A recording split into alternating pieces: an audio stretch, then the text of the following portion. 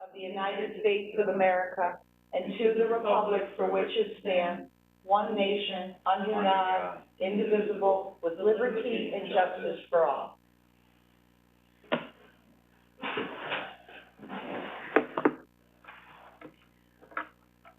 So here we are, our third budget hearing, and let's get started. We have put together a PowerPoint presentation to sort of highlight the parts of the budget, and then we will open it up and begin the process to go through our department heads. I do want to announce before we get started, instead of our lunch break being at 1 o'clock today, we're going to break at 12:30 and resume back at 1 p.m. And I apologize for that. Selectman Flynn has a business meeting that he has to jump on a call at 12:30. Thank you so much.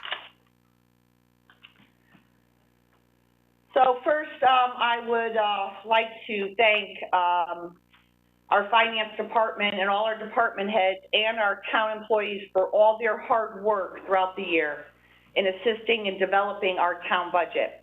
As you know, this is a tremendous amount of work and it takes many, many months to put together.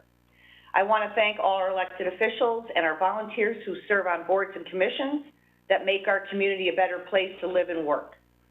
It is my honor to serve as Fairfield's first selectwoman and work with the good men and women of our town government. Fairfield at a glance, as you know, we've done this the last two budgets, sort of just giving the highlights, and obviously we post this PowerPoint on the website, and I'll also share it with our residents through the newsletter. So just a sort of overview of where we are. We're 61,512 residents. We continue to grow. We have about $139,000 medium area household income. We have 20,641 households. 66% of the adults in our town hold a college degree or higher, and we have 442 town employees, 22 emergency communications, and 22 WPCA. We remain a AAA rated community. There are 1,483 Board of Education employees. Our schools are top rated, and 35% of our households have children in our public schools. This budget is responsive and responsible. It protects our taxpayers, it significantly increases education spending, reorganizes and right-sizes town government, increased government modernization, access, and transparency, invests in our public safety, maintains tax relief for senior and disabled residents, it funds long-term contractual obligations, and it preserves our AAA rating and our long-term fiscal health. The cost increases are primarily driven by inflation in the U.S., which this year was at 7%. It's the highest since 1982. Energy costs are soaring. Gas is up 76%, diesel 53%. Global supply chain disruption has led to increased costs and the ability to acquire certain items. 2 state minimum wage increases in FY23 are impacting $14 an hour increase on July 1, 22, and the $15 an hour increase on June 1st, 2023, which are going to be factored into our budget. Our mandatory newspaper advertising costs have nearly doubled, which we continue to try to get that changed at the state level. Contractual union wage increases, employee health insurance, tipping, and recycling fees. The highlights of the budget are salary, wages, contingency, all set aside to reserve to fund open contracts. Pension contributions are fully funded at 100% at the ADEC, and our OPEB contribution is also funded at 100%. Fund balance, FY22 surplus, will maintain our 11.34% funding level through fiscal year 23. Public schools budget increase is $7.9 million over last year, which is 4.12% increase. This is a $2.5 million reduction from the Board of Education's fiscal year 23 request. Mill rate is less than 1% increase at a 0.98. The summary, the 23 budget summary versus our FY23. In 22, the Board of Ed was at 192,084, 2220.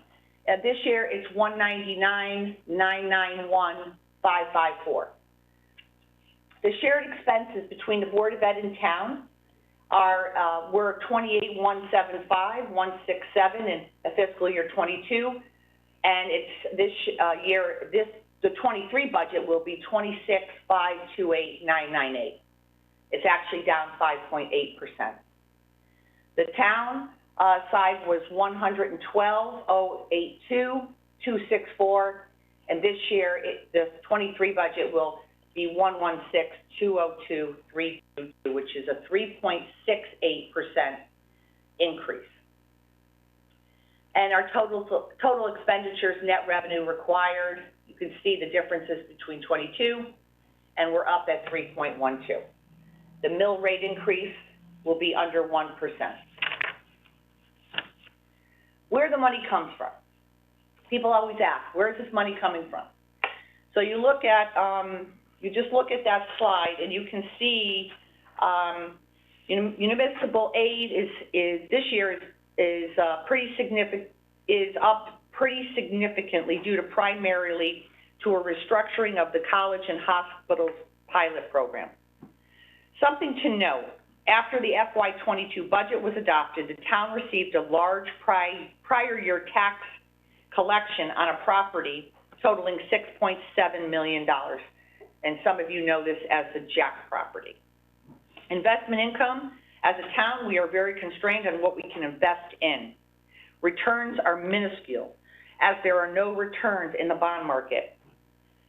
FYI, we have a draft RFP to hire someone on investment strategy for the future. So I think that's something important to know, because I know some questions have come up regarding that. Our next slide is where the money goes.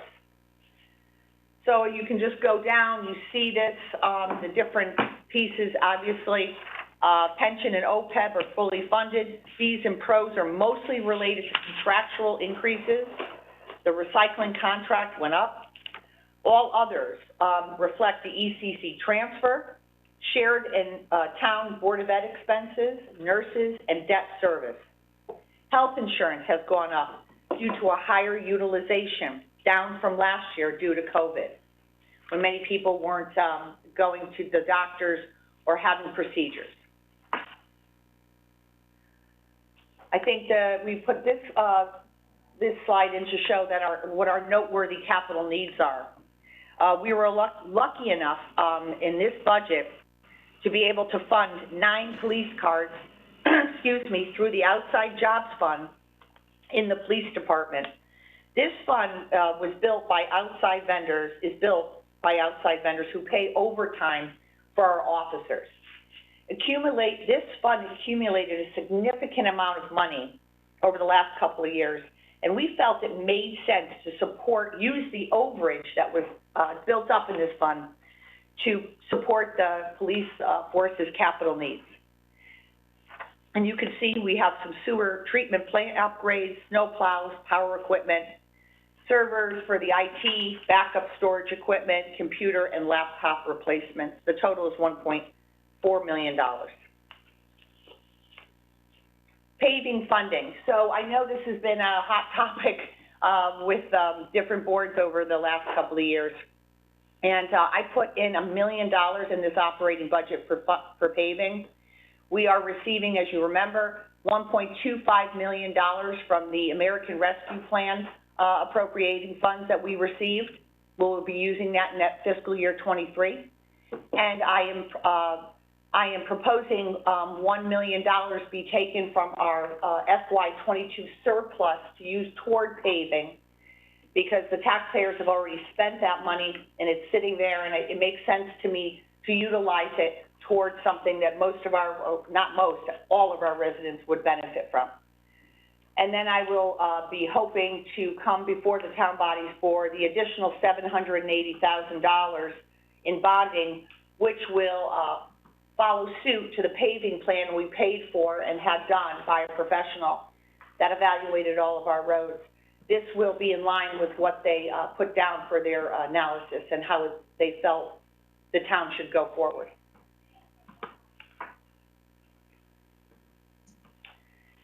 Our emergency communication center. So in fiscal 23, the new ECC operation will be budgeted as a separate fund. All the revenues and expenses will flow through the new fund, similar to the way we do WPCA in the regional fire school. Because this fund is not 100% self-supporting, there will be a separate ECC appropriation in the general fund to make up the difference.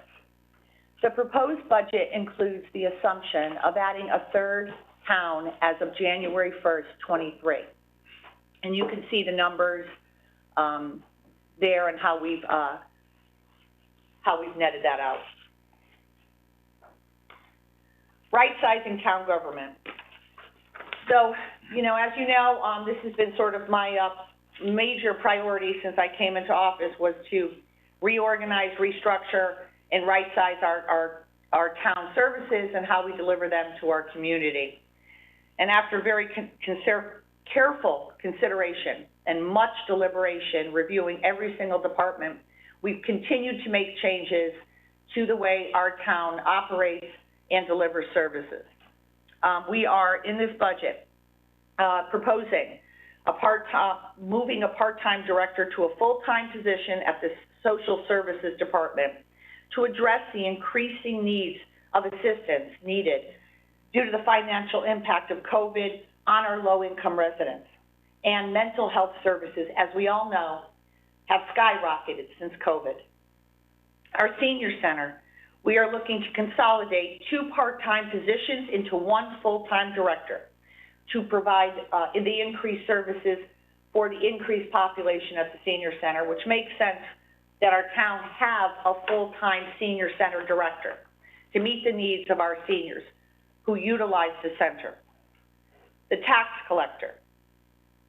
This has been something that's, there's a lot of detail, and obviously when Dave comes up and has his portion of time to speak more closely to this issue, but he has been handling quite a bit in his office, personally actually, answering questions and dealing with the sewer tax issues in the calls and the residents and all of that. We worked really closely with his department, and we did a full analysis, and we felt, based on also Dave's input, that we would put a position into the tax collector's office, and it would be funded 80% through the WPCA, because the majority of that time would be spent assisting our residents in that area. And then 20% would be paid by the town to help with the overflow of work that happens typically during our tax collecting season. And there's a host of other things that Dave can speak more closely to, would be paid 20% by the town. Our Human Resources Department, which is a very busy department that literally touches every single employee in the town of Fairfield. They have to manage quite a bit. So we worked in this budget, we eliminated the risk management manager position, and we're replacing it for a full-time assistant HR director. We are adding an HR generalist and a part-time diversity recruitment coordinator. Our engineering department, we eliminated and replaced an engineer drafter and instrument operator with positions that we felt were really crucial: senior civil engineer and a project manager. As you are aware, you know, we have, receiving the $24.8 million from the federal government, and with the news that the potential influx of infrastructure dollars from the federal government coming through the state and to our towns, that we will even have even more projects that are going to have to be managed by the town. That's on top of the enormous amount of work that our engineering department already does, assisting with so many different projects, floods, Rooster River, the wastewater treatment hardening, so many projects. And so we felt that this would be the right reorganization of this department to meet those needs. The Conservation Department. As you know, we had a lot of changes in that department due to some of the events that happened during the public corruption scandal that hit the town. And we took a closer look at that department when we had assistance during the period when we didn't have a director and the SLR environmental company came in to assist us. We did make some changes to that department last year, and now that we've had a really good chance to review how those changes are working, in addition to the changes that the new director is going to be implementing, we felt that a part-time administrative position would be very helpful to the administrative admin that is currently there to assist with any additional work. The Police Department. Our police department has, and our chief is on obviously, and will speak when his department time comes up. Our police department hasn't had an addition to the department in a very, very long time. And as I think residents can attest to, I know that the Board of Selectmen can, we get emails a lot. There's constant articles in the newspaper about situations that are happening that require law enforcement assistance. As the first select woman of this town, I can say to our residents, there isn't a single day that we don't get residents emailing and calling, asking us for help that always requires us connecting them with the police department. Our police department has more demands on it than it has, I believe, has had in over a decade. And I think that adding 2 police officers is going to make a significant difference in the way that our police department provides public safety to our town. So here, this slide shows what we're doing with our changes to town government. If you could look, you just look there. This slide shows gives a little bit more, a closer idea of why we need and what we came up with to add the 2 additional police officers. If you look at Fairfield, Manchester, Stratford, Milford, Bristol, West Hartford, and Greenwich, similar sized towns to ours, and the different staffing levels, it's actually pretty stunning how understaffed the Fairfield Police Department. And I think the most notable line in this is the calls for service. You can see Fairfield's calls are significantly higher, and our police force is not, we need more police. Senior and disabled tax relief. State laws and local laws provide property tax relief programs for Fairfield residents who are age 65 and over and are totally disabled and whose annual incomes and assets meet specific limits. These programs are designed to help our seniors and totally disabled residents remain in their homes and the town they help improve over the years. This program has benefited 1,315 residents in the current fiscal year. The FY23 budget includes $4,077,768 from the town in tax credits and an additional $367,118 from the state. We put this slide in because we've done this for the last couple of budgets. It just gives people an idea of where our spending kind of goes in a pie chart. So we're looking the investments in technology, the safety and training equipment for law enforcement and firefighters, service vehicles and equipment for public works, which service the entire town. Salary and wage reserves for unsettled contracts are included. But this, I think the pie chart is always helpful. I think it helps people see exactly where each specific parts of the budget go. The spending totals. The overall budget includes the town budget, education expenses paid by the town and debt service on capital projects, the Board of Education budget, and the Board of Education budget plus the education expenses paid by the town, total 66% of the total town budget. I think this is important to look at. You know, we did a lot of review, and I know that there's going to be a lot of questions regarding the reduction that I've included in this budget for the education side. But I think it's important to note that the superintendent's request was $6.2 million. It was a $12 million increase for a $204 million budget. The Board of Ed approved a 5.43% increase, which was 2,025, after allocating grant funding for some of the costs. My budget includes a 4.12% increase to the Board of Ed, which equates to a $7.9 million increase, for a total of $200,491,554. Over the last 10 years, the average increase request from the Board of Ed is about 4%, and the average increase granted from the town has been approximately 2.8%.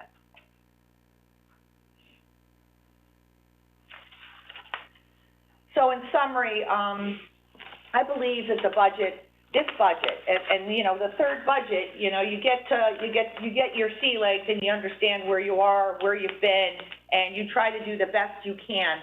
There are a lot of competing needs in this community. It's a lot of responsibility to put together a budget that serves 61,000 people in our community. And I believe this budget is responsive to the needs of our residents and businesses. And most importantly, it is responsible to our taxpayers. It continues our efforts to modernize town services and reorganize town government, which is crucial for the success of this town. It moves forward my priority to right-size our town's workforce, maintain strong investment in our Fairfield Public Schools, and fully funds our long-term obligations to keep our AAA bond rating. I am very proud of the work my administration has done with the fortitude to make sorely needed and long overdue changes, and we will continue those efforts.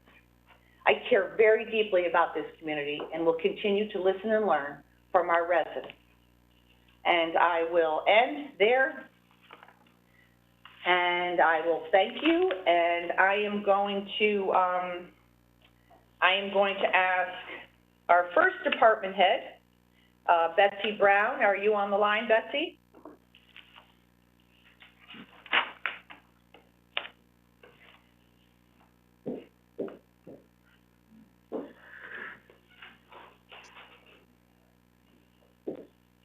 Betsy?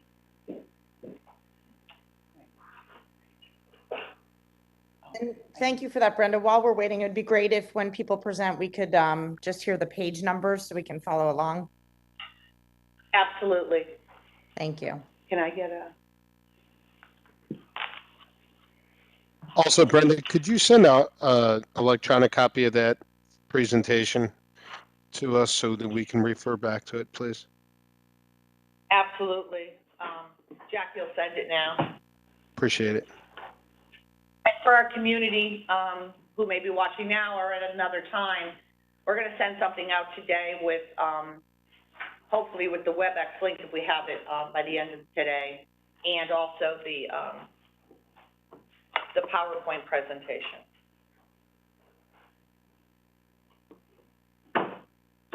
Oh, I see Betsy's name. Can you hear me? Can you hear? Yes, there you go. Okay, so the town clerk, she is number 33 in the budget. Can we go to the And revenue first for the town clerk, which is I'm- page 13? How did I know Yep, you were going I'm to gonna- ask that? We actually did up that a little, but I'm gonna hand it over to Betsy. If you wanna start, Betsy, to talk, about your budget, and then we'll open it up for questions. Okay, on the revenue side first. Hey, Bets, by the Sure. way. Hi, Tom. Hi, Nancy. We are having a banner year once again for conveyance tax. Our real estate market is very hot. And as of close of business on Friday, we have 1.7 million in conveyance tax. And based on past performance and what I'm hearing with the real estate market right now, we've put in $2,550,000 for conveyance tax for next year. Bets, where do you think we'll come out this year on conveyance? We've had a couple of good commercial sales recently. Yep. And that's what really boosts us. Yep. So let me just grab for this current year. We'll probably be about 2.2, I'd say, for this year, if not more. So lower than the 4-year average and about $350,000 lower than what you're estimating next year? Well, because right now we're in the quiet, it's that quarter where we kind of drop off a Right. bit. Right. But do you think, is your 2.2, is that where you think we're going to end the fiscal year?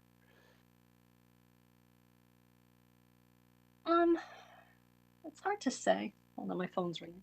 Sure.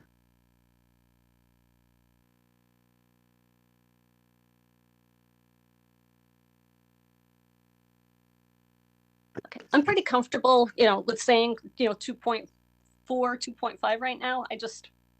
Okay. So you think we're going to be flat?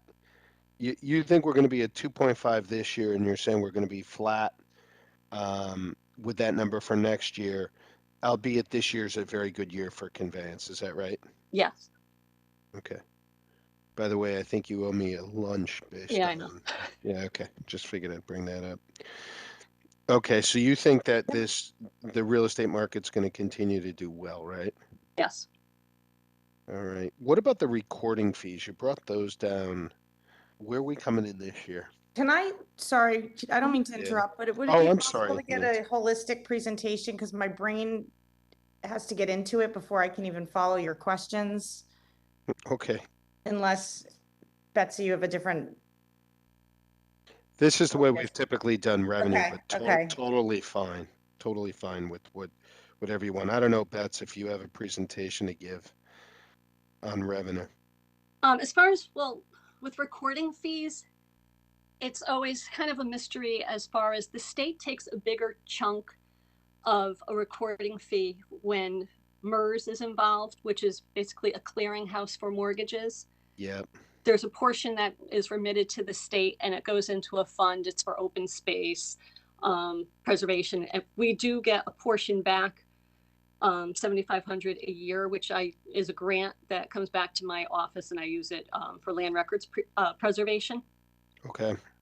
But it's just we're charging a higher recording fee, $159 for a document that goes through that recording warehouse, as opposed to $60 for a recording fee for a release, say from Bank of America or People's Bank. Mm-hmm. So you just don't know, are more recordings are going to be at the $159 level versus the $60 level. We have a higher amount. We're getting more and more each month using electronic recording. So it's not coming over the counter. We get them, sent in, they're encrypted, and we record those. Right. So it seems like based on the fact that you think that the conveyance taxes, which I guess kind of go in hand with the recording fees, since the conveyance tax is going to be, and I know, by the way, taking into account what you just said, Mm-hmm. It seems like you're being relatively quote unquote conservative on the recording fees, right? On the recordings I am, and it's just because of Yeah. the uncertainty with the type of recording it's going to be. Yeah, I understand. Okay. Thank you on that. Mm-hmm. I'll shut up now, Nancy, if you have any questions. I'm sorry. No, I'm just getting my head into the So, spirit of it. if Betsy, if you don't have any further, anything further to highlight about the budget, I'll open it up. Nancy, do you have any questions for Betsy? No, we're still on the revenue side, or are you No, talking I mean, you're broadly? free to ask anything. Well, I know we just spent time on the revenue side. I'm just now trying to get to the page for the It's upcoming. Okay, and 33. just before we move on to expenses, I just wanted to also mention certified copies, our land records. We've been putting more and more online, so people have the ability to print them off from home or their office. And I budgeted 100,000 there, and I think we'll come in at that number as well. Thanks, Bets. Sure.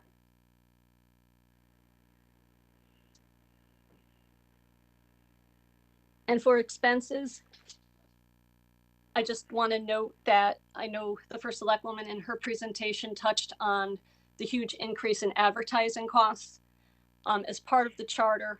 And I mentioned it to the Charter Revision Commission. I would like to see it changed where I have to post legal notices of the agenda for the RTM every month in a newspaper with circulation in town. We have the website that we post everything to, but by state statute, I have to do legal notices for any type of election. And the Hearst is killing us as far as advertising costs.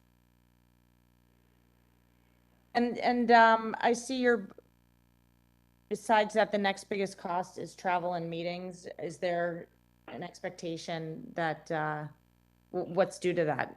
Curious.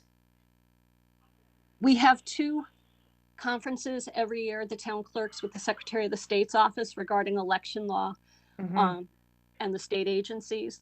Great. I'm also a past president of the New England Town Clerks Association, so I'm still on the board, so I go to those meetings as well. So Great. it's just the travel costs have increased. Yep. But I have no questions. This seems fine. And okay. And I did just so you're aware, because of COVID will not be an excuse for absentee ballots for November. Right. I've lowered my postage budget, and it's just because the volume will be decreased. okay. That's interesting. Thank you. And thank you for everything you're doing to make, all of this more efficient and moving online. It's also environmentally pleasing to hear. So thank you. Thank you.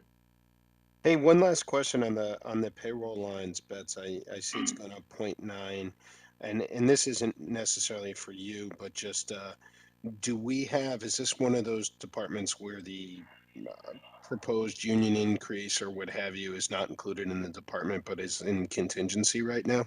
Do we know? I think that's all contained in contingency. My whole staff follows the FIA contract. Yeah, so Jared, I guess you're on. Can you confirm that? And where are we in the? Go ahead. Mr. Flynn? Yeah. Hey, how's it going? It's Frank. Frank, how you doing? Yeah, so, I'm doing well. So to answer your question, no, none of that's in contingency for the salaries. It's not. So that any increase is contained here within this adjustment of $4,000 to the payroll budget. Is that correct? Correct. Okay. I have employees that get step increases. So are you considering that? Go ahead. Those step increases are included here. Okay, so we're convinced that this is fully baked on the salary side. Correct. Thank you so much. Betsy, thank you. Thank you all. Thank you, Betsy. Okay, we're going to go next to Chief Kalmaris to go through the police side of the budget. That is page 145.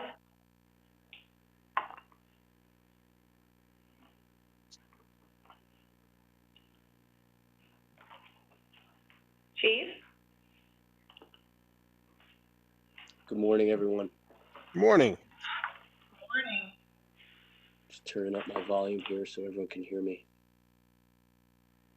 So our 2023 budget request represents a 0.48% reduction over FY22. Primary drivers for this reduced budget include reductions to our capital line, as the first select woman discussed in her overall summary, and reductions in our maintenance and repair of automotive line.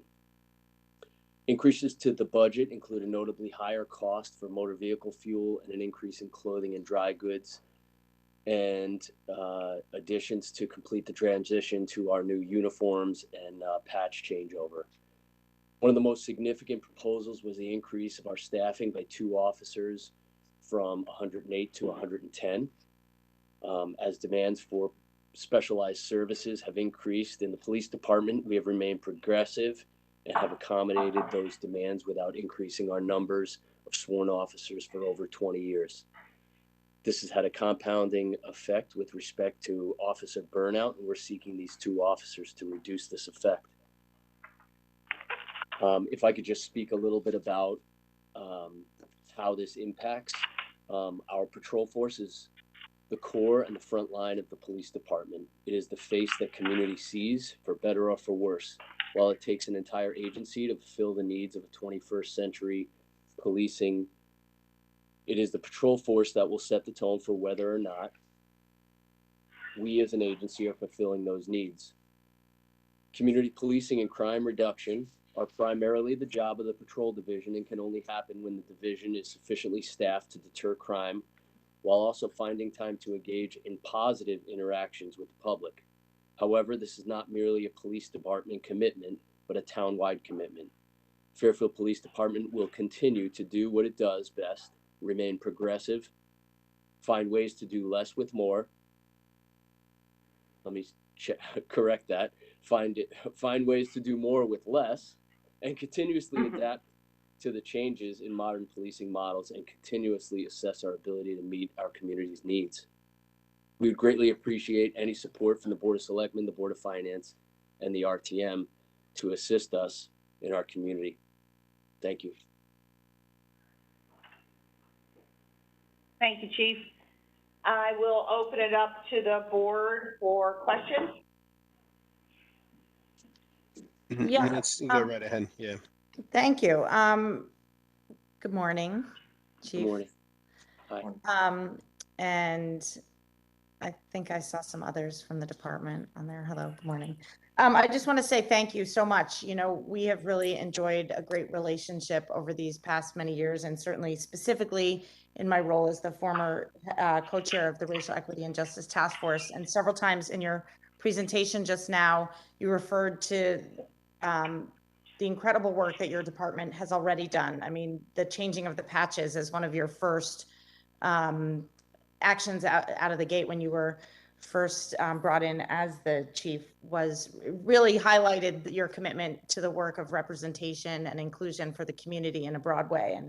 And I know that there are a lot of people who are really appreciative of that. You talk about your efforts towards 21st century policing, and I would just like to hear that, because there isn't that increase. And I'm curious if an increase would help in terms of some of those efforts, education-wise, diversity training, inclusion, and I know you're committed to these things. So I'm curious if even asking for a little bit more money or how that fits into the budget that you've proposed. So I really first and foremost want to just say thank you, because you guys are, it's incredible. So I'm very appreciative. Thank you. I appreciate that. And, you know, we've received a lot of support from not only the community, but the First Select Woman's Office relative to assisting with our budget proposal and you know, supporting this this increase to our staffing. With that said, you know, our philosophy is in line with 21st century policing and the President's Task Force on 21st century policing.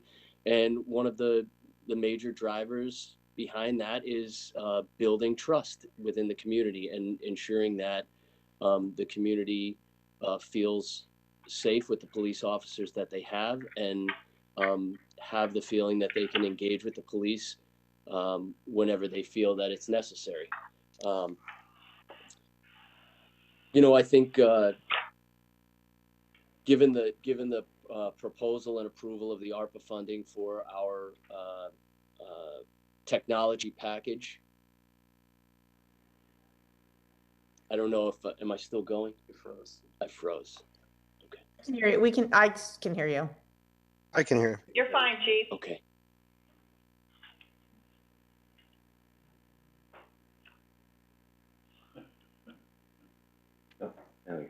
Okay, am I back on? Yeah, we didn't lose you. You're good. I'm sorry. I can hear you. So given the approval of the technology package for the police department, which includes body cameras, de-escalation training, the new taser package, this will keep our technology forward-facing to the community and for 10 years of service. So as the technology changes, we'll get those upgrades as they come. With that said, our patrol force is the front line of our department, and that's primarily what the community sees, and it is what represents our police department.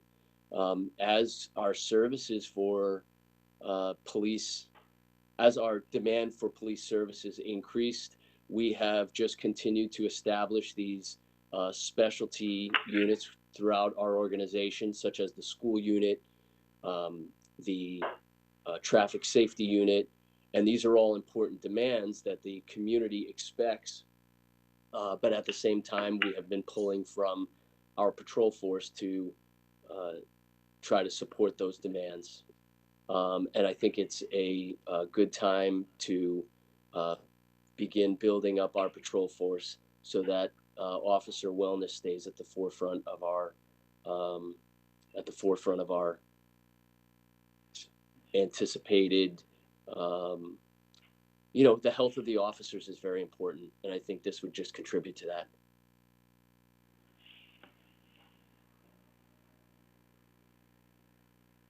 Nance, if you're all set, I have a couple questions, but only if you're all set. Go ahead, Tom. All right. Chief, thanks. First of all, I want to go back to the stat slide that was put in, or the benchmarking slide that was put in by the first select woman in the PowerPoint presentation. I thought that was quite frankly very compelling, and I was surprised to see I hadn't seen it laid out like that in quite some time. So appreciate that.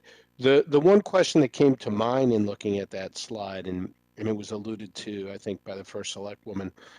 Do you have any rationale or reason for why our number of service calls is higher than all the other towns that were looked at and compared to? Well, I can really only speak for what our town represents.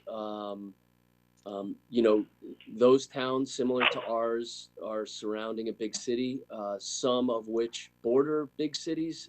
Ours is the biggest city, that being Bridgeport. And I think that that contributes to some of those calls for service. And I would say that for the most part, most of those departments use the same case management record systems that we do. Another possible reason could be that we are surrounded by water. That contributes to some calls for service that may not be felt in other organizations that are not surrounded by water. How about at the universities? Do we get an inordinate number of calls due to having 2 universities in town? That's a good point. That could be a contributing factor. We do get quite a bit of calls for service, more so from Fairfield University than Sacred Heart University, but that would also contribute to our increased call volume. Could you just check on that and kind of get back and see how many were to the universities themselves and things like that? That'd be interesting to know. Sure. And when I look at your budget, I'm going to start with the expense side first. Okay. There's a few things that I note. First of all, Jared, same question, or Frank. The union, the increases here, are the increases included in this budget, or again, is that a contingency item? The increases, so just a general note on contingency and related to this, the step increases are reflected, what's reflected in contingency are any contractual increases such as COLAs, that are still under negotiation because of an expired union contract. That's the only thing that would be in contingency. Otherwise, your step increases and so on and so forth are included in that number.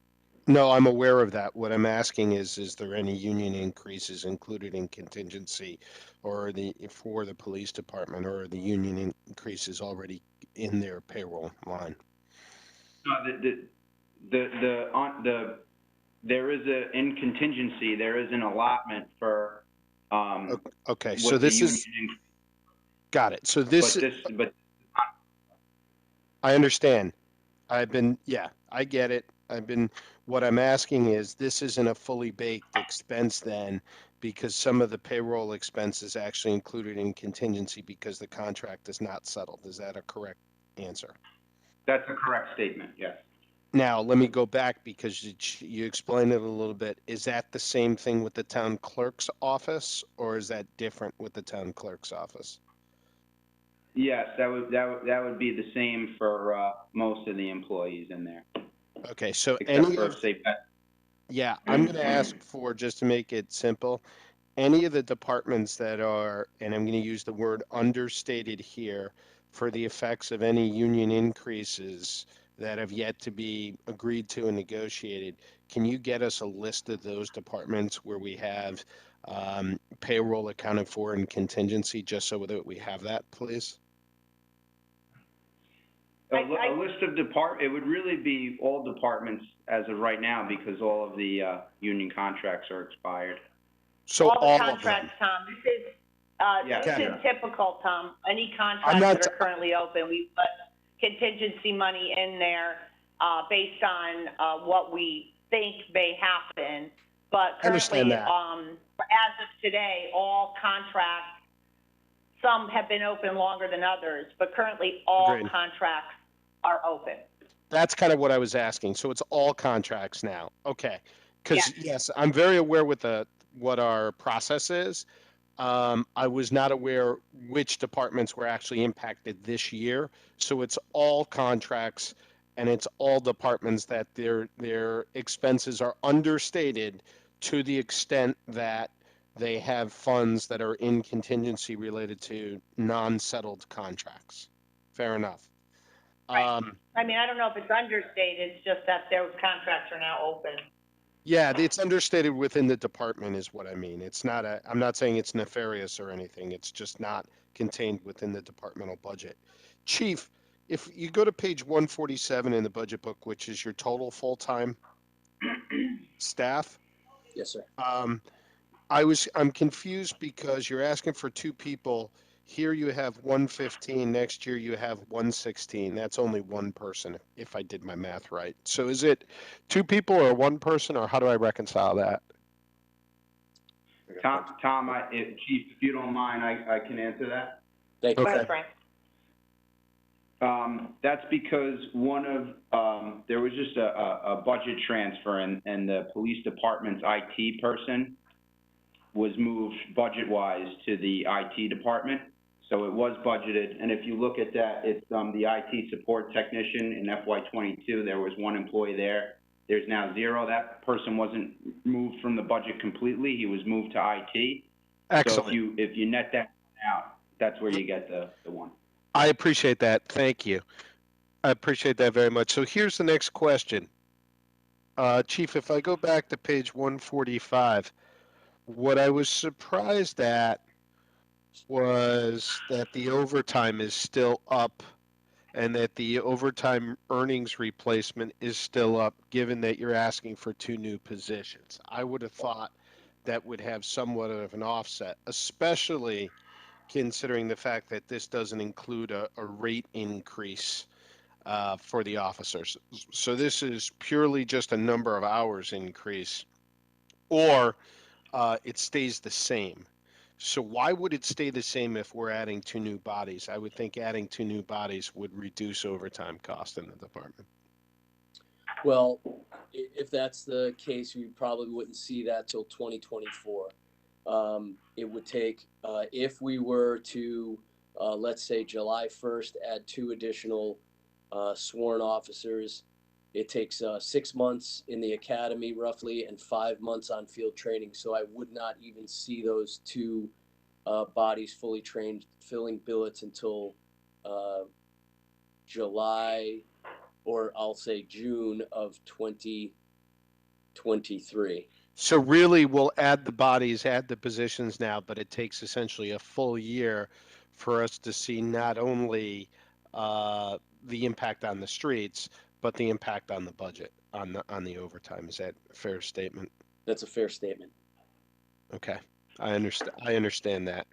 Let me ask. Let's go to let's stay on here. The big reduction here is obviously in the cost of capital, and it's the purchase of cars. How many cars are you buying? We're projected or proposed to buy 9 cars this year. We were authorized to buy 1 additional this year only because of the supply chain issues, and one of our vendors had a vehicle. So we're projected for 9 cars next year. Okay, and those are what's the total cost of those cars? About. 550,000. Okay, so that's That's the 5. approximate. Yeah. So, and that the total cost of those cars is in this fiscal year to be paid for out of that the fund from prior years. That's The correct. earnings. Yeah. All right. Thank you. Frank or Jared, I have a question for you. If we go to page 10 in the budget book,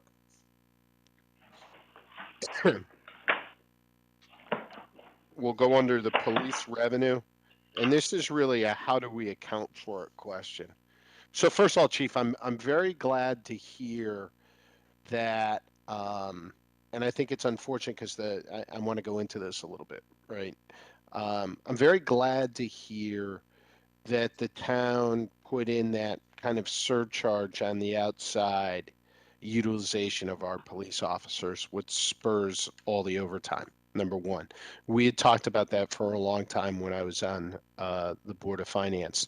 Given the administrative burden that your department has to actually track and pay for and et cetera for these police officers who are then in essence doing special duty for third parties who actually pay for that duty. I also noticed, a month and a half ago, there was a big article in the local press regarding the big earners from the town, if you can call it that, or the top 10 or top 20 earnings. And it was pointed out that a lot of them are police officers.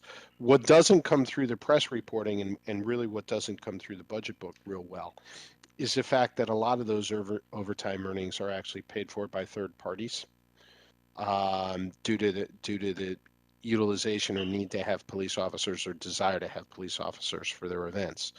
My question here would be, where is that revenue located in the police revenue line items? How are we accounting for that revenue coming into the town and then being paid out? Because it would be very interesting to see kind of a P&L on that. And then after that, after I understand the accounting, the next question would be, Chief, are we expecting and anticipating that this revenue stream and this earnings continues in future years? I would say that to answer your second question first, I would say there's never an expectation that those jobs are going to be there. We've had some significant over the years that I've been here. In 2008 through 2010, there was the Kings Highway job, the Commerce Drive job. That had an incredible impact on officers' outside jobs. Currently, we're doing fiber. Last summer and the year before, Burns Construction was doing the gas lines down by the beach area, and then some up in the Indian, up by Lake Mohegan. So the jobs are dependent on the companies that hire us. And if they get these contracts to upgrade our infrastructure, then they come into town and work. I think it's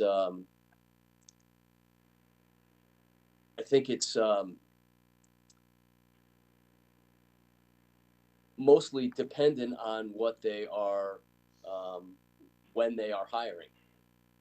Right. So I guess the question would be, every year something you have these types of jobs. They're different and there might not be the same size each year, but every year you have these types of jobs where our police officers get hired to do, or they get assigned to do these third-party things. Is that fair? That's fair. Yeah, what I'm trying to get to is this an ongoing revenue stream for the town? I know the size can differentiate each year based on the activity, but I would assume that every year we're going to get a net revenue from this. That's a good assumption. Okay. All right. And Jared, how are we? Yeah. Yeah. So to answer your first question, Mr., there's a separate fund for this that's not, doesn't get approved by the boards. And so I think partially for the reasons that the chief explained, which is that it can be volatile. It's not traditional police work, not coming from, and the revenue's not coming from traditional sources. And so historically, this has been a fund that's been outside of the budget and has been self-sufficient. For the most part, I believe there have been several years ago where the amount of revenue that came into it wasn't sufficient to fund it. But over the last, I would say, 3 to 4 years, it has trended up and built up a balance in there, which is enabling us to make this proposal to pay for the police cars. So it's a fairly recent phenomenon that there's been a healthy balance there. For the most part, it's been, excuse me. All right, so Jared, can you? Or limit us in there. Yeah, do me a favor then. I never like to hear that there's kind of these funds off to the side and they're not included in the budget book and stuff like that. So what I would propose here, can you just go back a number of years and do an analysis and show the ins and outs of this revenue and this expense, please, so that we can get to what this is on a normalized basis, please? Sure, we can do that. Yeah, I'd like to see, where this is coming in. And let me ask another question. Is the overtime that the officers are paid that get quoted in the press and all that kind of stuff, is that expense included in the overtime numbers for the department or no?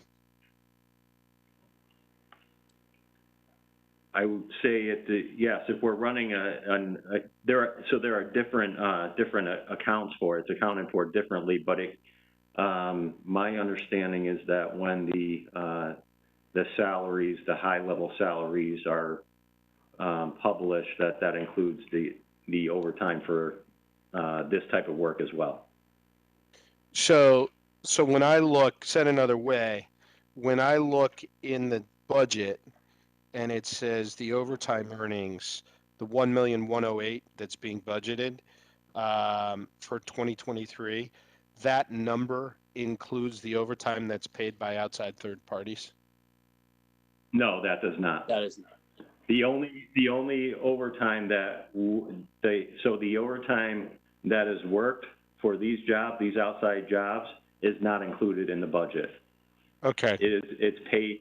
As per your request, looking at the ins and outs of what's attributable to this outside fund, that would be the majority of what's going out, would be the overtime and the expenses of paying the officers for those duties for the outside jobs. Yep. Okay. I'd love to see that analysis and see what's going on. I just want to see where this is going with this fund and these funds coming in. And I also think the town deserves visibility quite frankly, as to, you know,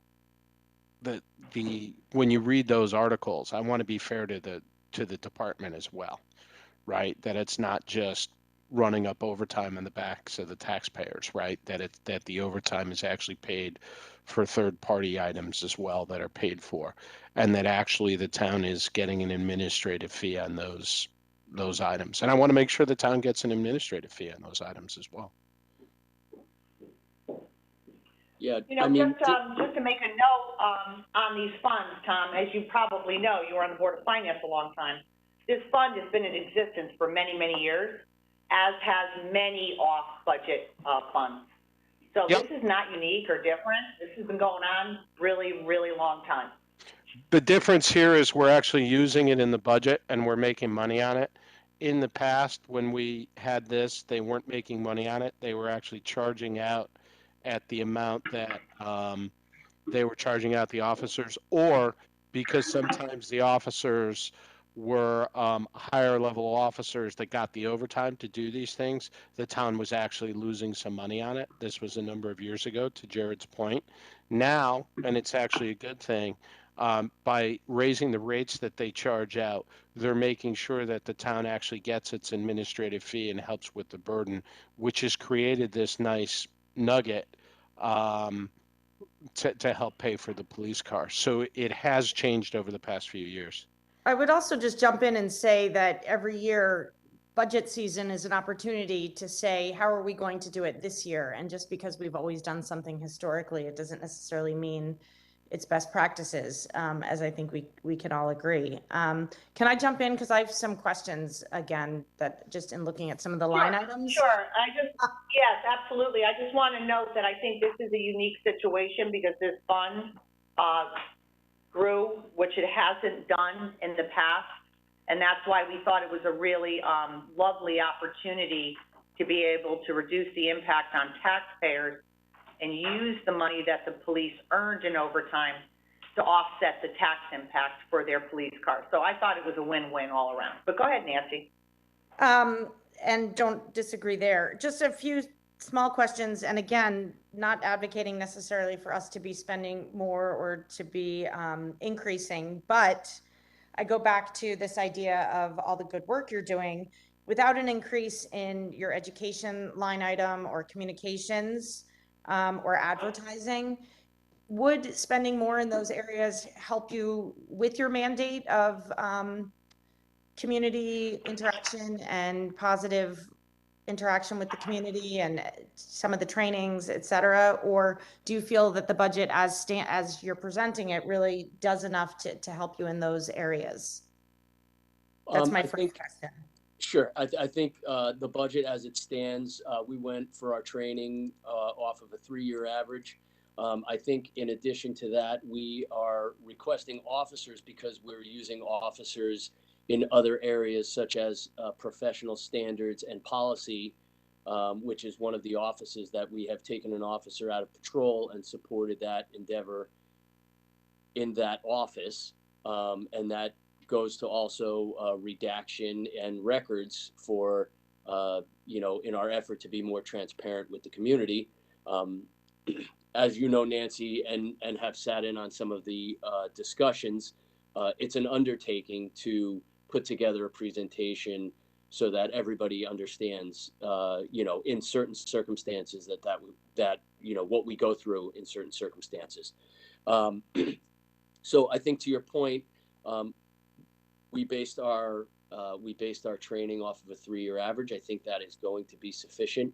I think the support of the additional officers would give us the opportunity to continue keeping officers supporting our social media, which is basically where most of our marketing comes out of, and our Office of Professional Standards and Policy. Great. And some of this I ask by way of you being able to clarify and communicate with the public the great work that you are doing. So then to that end, what accounts for the big increase in postage if your communication and advertising is down? And again, I don't mean to get so no, that's okay. Drilled down, but I just that is a big increase representation in your budget.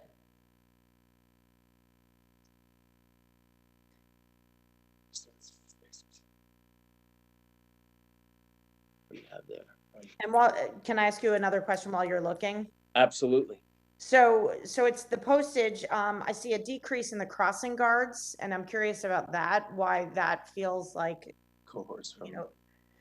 And then the other question I have, your maintenance number goes down, but with an increase in cars, does that seem realistic? all right, so postage, we went off a 3-year average. Okay, So there was an increase in FY21 and then a FY22, a decrease. And then FY23 is just the 3-year average from those. okay. So that's why you see the increase there. The Okay. second one is, Crossing guards? yep, crossing guards. In 2020 and 2021, there was an increase in cohorts, which is a significant impact.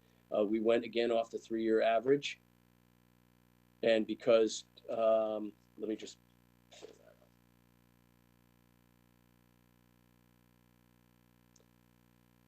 Yeah, so you go from 207, I'm sorry, FY20, 118 to 207 and 21, 22, 176, and the 159 just represents the 3-year average. Okay, and then your maintenance line is less, but you're increasing the car volume. Is that, do you think that's? So as we purchase new cars, we take cars and give them to DPW for their use. Yeah, they get They're dispersed throughout decommissioned. the town. Okay. Mm-hmm.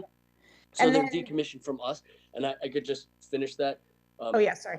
We also have a greater need for vehicles on road jobs. So the request has been increased from outside companies to ask for an additional car so that we have lights. As a community and a police department, we are in favor of that. If we have 3 jobs on the post road from the Bridgeport line to the Westport line, well, that's omnipresence. We have 3 more police cars that are sitting out there and 3 more officers that are working that job that show the police car as a representative of the police department. And to that end, the use of, or the purchasing of new cars as opposed to investing in more staff, you don't think it's sort of one or the other? You think that the additional officers are enough, and that it's better spent for the new cars? Yeah. So And I know it's kind of apples to oranges, but it is. It is. It is apples to oranges. We have a car replacement program that we have made every attempt to follow over the last couple of years, and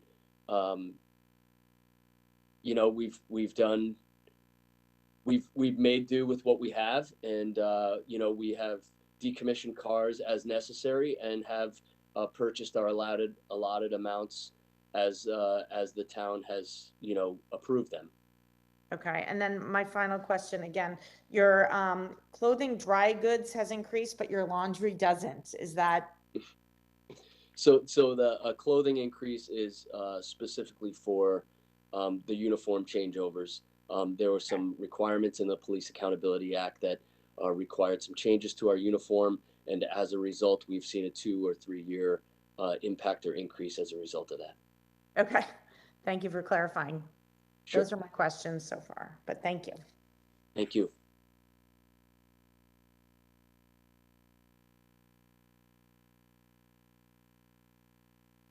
Brenda, I don't have anything further on this, but thank you again to the police department for all you guys do. It's our pleasure. Thank you, Nancy. Thanks much. Is there any additional questions for the police department? Are we going to be moving on to animal control? Yes, thank you, Chief. That's going to be page So, 149. thank you. Do you have anything you want to say first, or you just want to open it up for questions?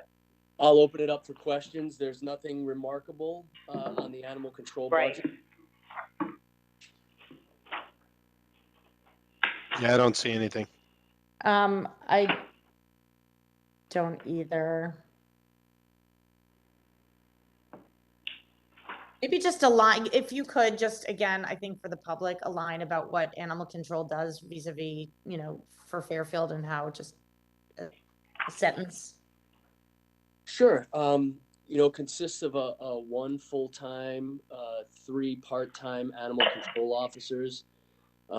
Currently, our foundation down at the Animal Control Office consists of ACO Paul Miller, who has been here for over 30 years, and is supported by an administrative assistant, Sandy Wickman, who does a lot on the building side of things.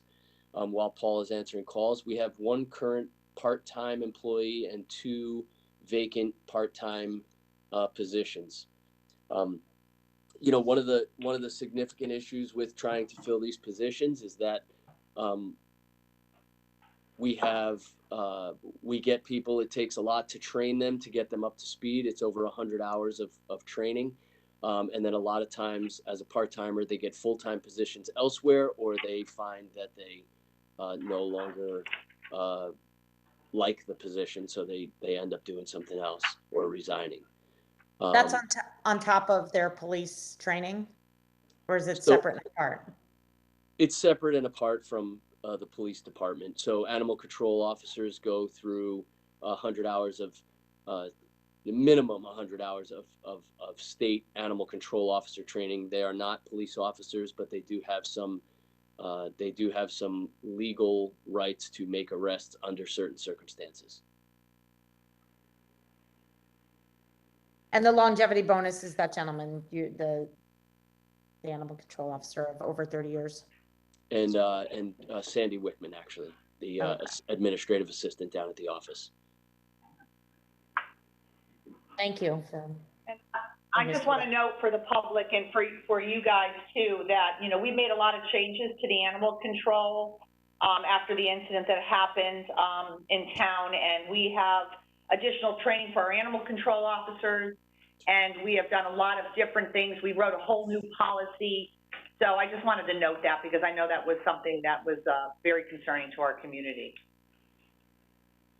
Thank you. Thank you. So if we're all done with the police, can I, Chief McCarthy? Are you there? I am. Good afternoon or good morning. Good morning, Chief. Deputy Chief here with me as well.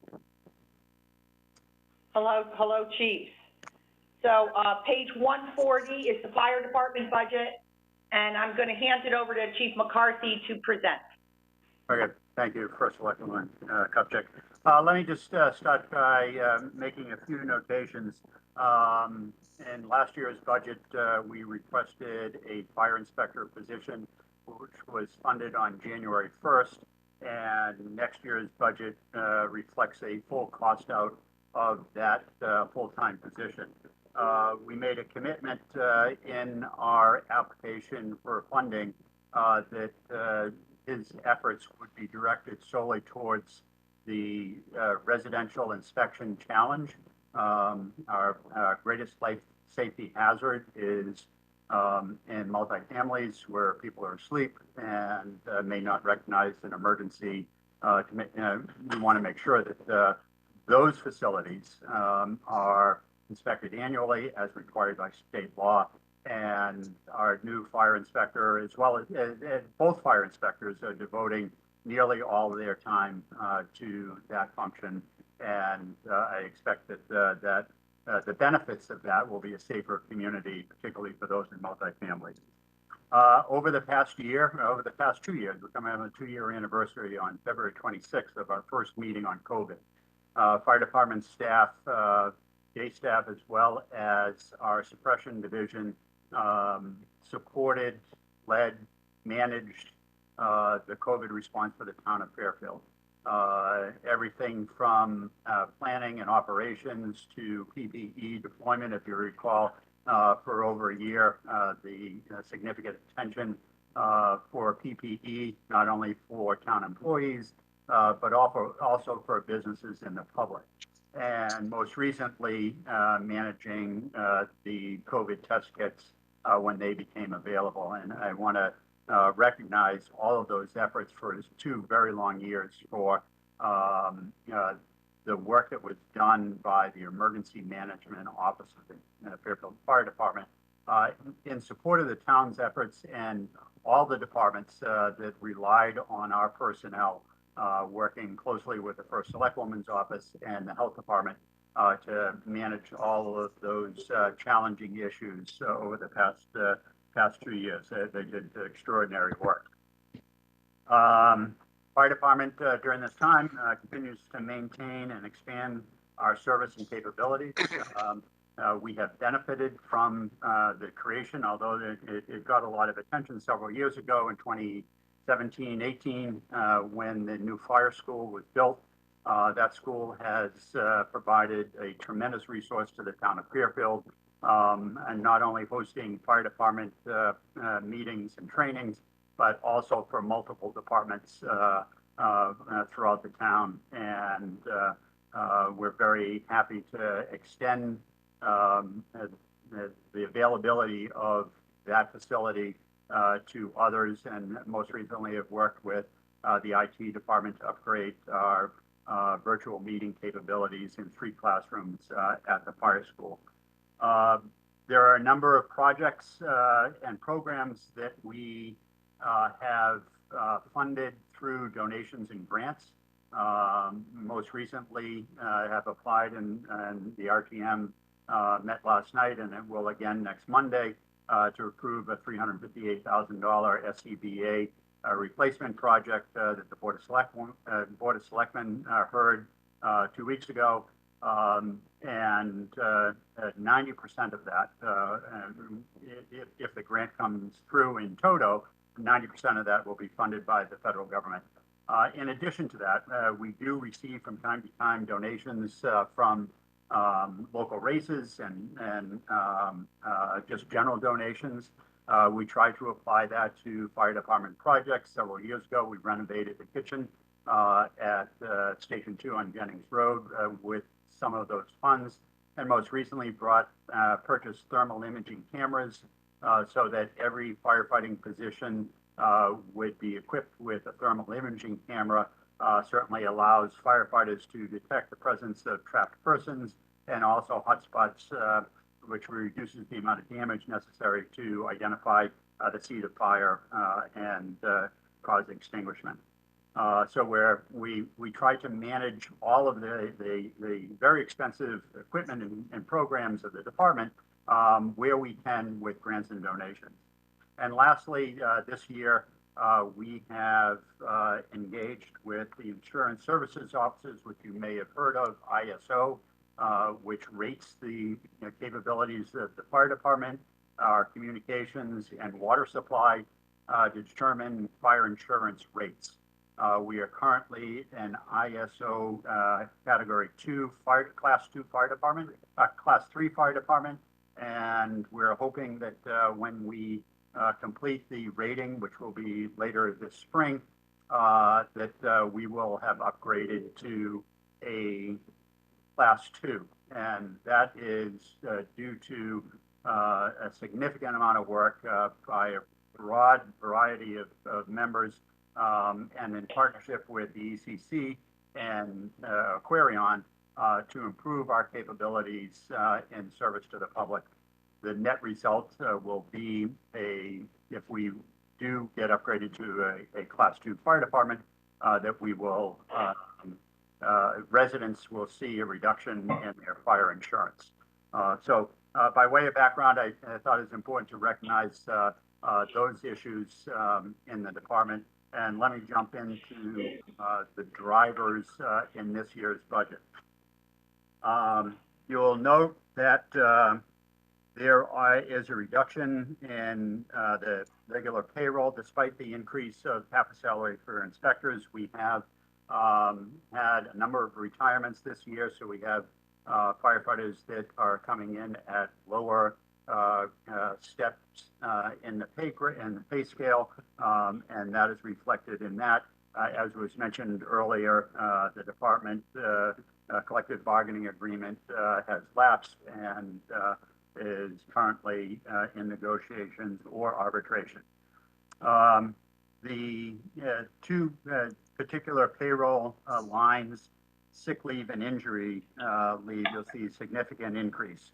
As you know, we have struggled with the right sizing of this budget and have underfunded these two lines. They are driven by, and this number is the 3-year rolling average. We have in the current fiscal year and in the past fiscal year had a number of people who are out. Currently, we have 2 firefighters that are out on injury leave and have been since the beginning of the fiscal year. And I don't have a projection resolution of those 2 cases at current. And we have 1 member who is out long-term sick leave with knee replacements. And again, not projected at the time that we put this budget together, but we feel it's necessary to budget at the 3-year average in order to ensure a budget that will not go into the red. Chief, year. Chief, Yep. which lines again did you do at the 3-year average? So please? this is the 51062 and 063. Yeah, it's slightly below the 3-year average, but pretty close. What about training and vacancy? You have both of those going up dramatically. So the training, Well, no, the not training vacancy. relief. Yeah. We have 6 members that are eligible for retirement this year. We have, there is no surefire way, reliable way to anticipate exactly how many members will retire in a given year. And with 6 members that are on the bubble and some with over 30 years of service, and with the prospect that the contract may be resolved, we felt it important to consider the cost of training replacement. When we hire a new firefighter, we fill that position on overtime while the firefighter is paid a salary to attend the fire school. And those costs are close to $50,000 per person while they attend the academy. Now, I don't expect that all 6 will retire in fiscal year 23, but we certainly have upped the number in anticipation of some of those retirements. And at this point, we only have confirmation of 1 projected retirement later this spring, but do expect that several more will retire next year. The other issues you will see, fees and professional services. We are required by OSHA and recommended by NFPA to provide annual physicals to every member of the department to ensure their fitness for duty. And we rely on that doctor's examination to ensure that we uncover any underlying medical conditions that could be catastrophic to them. And in the past, and this has been going on for over 20 years, this was being billed through the employees' insurance provided by the town of Fairfield, which the town, as a self-insured, is paying the full amount of. Due to changes in the health field and the provider mix, our provider was swallowed up by Hartford Healthcare, and they no longer will do occupational health examinations. And so we searched for the better part of 6 months for a replacement, found actually a Hartford Healthcare walk-in facility on the Post Road that was capable of doing it. And they're organized and provide health services. So we negotiated, and they will not accept, and it's industry practice not to bill through the insurance company. It's a coding issue with the provider, or with the insurance provider.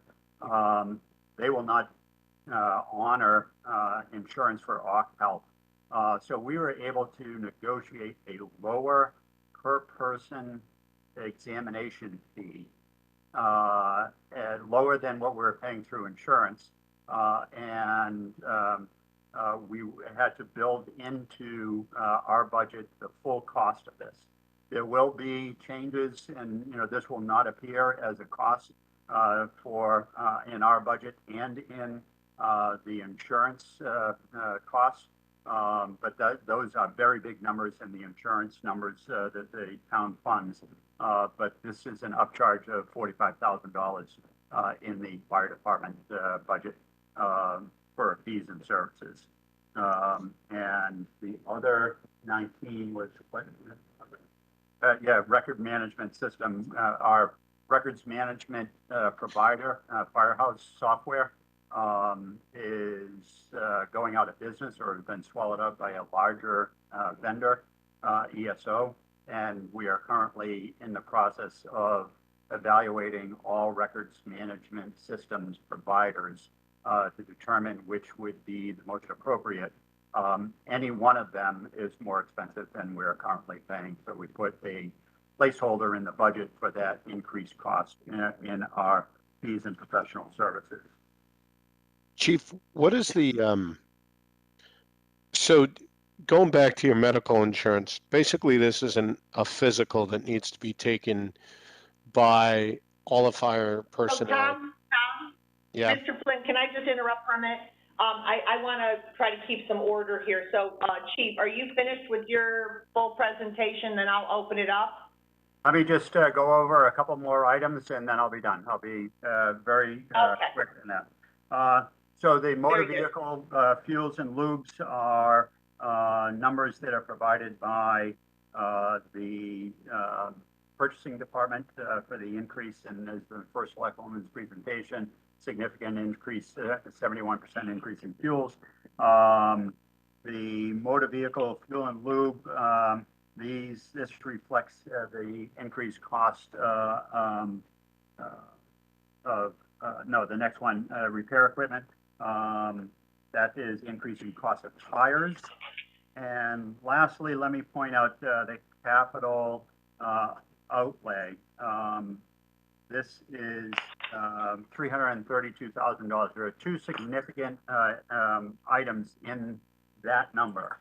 The first is the addition of 2 vehicles to replace 2 2008 Crown Vics that are currently assigned to our fire inspectors that are absolutely beyond their life expectancy. They were hand-me-downs from the police department at some point, and we have been operating them since. And because fire inspectors are pressed into service every day, respond to emergencies as well as their daily function, we need to replace those 2 vehicles. The other driver of that number of $322,000, as you may remember, the police department and fire department have in the capital non-recurring forecast a radio replacement project.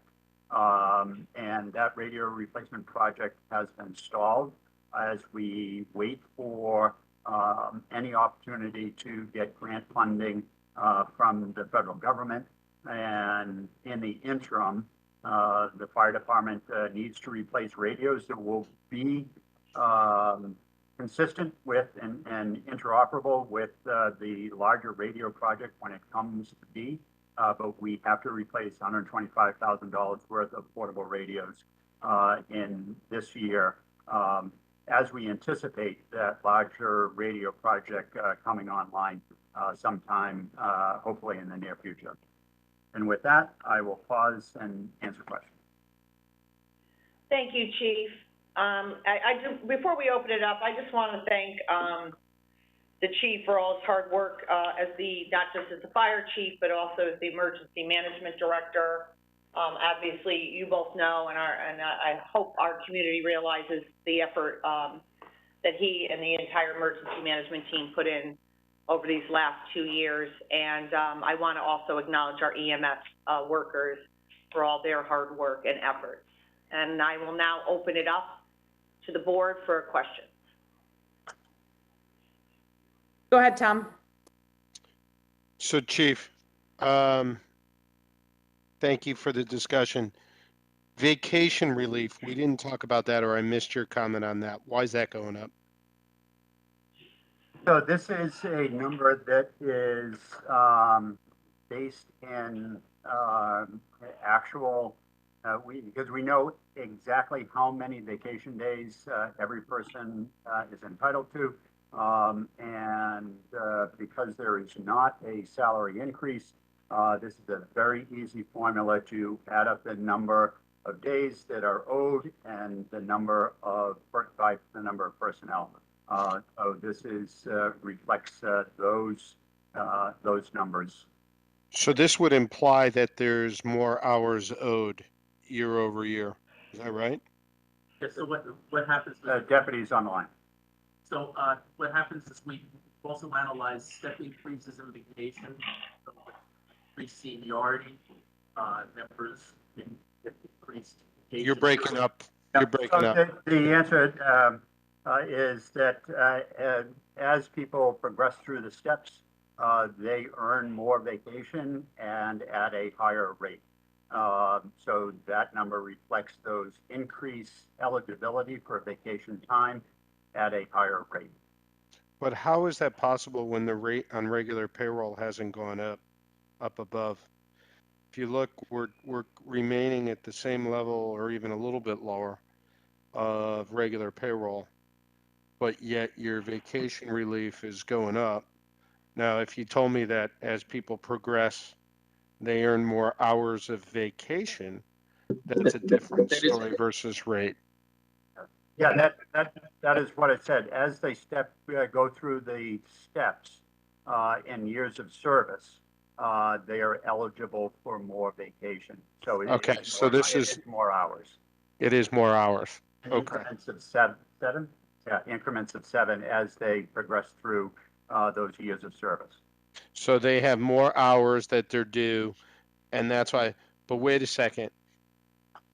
I thought we started out by saying there's a bunch of them that have actually left or are due to retire. Wouldn't that imply that this number should actually go down if it was based on firefighters at higher steps that are now retiring?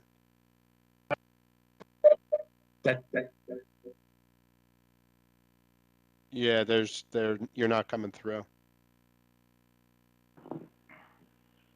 But what we do is we take a look each year at budget time. What we do is we look at the accruals for vacation for coming up. So people do leave at, say, 28 days, which is the most vacation they could have. But then we look and see, and if there's a bunch of people who are going from 21 to 28 days, that whole bunch, a lot of times we'll have classes of people come on, back in 90s or whatever like that. And now all of a sudden their class, it's now the highest amount. So what we do is we look at the overall accrued vacation. And everybody's... Yeah, no, I understand how you do it. What I'm having problems with is your earlier discussion on training and some of the other stuff was, hey, we're having a lot of people that are at the highest levels. And I don't mean levels meaning rank. I mean, they've been with the department the longest. So theoretically, they should be at the highest vacation levels in terms of number of days that are eligible and are going to retire. So we upped the training relief. But then we're saying we also upped the vacation relief because people have earned more vacation because of their length of service, which the commentaries are not consistent in my mind. Just so somebody's going to, and we don't need to do it on this call, but somebody's going to need to kind of step me through that. Because you would think if you're replacing people at lower levels, they would have less vacation time, so you'd have less vacation relief, unless I'm missing something. And again, we don't need to do it right here, but I need to get comfortable with that. Mr. Flynn, let me offer that we'll do a comparative analysis to the current versus the proposed. That'd be great. Thank you, Chief. I appreciate that. I just want to understand it. Understood. Yep. And I understand the reason for the confusion. It does seem counterintuitive. Yeah, no, thank you for that. The other thing was you went back on your and I just want to make sure I understood it. On the fees and professional services, your explanation was that they have to go the personnel need to go through, I don't know whether you said semi-annually or annually, what have you. It's an a- age-based calculation. So those that are 20 to 30, it is every 3 years. Got it. More frequent, and those over 50 are required every year. And that is a determination by the treating physician and NFPA standard. Is someone over 50? Yeah. I'm offended by that, but no. You know, I'm tired of being asked, have you fallen lately? And do I feel safe at home? Yeah, but are these normal physicals? Or these what is this? Because So it sounds these are occupational physicals, in particular, chest X-ray when age appropriate and according to his schedule. A spirometry, in particular, one of the OSHA requirements, because firefighters wear self-contained breathing apparatus, lung function is an important issue. And EKG, obviously, firefighters die at a higher rate as a result of cardiovascular disease, the stress and strain and odd hours and going from full on to, a sedentary to full on, work, and then to sedentary without having an ability to burn off all of that adrenaline. All of those issues contribute to cardiovascular disease in firefighters, as well as cancer screening. So there are a number of issues that are beyond a standard sports physical or general population physical, but they're not that far off. But it is a full comprehensive physical and a way to ensure that we are identifying any underlying condition that can be mitigated so it doesn't progress to a career-ending medical issue. yeah. So I guess so. Our healthcare provider said, yeah, we don't cover that under insurance anymore. Go pound sand. Right. That was a Yep. unilateral decision. Yep. So and the what happens is the provider, the doctor, if he codes it as an occupational exam, it gets rejected by insurance. The benefit is, and this whole exercise has allowed us to negotiate a price for physicals that are lower than what was being paid for by the town-funded insurance plan. Yep. So it just ends up in our budget as a result. Okay. It's astonishing to me because you would think that the insurance companies, given they're going to be on the hook for any items later on, would want to make sure that all this preventative stuff is done before it becomes a bigger issue. You would think. Page 143, your capital discussion. Yep. And in fairness, Jared warned me that they were coming through this book and cleaning things up, so I want to note that. But it doesn't tie out here you have 222. You reference 332 in your discussion and in the budget of capital.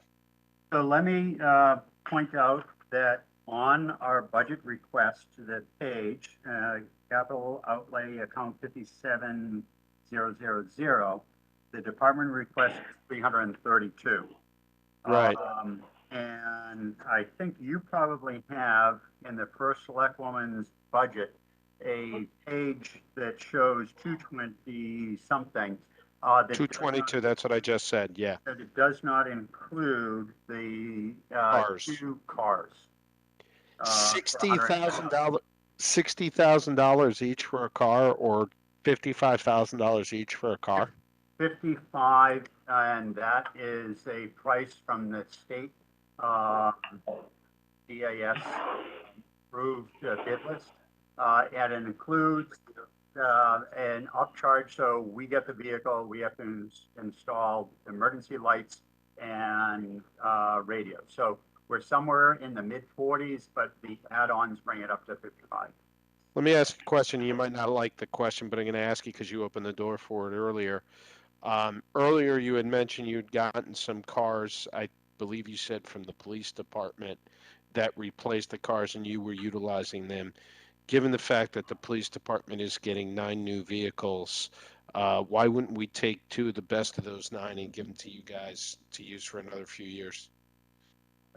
Couple reasons. My experience over the past 6 years has been the vehicles that we get from the police department are tired. It takes the fire department somewhere between $5,000 and $10,000 per vehicle to upfit for fire department operations. We can, as is evidenced, we keep these vehicles for a very long time. The fire marshal is driving a 2013 Ford Explorer that was purchased for the fire department in 2013. And it actually, no, so it is, we get good use out of the vehicle. We keep it for a very long time. We amortize that cost over a very long time. We repurpose those vehicles that come to the fire department that we purchase and hand them down within the department to get good use out of it, whether it's for training, for special teams, for emergency response following a storm, and the type of work that we do as we build out staff. And in this case, and particularly for the fire marshal's office, we are trying to create a separate environment. These will be pickup trucks with a separate environment for storing contaminated equipment and gear. So it doesn't exist in the same passenger compartment and can be segregated from that. So the fumes and off-gassing from turnout gear or anything else that gets put in those vehicles doesn't contaminate the passenger compartment. And it is the more appropriate way to provide for fire department vehicles in particular. And that's what we did with the new command car. We bought a pickup truck with a separate compartment so that gear and contaminated equipment sits in a separate compartment in the pickup bed as opposed into the passenger compartment. But these were 2 vehicles that I thought you said were going to be used by fire marshals. Is that right? Right. Yep.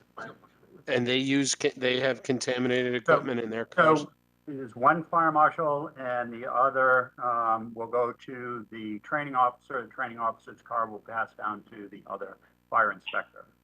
Yes, they have contaminated. They respond to fires, any fire that a structure fire, vehicle fire, or any fire. State law requires that the fire inspector investigate, and so they get called out to do an investigation, and they get very dirty and contaminated in that process as they dig through the remains doing cause and origin investigations at the fire. Mm-hmm. So thank you for that.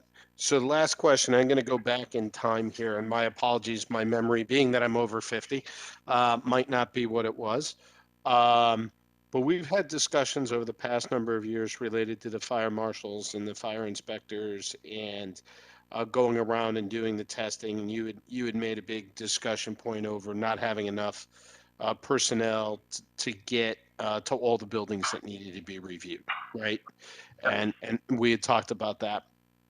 And didn't we add staffing to that area, or what was the outcome of those discussions, Chief? Because I'm trying to recall back, and my apologies. So in my opening comments, I referred to the filling of a fire inspector position.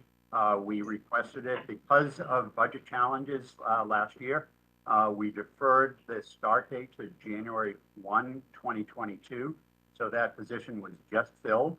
Firefighter Tom Hahn went over to the fire marshal's office He and Ron Bargo, both certified, separate from the department. Yep. On their own, and they have been working the problem with residential inspections almost exclusively to get the backlog of uninspected or under-inspected properties back online. Well, So- that's great to hear. Thank you. What was the budgetary challenge that what happened that caused that budgetary challenge? So we were in the middle of COVID, Yep. and trying to get the position filled, but being cognizant of budget pressures. We asked for and a new position. We were still building, as you know. We struggled with the fee structure and the revenue stream from that fee structure. So because we had not fully, there was a slowdown in the economic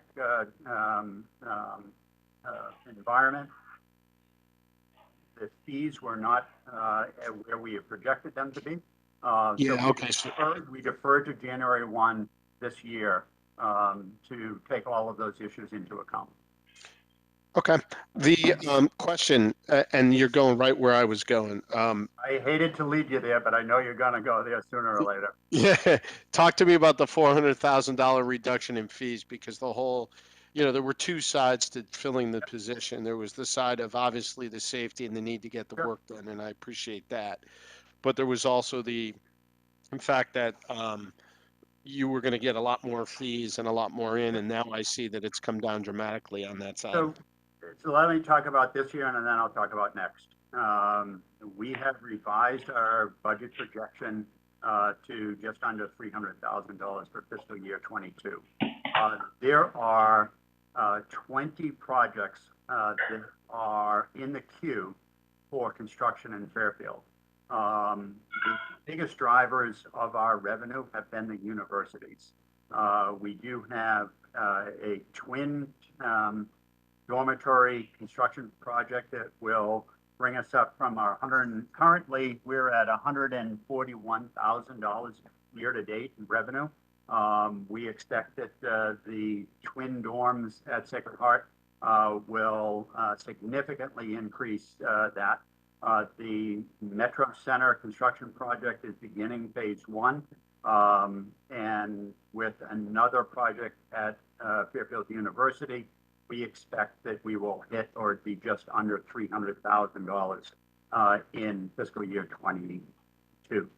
In fiscal year 23, the construction boom at both universities has peaked, and we do not anticipate as any large construction project at the universities, but there are a number, out of that 20, 3 I just talked about. The other 17, Upper Black Rock Turnpike across from Hi-Ho, Upper Park Avenue across from the Yale facility at Merritt Parkway, construction project on Unclewa Road right in the center of town, the Chick-fil-A or the Joe's American Bar and Grill, Exide Battery, Thorpe Street, phase 2 and beyond of Metro Center are all very large projects that we expect will come online. None of them produce the kind of revenue. Those residential properties don't produce the kind of revenue. So we will be busier with projects, but they will produce less income because the total construction value is less. So we revised our number to 150 for next year as a result of, in particular, the loss of revenue stream from the 2 universities, and also accounting for the fact that several of the projects that come online will produce a lower revenue than the bigger university projects. Can you just take a look at the calculation of that 150 again? That's a 60 some odd % reduction to a department that we just added staff to. And I understand what you're saying, but it still seems like that's a large reduction. I will. Yeah, it is, our fire marshal, building official, zoning, economic development, and I converse regularly as we revise projections in the Yeah. current fiscal year and as we anticipate projects for next year. Yeah. That is something that goes on regularly. We do not have any revenue stream from residential properties. I know the building department is fortunate in that regard, that any reduction in commercial has been offset by significant increases in the residential market. Got it. But Yeah, yes, I will do that. I will continue to do that analysis, Mr. Flynn. I appreciate that. Thanks, Chief. That's all I've got. Appreciate it. Thank you. I'm good. You guys just covered a lot of ground, so thank you. So if Thank you. there are two other budgets, I don't know if you want to touch on them. One is the regional fire school and the other is the water budget. Yeah, and I would like emergency to. management.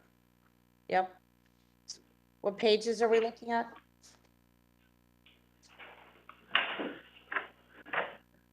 If you could just refer to the pages. Yep.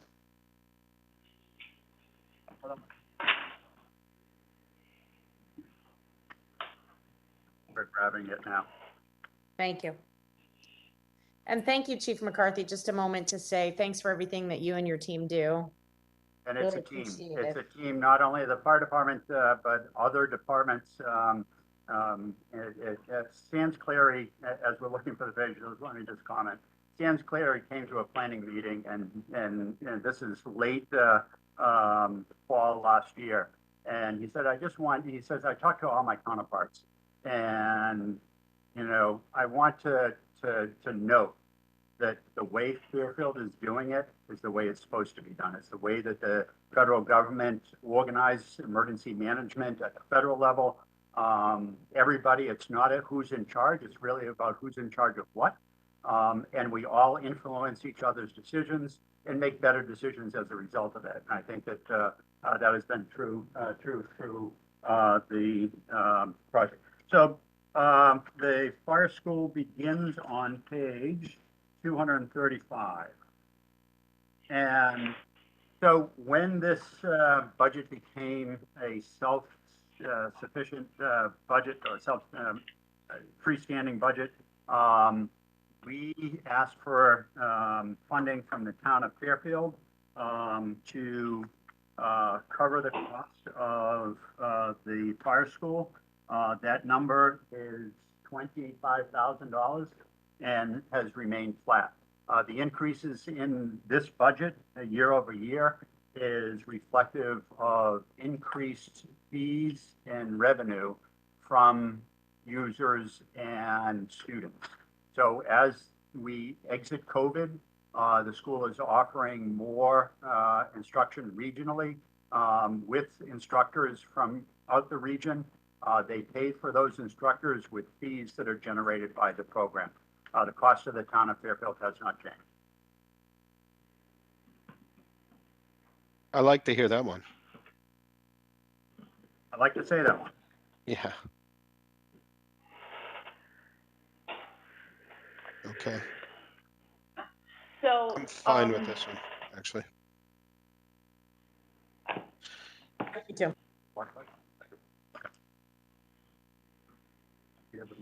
okay.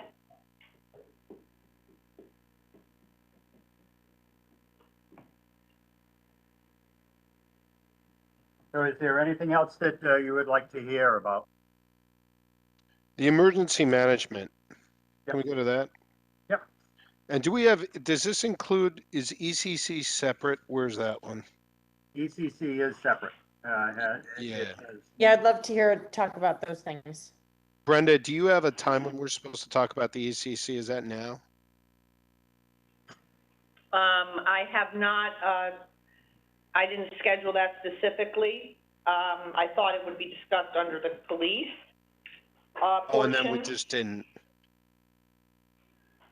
But if you have any questions, of course, we can do that now. Yeah, it'd be great to touch on that and emergency management, just briefly. Well, I'm actually having my staff in the room saying we should probably bring it up tomorrow. The ECC? Yes. Okay. I'm fine with that. Okay, very good. I'll note that. I was gonna ask too, at the end of the day, you know, we have, specific departments, this year scheduled for the first day. And then I was gonna ask the board if there were additional departments that either the board would like follow-up with or to have, information from, Yeah, bring it up. or tomorrow. So we'll do that exercise at the end, of today's budget hearing. That's Okay, fine. thank you. Thank you. All right, emergency management is on page 157. hmm Okay. It's essentially flat, right? Yes. Yeah, I'm fine. Okay. Very good. Thank you very much. Yeah, just one moment. I just don't want to have to call you back. Just give me 1 second, please. And you don't think that, given it was, you know, maybe less of a COVID year, that there's going to be changes, or is it not impact the, you know, what you're responding to doesn't necessarily impact these fees? So these fees are particularly the support systems for emergency management. CMed Communications is a budget that came out of the police department and into the fire department emergency management because it had to come out of the joint ECC budget shared with Westport. So that was a increase that occurred last year. You can see in fiscal 20, there's a 0 in that column. And then we absorbed it in fiscal year 21. The other items, the Fairfield Alert System, our code red is funded through here, as well as UASI radio, our interoperable communication system with some of our neighbors.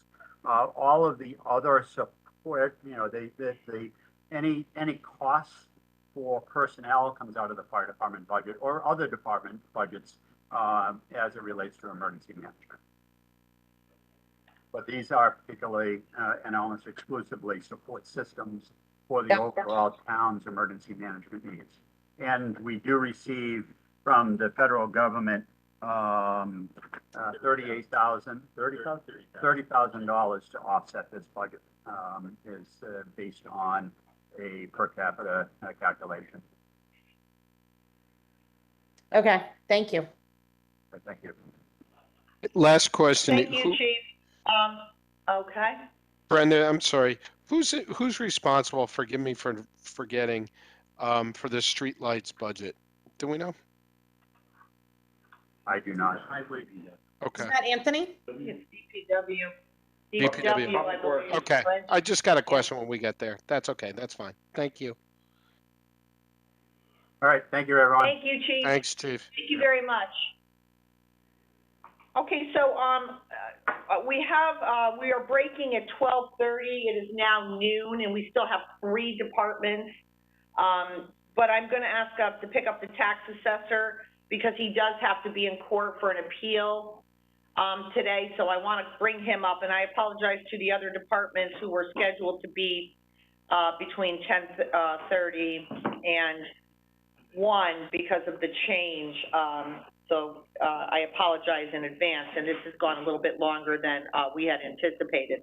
I'm going to open it up to Ross Murray for some comments about his budget, and just to be mindful of the times, I just want to be mindful to the board that we have to break. Mr. Flynn has a call at 12:25.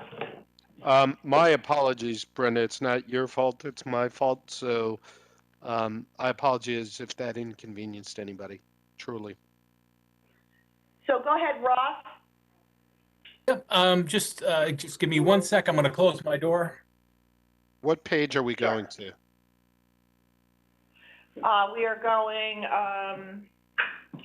123. Thank you. And then the revenue, right?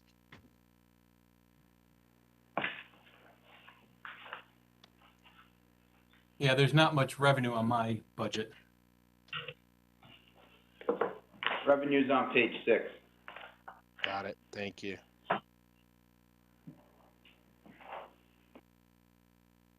You you want me to start on revenue? Whatever you're comfortable with, wherever you are. I'm going to revenue now. Okay. Yeah, revenue is pretty straightforward. The only thing I budget for is for some printing of maps, field cards, and occasional copies of the grand list. That's pretty down now that most of this is available online, so we've only put in for $1,500. Right. Well, wait a minute. On the projection, you've actually put in, Oh, 1,200, I'm sorry. yeah, and then 5,000, and then 3,800 on the exempt for totally disabled. You don't have an issue with that? No, that's a pretty stable number. Yeah. That's reimbursed from the state. Okay. All right. Do you have any no issues with the projections that are being used on the grand list for the tax collector to do the calculation of that for this year, right? I haven't looked at the number, but it's I'm assuming it's the numbers that I put forward after the grand list was signed. Yeah, just take a look just to be Yeah. sure. Well, and do you have a page number on that? I don't know, Jared, do you have a page number? That's very early in the beginning, I think. It could be page 1, page 6, Three. page Three. 3. Yeah, I can take a look at that and Yeah, that's the I'm looking for the actual grand list. This is that's the taxation. Just I think it's if you look at page 1. 256. page 1. It's page 1. Is the grand list.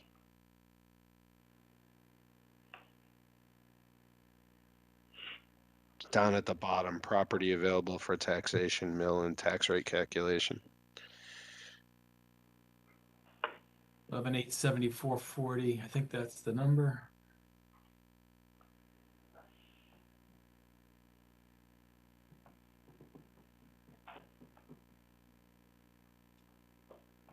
Yeah, I can double check that. All right. Yeah, instead of taking time right now to. Yeah, that's exactly right. Yeah. Okay, so page 123. Okay. I'll point out some of the highlights here of the changes. Secretarial for the BAA. That's up a bit, but we're actually having less appeals, so we should see some savings there. I'm sorry, this year's appeals were down quite a bit. We just got the final numbers in, and we have about 110 appeals to be heard compared to 650 last year.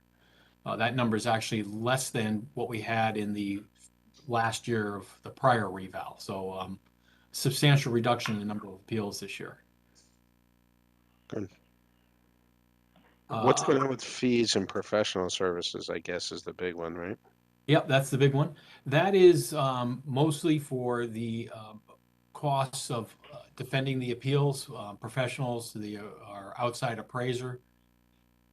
We are still working through last year's Superior Court appeals. We had about 110 to Superior Court. We're down to about 90 right now, and we've got settlement offers out on more, but it's a bit of a slow process to work its way through the court system. And we'll have had pre-trials in just about every one by the end of April. So why would it be going up as compared to this year? Because we're still seeing those appeals into next year. What was last year's number? 125,700. I get it. I know what you're saying, but it seems like it should be coming down, not going up. Or it seems like it should remain flat. Yeah, I think we had more appeals than we anticipated initially. And we're still, like I said, we're working through them. I can look into last year's. So for this current fiscal year 22, you've got 125,000, call it 126,000 budgeted. I don't know where you are against that number as I sit here. And then for next year, you have it going up to close to 170. And we're getting further out from the appeals. Now, I know it takes longer, but you've already settled 30 of them, it sounds like. Right. Right. So I'm just wondering why that number would be going up as opposed to flat to down. And again, it could be that the budget this year is light. I don't know. Yeah, I have to look at the actuals against that. We have some bills that I haven't been fully billed on the work that's been done so far. So I could do a little more research on that and get back to you. Yeah, I would do that. Jared, do you know how that 168 number was derived? I mean, was it an average? Was it, what's that number? So my understanding in talking with Ross was that this was, because it was a combination of the buildup of appeals from last year and the work that's going to still need to be done on those in combination with although they may not be as high as anticipated, the new appeals for the current grant list. And so that it's really the combination of the two that's driving it. Right. Okay, I would just take a look at that calculation. It doesn't, I hear what you're saying. It doesn't, It's a best estimate. well, the commentary doesn't match the number Yeah. just in what I'm hearing. That's, Yeah, we can revisit that. thank you. Appreciate it. God bless you. That's all the questions I have, actually. I'm fine too. Okay. Ross, do you have anything further? I think that about covered it. You know, really the other accounts that have looked like larger increases are very small dollar amounts. Advertising went up. I mean, the cost of posting a notice in the local paper is, you know, rather steep for what you're getting, but we're kind of bound by that.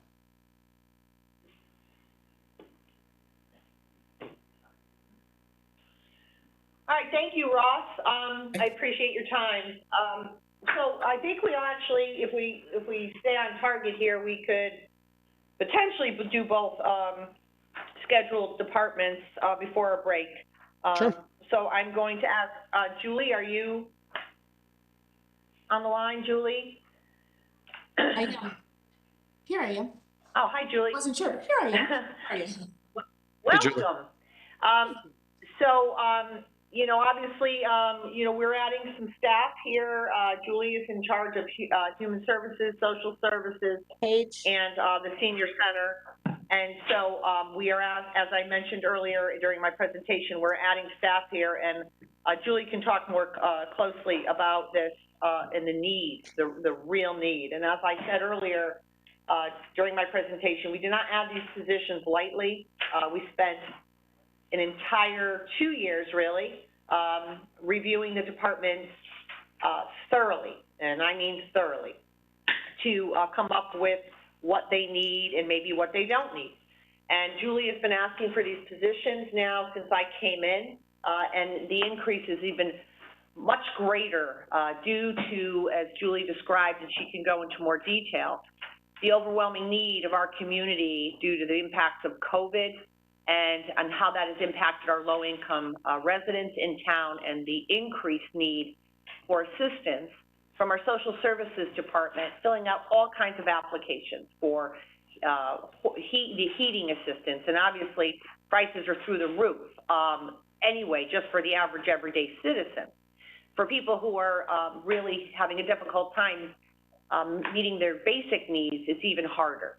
So I hats off to Julie, because she does a tremendous job at managing all of the needs of our community. And I really do appreciate all her hard work, and we get a lot of good compliments, but she needs help. And the other part is the Senior Center Director. We do need a full-time Senior Center Director. We have a great deal of seniors who actively participate in the Senior Center, and we should have had one.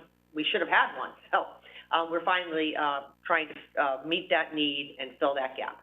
I'm going to hand it over to Julie, and you can do whatever presentations you want. You want to talk about your positions first? You want to talk about your budget? Just And page then I'll number? open it up just for the board. 185. Oh, I apologize. That's, yes, 185. Thank you. Thanks, Brenda. So I'll talk about the budget first. Aside from the positions, we have an increase in our fuel and lube, and that's the only increase in our budget this year. And that's for gas prices and oil prices. So the budget's pretty basic. In terms of the two positions, I appreciate the opportunity to put these in the budget again. I am very grateful for Brenda for the introduction, because both these positions are very necessary in my view. I'll start with the social services position first. We have 5 part-time social workers and a part-time senior center coordinator. And this, what I'm requesting is that the senior center coordinator go full-time. We see a huge number of clients. Each social worker is responsible for about 200 clients a year, and those are regular clients. Those are for ongoing issues, concerns, heating assistance, energy assistance, back to school. You know, we're social services for the entire town. So, you know, those are just regular, those are regular clients whose needs we already know. What we're seeing is that each year we're getting 300 to 400 new individuals coming to our department for assistance. And some of these can be one-time assistance, and that's the goal, is to help somebody get through an emergency onto more stable footing. And that's what we strive for, but this is a tough area to live in. Housing prices, employment, it's challenging. So the other thing that our social services social workers do is field calls. We get about 1,200 walk-ins or phone calls that are not necessarily ongoing social services needs, but an adult child looking for resources for their parent, or somebody calling for veteran services. And those still require a social worker to assess and address those needs, because if somebody is calling, chances are there's more to that call than just do you know a home care agency? So that's, you know, that's a lot of calls. It's you know, I do the math, but I didn't. It's a lot of calls. 1,200 about. Julie, I'm sorry. Were you had mentioned the senior center director, and then you went right into social services. Forgive me. Are the social workers going to report to the social services coordinator or to the senior center director? I just got confused there. Oh, it's okay. The social services coordinator will supervise the social workers. Got it. That's what I thought. Yeah, sorry about that. No problem. So the other initiatives in social services that impact the amount of time that we have and the need we need for continuity for clients is that we are involved in more community projects.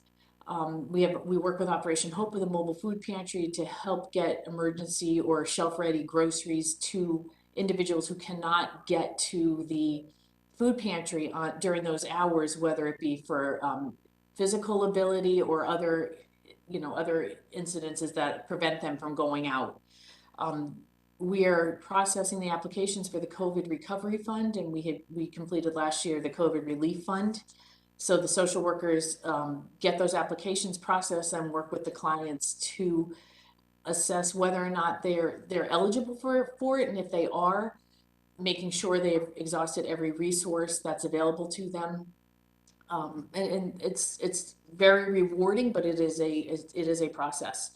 We also coordinate the behavioral health response team, that is a team of area agencies and social services that we need to have ready in case of an emergency or a mass casualty event in town. Hopefully we will never need this, but with the assistance and encouragement from the fire chief, we've really worked hard to make sure this group is up and running. We're working with Fairfield Cares and the Hub, which is a mental health agency for a suicide postvention program. And then we participate in the state level groups of the senior center directors and also the social services director. So there's a lot to it, and there's a lot of need. In terms of the senior center director, this position is part-time, 19.5 hours, which means that the time of day during which the seniors are here, it's critical for the director to be here. But that's not all the director does. There's, she is on the Southwest Agency on Aging Senior Center Director Group.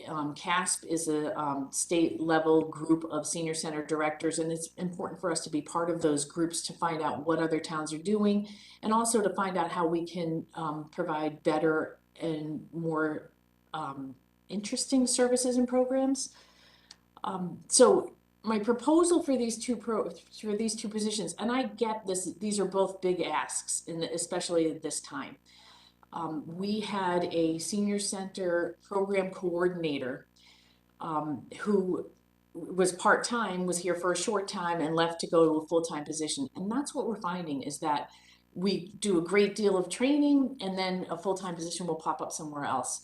By combining the two positions of the program coordinator and the senior center director to make the director full-time, it adds for, again, for continuity for the seniors, that somebody is here from 8:30 to 4:30 every day, besides me and Janet, who is our secretary.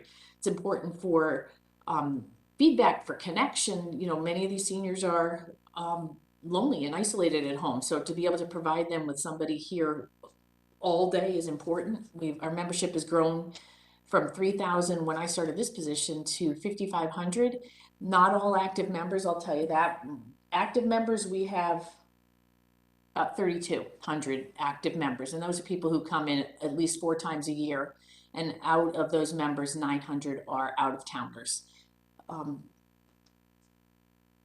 And for the social services coordinator to go full-time, what we've done is taken away an afternoon receptionist for the senior center, because if we're all here, we would be able to cover those phones. We've taken out the role of one dispatcher for the bus drivers, which won't impact services at all for the drivers or for the participants on the buses.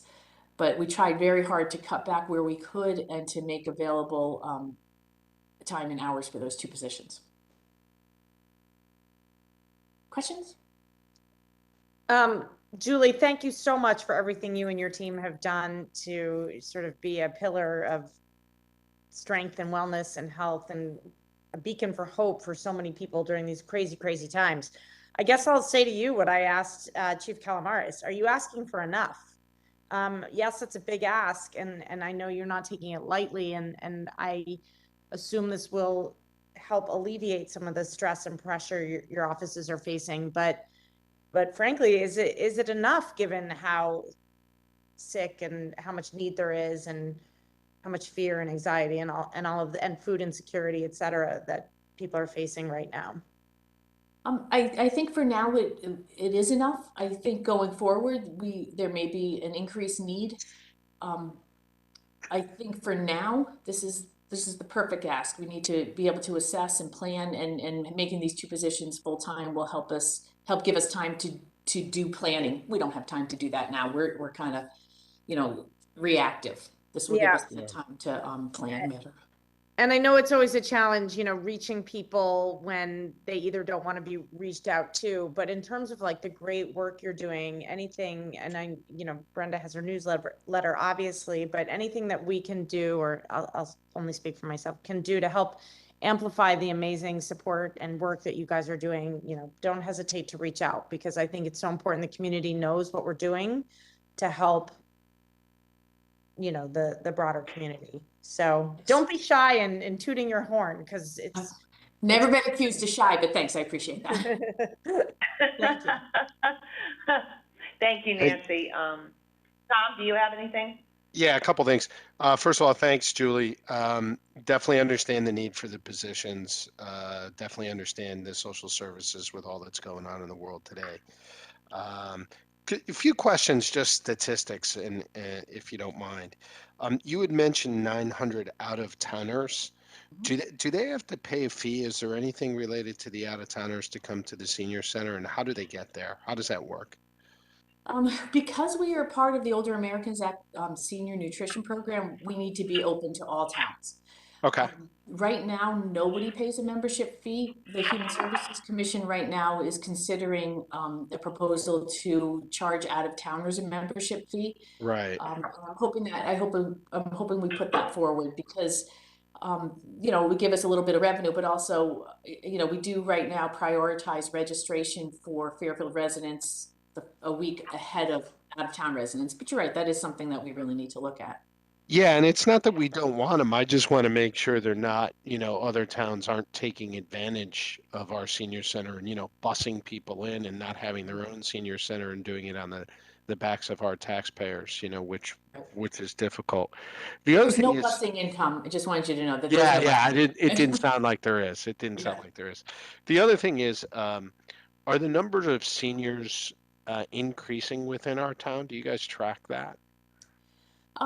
We, you know, I would love to tell you, yes, we do. It looks like it's Yeah. about 28%, but Fairfield Senior Advocates has gone a long way in getting statistics. I'd love to be able to talk about that off the top of my head, but I could connect you with Herb Cooler, who has I know done. her. Yeah. Yeah, they are more on top of what those numbers are. The latest census was, you know, I think 28% was seniors.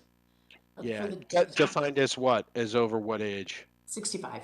65. Yeah, what I honestly think that'd be, as we move forward here and we're kind of looking at investing in the senior center and adding to your director and stuff, I really think it would be good information to have to say, the town of Fairfield's senior population has grown X amount, we're at this number. We service, this number of people. What's that percentage that we're serving?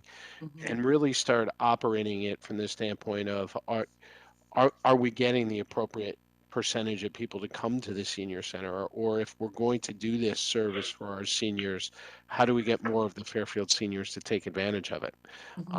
And really that should be part of kind of the evaluation of how we're doing, is how often is it utilized and that kind of thing. I also think it would probably bolster your, when you come in and discuss for the need for more funding or more prioritization or investment in the facility, I think that would help bolster your case, or at least say where are we going. So I'd really, and I think in years past, Julie, just to throw it out there, I had worked a long time ago with Jerry Lombardo, and when he was running Park and Rec, to put together a series of metrics that they used in Park and Rec that looked, at the different programs and stuff like that, just for your consideration. And the other thing is, with this new senior center director, will you be able to increase the number of hours that the senior center is open? Is that kind of the plan, or what's the plan there? Well, you know, I don't know about that. We tried to be open on Saturdays and on an evening a week.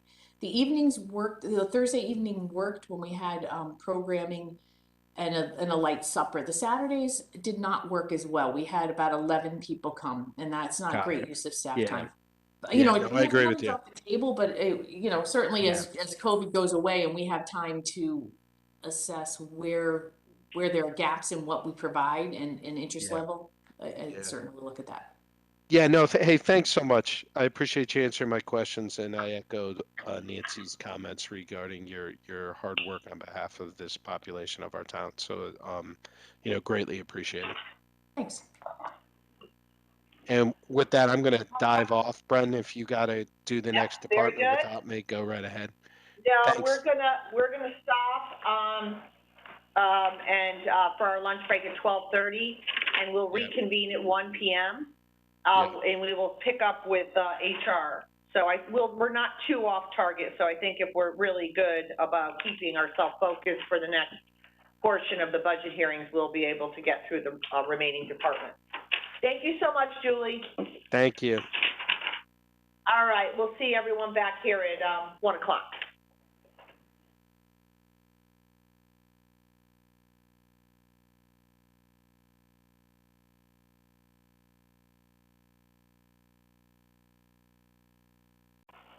We are going to reconvene our budget hearing afternoon session. It is 1 o'clock, and we weren't able to finish our morning session. So first up, we are going to hear from our HR director regarding his budget. And as I mentioned, I don't see Nancy and Tom on. There's Nancy. I'm here. Oh, sorry. Hi, Nancy. Okay, Very good. Okay. So, as I mentioned in my PowerPoint presentation at the beginning, that our continued efforts to reorganize town government include, in this case, our HR department, which I did mention is a very busy department that services the over 400 employees that work for the town of Fairfield in numerous ways. And so after, again, careful consideration, not just this year, but over the last 2 years, we have realized that there needed to be some serious changes in the HR department to be able to better do the job it's intended to do. I am going to hand it over to our HR director, James Hazelkamp, and take it from here, Mr. Hazelkamp. Thank you very much. What page are we on, guys? I'm sorry. Oh, 70, I apologize. Page 70. Page 70. Thank you. Thank you. So let me just talk a little bit about the department, and so that folks have some sense of, I think, the need for reorganization. I think many of you folks, if you lived in the private sector for prior companies, would understand that from my perspective, our operation can be described as HR transactional, where too many resources and too many processes are allocated to transacting personnel actions, and that's done really in a inefficient way. That challenge has been, as I have been here, and in large respect, it still continues. There are things I think that need to change from a systemic standpoint. Some of it has to do with the way we transact those in munis.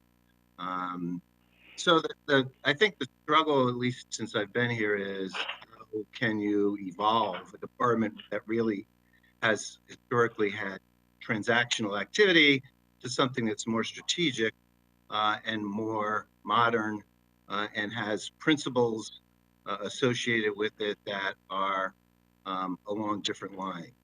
So, you know, and let me just start out by saying, certainly we have struggled because of some turnover in my office. That has created lots of new people. And really, it's the acclimation of those new people into our operations that really have led me to the conclusion that we really need to deal with transacting of the personnel activities. So that has certainly caused challenges. You know, we have, as Brenda mentioned, a very heavy workload. We're trying to change some things to make it more efficient. You know, we did over the last, it was last year, we finally, we have all our online application system where all applicants now are applying online, which has been a big efficiency. We used to have paper applications. We've just recently started a process where we purchased testing software, where we hope to utilize that to help us screen candidates for different positions. The software has quite a bit of capability, and we've just started using that. And I'll get into, I know there's some line items that affect some other pieces of this, but I think the real, you know, challenge for the town really is how do you take what is not strategic? And what I mean by not strategic is it's really not focused on what I consider employee focused activity. There is, you know, we've just recently started doing some development and employee training. I think that needs to be greatly expanded. You know, since I've been here, one of the things that's striking to me, because I've come from several other communities, is that we need to greatly enhance our efforts to diversify our workforce. You know, that's an activity that I intend to do over the next couple of months. Just so you understand, under Connecticut laws, there's no requirement that municipalities have affirmative action plans. It's hard to analyze our efforts in diversifying our workforce without having an affirmative action plan. So I have reached out to Brenda. I did this in 2 other towns where I hired someone to help us put together an affirmative action plan so that then we would be able to benchmark our activities vis-a-vis that plan. So that's something that we're going to start in the next few months. and would continue into next year as it relates to one of the part-time positions, which is helping us diversify the workforce, where we would do a much larger exercise of outreach. We do very little outreach, and our recruitment efforts really are minimal, both in terms of diversity and in terms of trying to combat what we currently face, which is the thing every employer is facing, which is to get qualified, skilled people in, given the current market of job applicants. So, you know, the struggle is to restructure so that resources are allocated towards those goals. And that would be my, you know, primary reason to try to continue the process to change the department. We have a lot of hardworking employees in the department. I just think that there's some structural things that need to change in order for us to really move the department forward. And that's really, you know, as an introduction, that's what I have to say about sort of the bolts of the reorg. And I can certainly answer questions about that, or I can talk about a couple things in the actual line items of the budget, whatever you so desire. Let me just talk quickly. There is a kick up in the software line item. That's related to the police department has a really neat software package called Power DMS. And one of the challenges for any HR department is how do you get stuff to the employees? So for example, policies, memos, all kinds of things. And what's a challenge in particular, which is unique to municipalities in some regards, not everybody has email account, so it's not like you can just send it via email.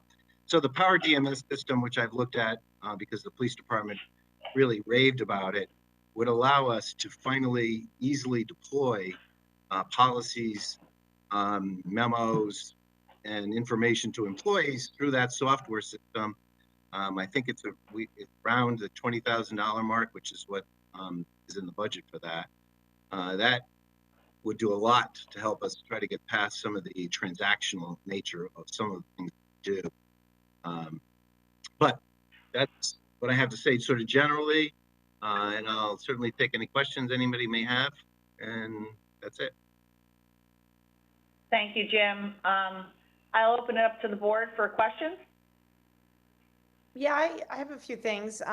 Thank you so much. Sure. And I appreciate, Jim, your, you know, honest reflections and assessment of where you are. And certainly in the role I was playing as the co-chair of the recently disbanded Racial Equity and Justice Task Force, you were forthright in your observations, and I appreciate that. Couple of questions. You talked about some structural changes. I was curious, certainly this is something in the private sector we talk a lot about, you know, the culture of the organization. Is there any investment or anywhere sort of in the line items of these budget that is focused on, you know, the internal culture and building not just diversity recruitment, Sure. but really for the internal employee culture? Is there anything that's earmarked for that, or in sort of your plans for the future? Yeah, I guess we'd sort of have to have a dialogue about what you meant by culture. So, you know, I think one of the, go ahead, why don't you answer that? Because it might be easier for me to give you an answer. Yeah, just in terms of, I guess I would say anything that builds morale and anything Sure. that's interfacing, that is, again, about building up the way people experience coming to work. Yeah, no, I think, you know, I say this all the time because it's so true. Municipalities, more than any, spend so little investment on their staff, where if you have, I have very close friends that work in the private sector. My daughter just got a job in the private sector. They spend a lot of money training, educating, building morale, and all of those things, which by and large, and we're not unique, that most, and I would say all of the municipalities that I've been involved in spend very little resource in that area. So, you know, I think that the effort that we started this year to deal with some of the training deficiencies, some of those were targeted to both supervisors and non-supervisors. Those need to be expanded. You know, we have one of the things about the software we just purchased, not only will it test, I can actually use it so that people could use it as a training tool. You know, we've engaged the EAP company. They have thousands of little software vignettes on their website. And we have spent a fair amount of time trying to educate people that they're out there.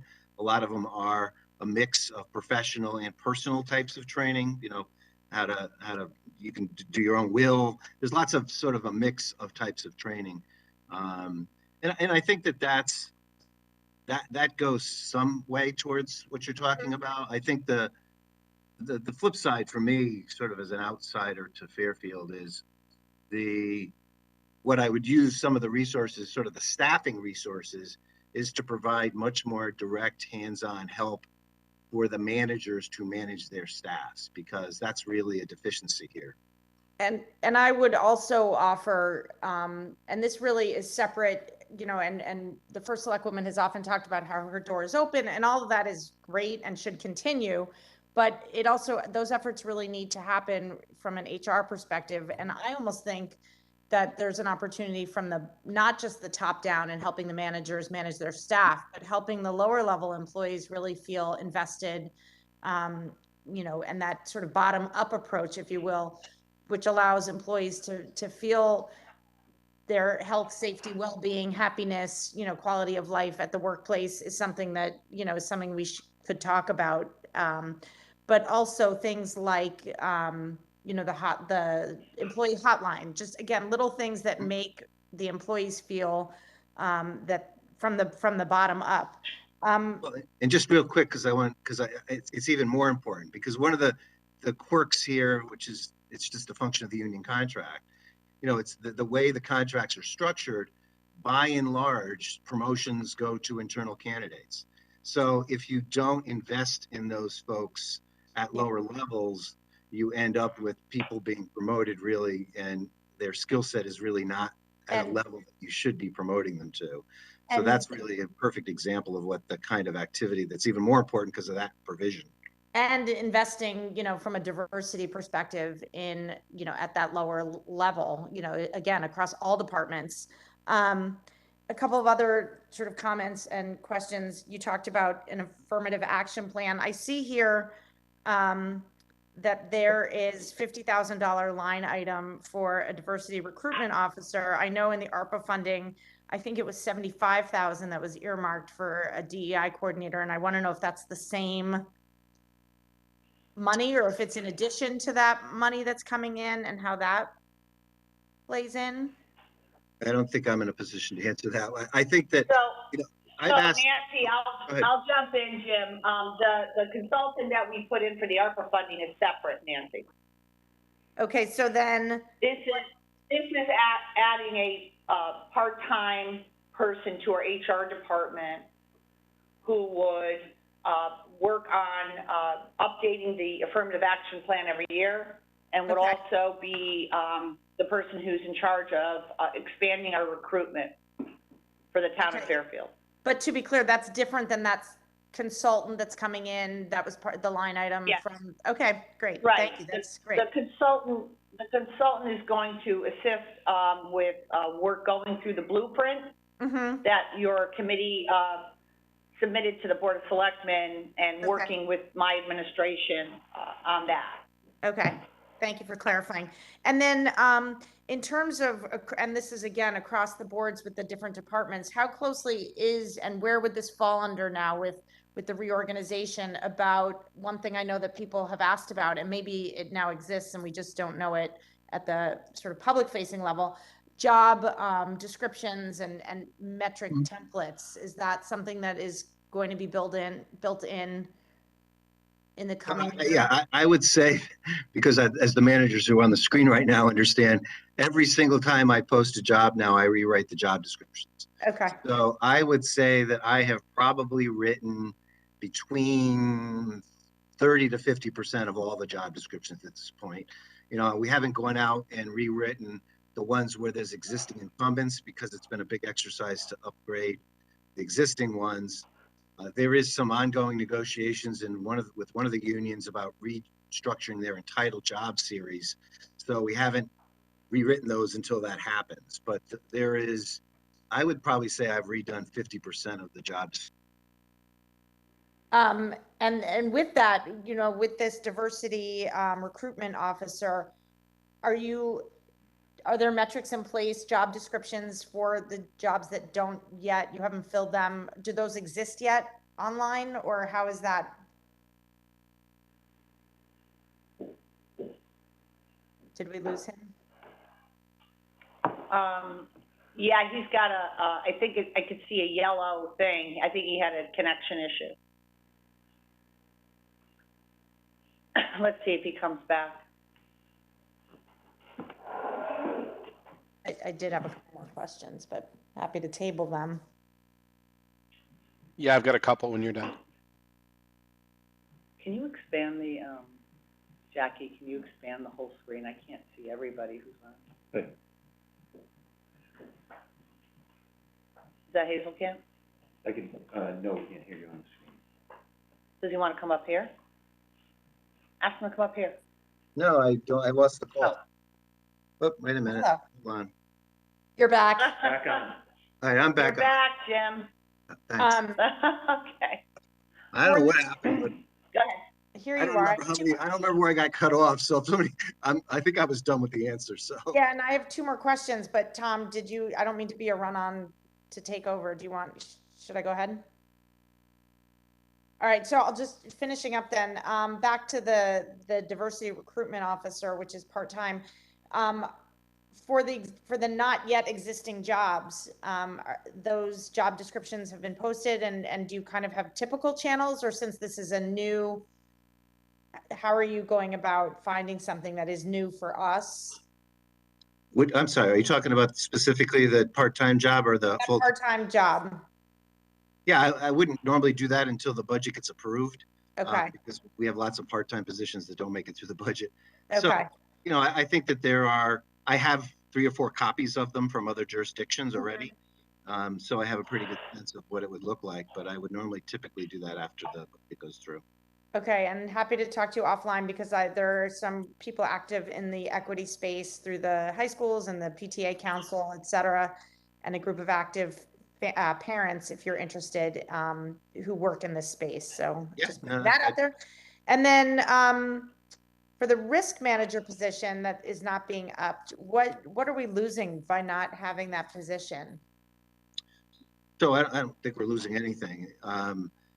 I spent all weekend actually talking to the vendors that we have because, as folks know, there was a position elimination. I am confident that it will be either handled by the director or the assistant director. I'm currently handling it now, and I don't think we will miss the activity because it'll be shifted it'll either be shifted likely to the assistant director or to the director. And with issues, my understanding is the person, and it's not about a specific person, but about the qualifications. I understand that position handled issues with FOIA compliance, et cetera. And is a legal background required for that? Because it seems to me if it's going to shift, that may be a different skill set. And yeah, I mean, the gentleman that was there didn't have a legal background. So I have, as I'm drafting the job descriptions, contemplated that as a preference, we would hire a lawyer if we could get one for that price. So that's sort of the thought process I would normally have. You know, I don't think you need to be a lawyer to handle the FOI because Pat handled the FOI and he's not a lawyer. It's certainly beneficial. You know, the normal process would have been that the FOI complaint comes in, there's a response, and it goes to Jim Baldwin anyway. So if there's questions about what can and can't be released, that gets handled usually by Jim Baldwin anyway. That's just the current practice. So I don't think the FOIA is as big a challenge as some of the other pieces. I'm just concerned that, you know, we eliminate a position, but then we rack up billable legal fee, hourly legal fees. So I would just want to be mindful of that in terms of if there was like I don't know, if that's something that's going to be an issue, we should just understand what we might be looking at. I don't think that's going to change from what it currently is. I have a really good working knowledge of FOI because I've been in so many towns. So there's no doubt I can handle at least what he handled and probably more of them. So it's not the FOIA was a time consuming thing that a lot of the admins here could handle some of the gathering of the information. That's not complex. The process to make sure we're complying with FOI is important, and that will continue. Okay, thank you. Thanks a lot. Thank you, Nancy. Tom, do you have any questions? Yeah, I do. Thanks so much. First of all, Mr. Hazelkamp, thank you for the preamble to the discussion. It was very helpful. And I do concur regarding the strategic nature of the positions versus just the, for lack of a better word, hamsters on a wheel, right? Just processing the day-to-day paperwork. So I can appreciate that. I want to follow up, excuse me, on a couple things Ms. Lefkowitz asked about. First of all, it occurs to me when you were describing the change in the department that a lot of the work that still needs to be done on a day-to-day basis, who's going to pick that up in this reorganization? I'm not talking specifically about the insurance side, but regardless, there's still a lot of paperwork comes in administering this many employees. So who's going to pick that up? Well, that piece of the reorg hasn't changed. So right now, that transactional activity happens between the part-timer that we have and the HR assistant. They do 97% of the transactional stuff, and that really deals with entries into Munis and changing in accruals and that kind of thing. So the department reorg doesn't change that piece of that. So will the part-time clerk remain then? Because it looks like in the budget book that part-time clerk goes away. It does go away. Okay, yeah, so the transactional will be shifted to the HR assistant and the HR generalist would handle all of those transactional things. Okay, so even though the generalist is going to be a higher level, they're still going to be doing some of the data input and the transactional level work. Yeah, I mean, I'll give you a quick example. So right now, the part-timer right now, because she has an HR background, she's running the applicant tracking system for us.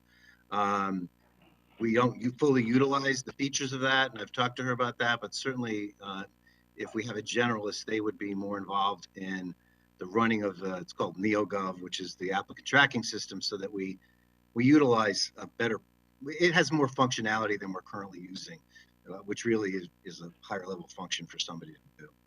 And so that this person would be, the new person would be taking that over and making sure that happens. Is that fair to say? Yeah, plus they would do by nature, it's called a generalist because they're sort of a jack of all trades. So they would be, they could actually be assigned part of the risk management functions. It may be that we train that person to do FOIA compliance. So, there's a myriad of, you have to look, I think, at the level of complexity of the tasks to decide sort of where that lies. I've never found, FOIA on its face is not complicated. So, that's really something. I talk to other towns, they have a paralegal doing a lot of it. So I would expect that some of that might get shifted to that position. And you went right where I was kind of going. It was always, and this is just an observation and something to be considered by the administration moving forward, the insurance, the risk management side of this. There's really two components of it. There's anything that has to do with employee related workers' comp and the like, and I understand that being in the human resources side. The property, the errors and omission, and the liability, I always thought should be under a different department. Is that, and someone specifically to handle that? Not full time, don't get me the wrong way. But it's somebody's job function outside of HR, because I don't view that as an HR function. Is that the way you've understood it in the past and past experience as well? Sure, and actually, what you just described is how Trumbull had it set up. I oversaw the comp, because I have a background in comp, so I took care of the comp. The liability coverage was basically administered by I don't want to say a high-level clerk, but it was sort of a high-level clerk. I'm not sure that was sufficient, frankly, because the assessment of risk is a big deal. It is never a big deal until it's a big deal. And that's the problem with risk management. So I agree with you conceptually. I still think that someone could, it could be done in HR. Some places it is, some places it's not. Yeah, a lot of places, and I'm not talking municipal, but a lot of places it's done within the finance function Yep. or the office of the chief financial officer Well, that's is true. really where it's gone. So Mrs. Kupchak, first of all, I want to commend you and Mr. Hazelkamp and the administration as a whole for really reviewing HR operations and actually going about making these changes to really to invest in the employees, whether it be with training, whether it be with diversity, a little bit more strategic thinking. So I commend you on that. Second of all, I think we should look at the opportunity on the insurance side, or your administration should look at the opportunity on the insurance side to divide this up a bit and put the non-personnel related insurance, whether it's with the chief administrative officer or with the chief financial officer, someone who might have a little bit more time. Not that they're not busy enough already, but that's, I think, typically where it should be housed. In looking at the budget as a whole, you had mentioned the IT software.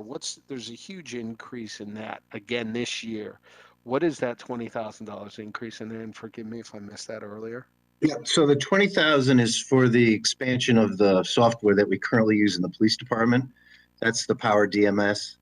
The other software pieces in there are the NeoGov, which is the applicant tracking system that we have, and the it's called OPAC testing software, which is the other pieces. What's the Power DMS? My apologies for not Yeah, knowing. sure. So it would basically allow you to, I'll give you an example. Let's say we had a revised sexual harassment policy that we wanted to get out to the employees. It's a real challenge, and it's been a challenge in every place I've been to get it out. This software actually it pushes it out to wherever you want to push it out, your phone, your computer, your tablet, whatever. And then it forces you to acknowledge that you've received it. And then we have a record that you've received it. That's been the single biggest weakness since I've been here, is we have a lack of accountability in that process. So when the police department was actually in my office one day, they showed me what it could do. And I said, this is exactly what we need, because we just don't effectively, I can draft policies all I want.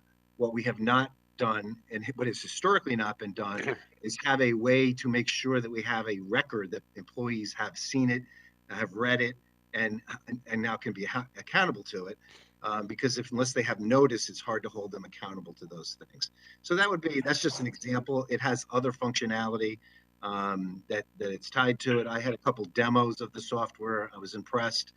As I said, the police department was raving about it. So that's the link to the police department. Is this a transfer from the police department, or is this because you're rolling it out to more heads and it's kind of like it's actually a separate install, because I mean, we would have our own administrator.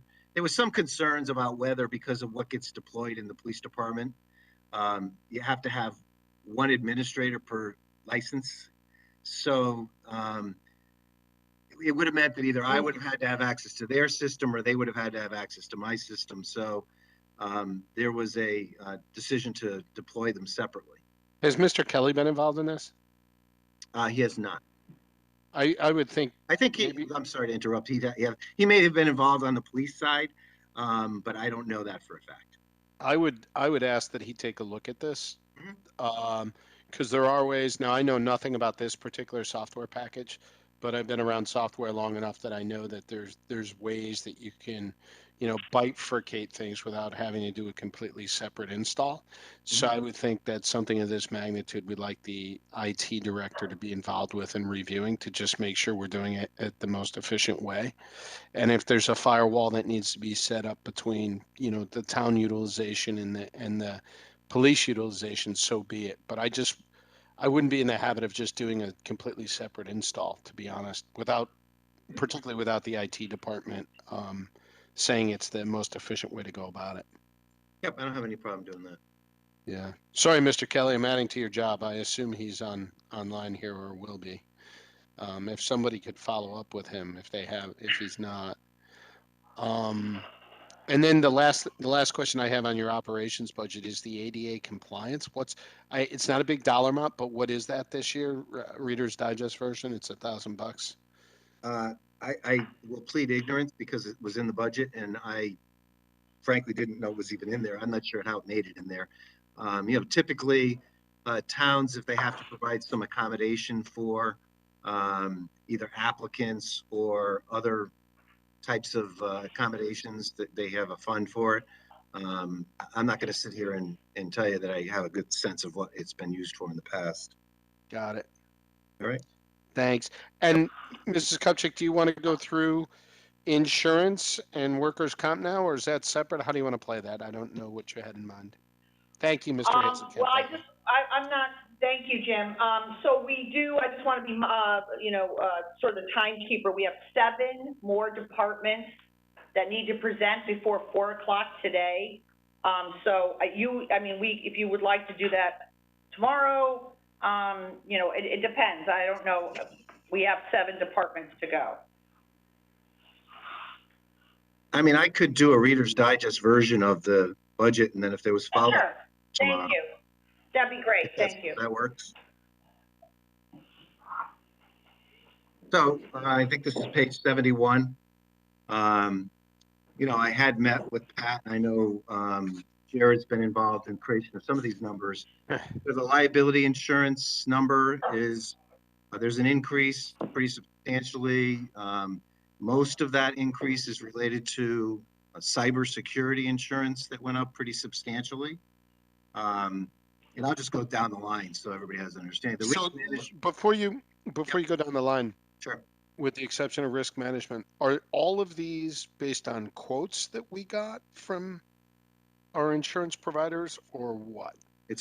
I would say it's a combination where some are fixed and some of them are not. Some of them are just sheer projections because we are in the process. I think in March or April, we rebid some of the coverages. So those wouldn't obviously be hard numbers.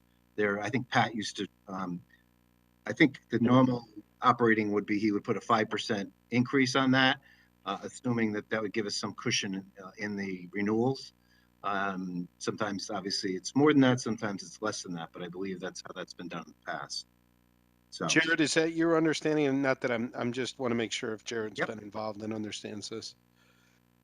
Yeah, again, it depends. I think there's the consultant PMA that Pat would rely on for some of these projections. And then, with regard to the risk management fund itself, it was a combination of us, the administration sitting down with town attorney and, looking at what our exposure is in some of these cases against the town.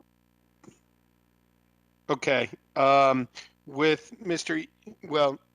the risk management personnel leaving, who's going to kind of look over this and make sure that this does tie out to what the projections were? Well, he actually did these. So we can certainly reach out to PMA, who's our broker, and I met with them and the comp carrier. Oh my God, what's their name? Assured Partners. So we have, basically there's 2 vendors that oversee this. One's on the comp side, one's on the liability side. We did talk to them about the projections. They were involved. For example, the workers' comp number is actually from them. So if you go down just quickly through the rest of them, the claims handling number hasn't changed. Risk management, loss control, it's a flat thing that they have where they provide that service. The workers' comp number is actually from the workers' comp carrier because they sent me the analysis that they did to come up with this. Basically, they do the analysis where they take the claims and they use some aging factors to come up with what they expect will be the cash flow out of our costs for workers' comp for next year. So that's how those come up. And then it's the heart hypertension also comes from the carrier. Right.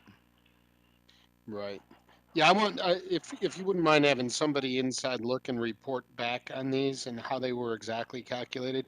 My concern, guys, I hear that it was the outside vendor. A lot of times my experiences with the outside vendors that they're going to give you a number to give them cushion to try to beat it, because they're the ones that are outbidding your stuff. So I just want to make sure we're being proactive here. That's my only point, particularly with the turnover and the changeover in the position. Okay. Thank All you. right. Thanks a lot. Thank you, Mr. Hazelkamp.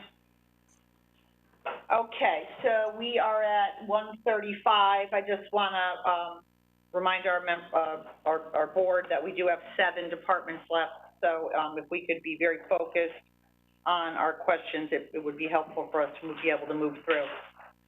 Next, we have DPW, and on the line is our director, Mr. Marsilio, and our assistant director, Mr. Cattell.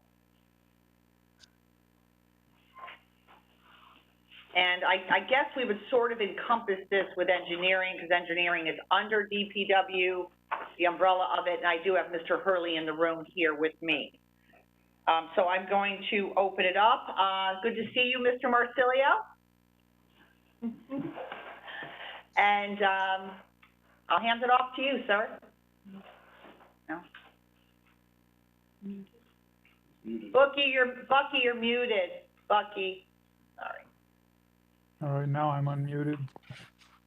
Am I unmuted? What Yep, page you're we on? good. All right, we're going to start on page 163 for the admin. I don't think there's much to look at from last year to this year. It's substantially the same. And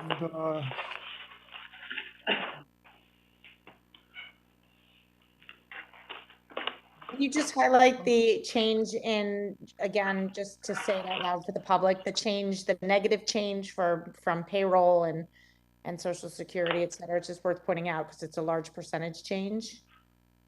And okay, so they're both linked, right? Yep. So social security is a factor of the salary. And so we've eliminated positions. If you look at the position line on the next page, we've eliminated the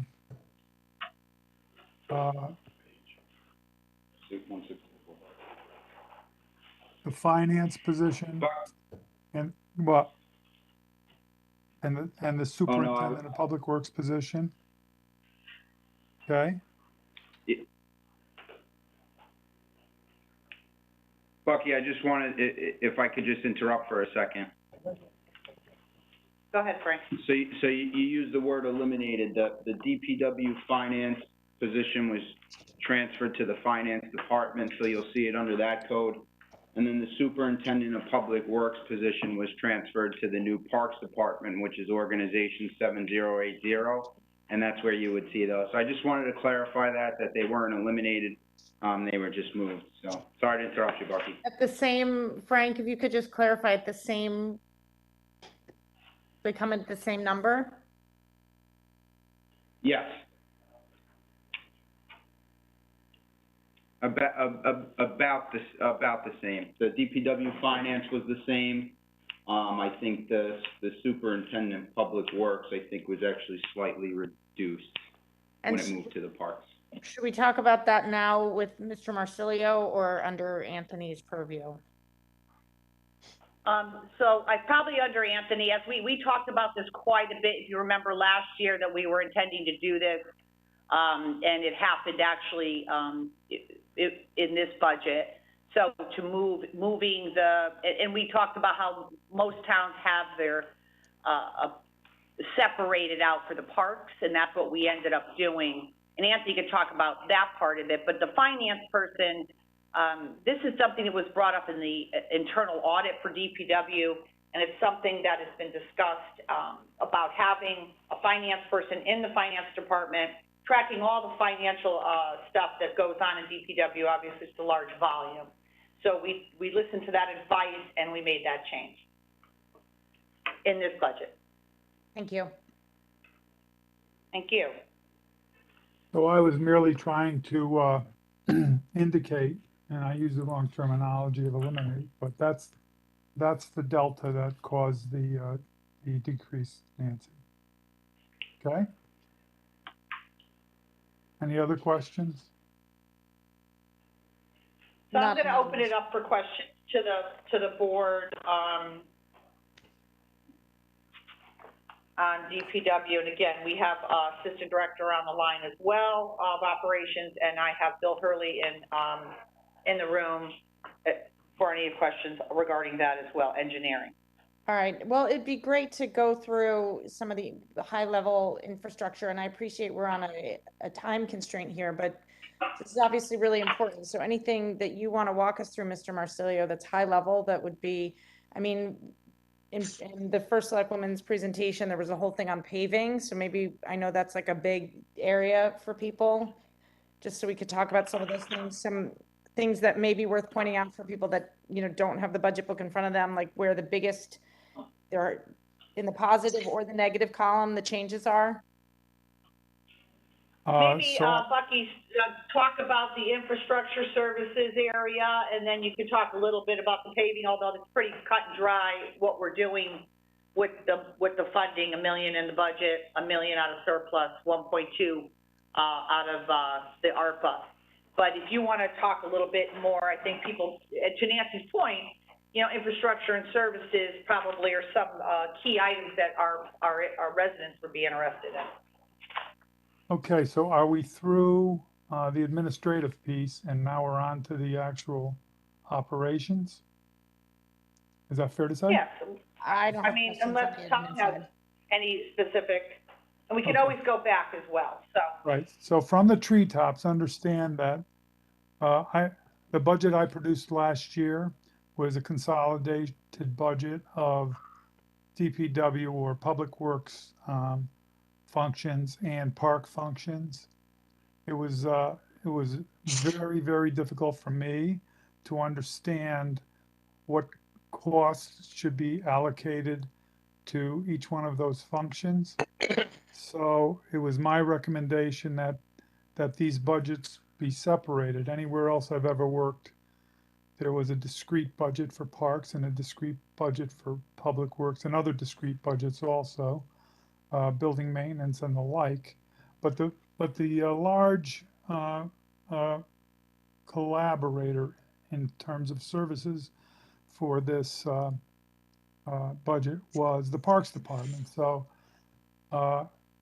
John Cotel got together with Anthony, and they spent a lot of time trying to separate what expenses would be parks related and what expenses would be DPW related.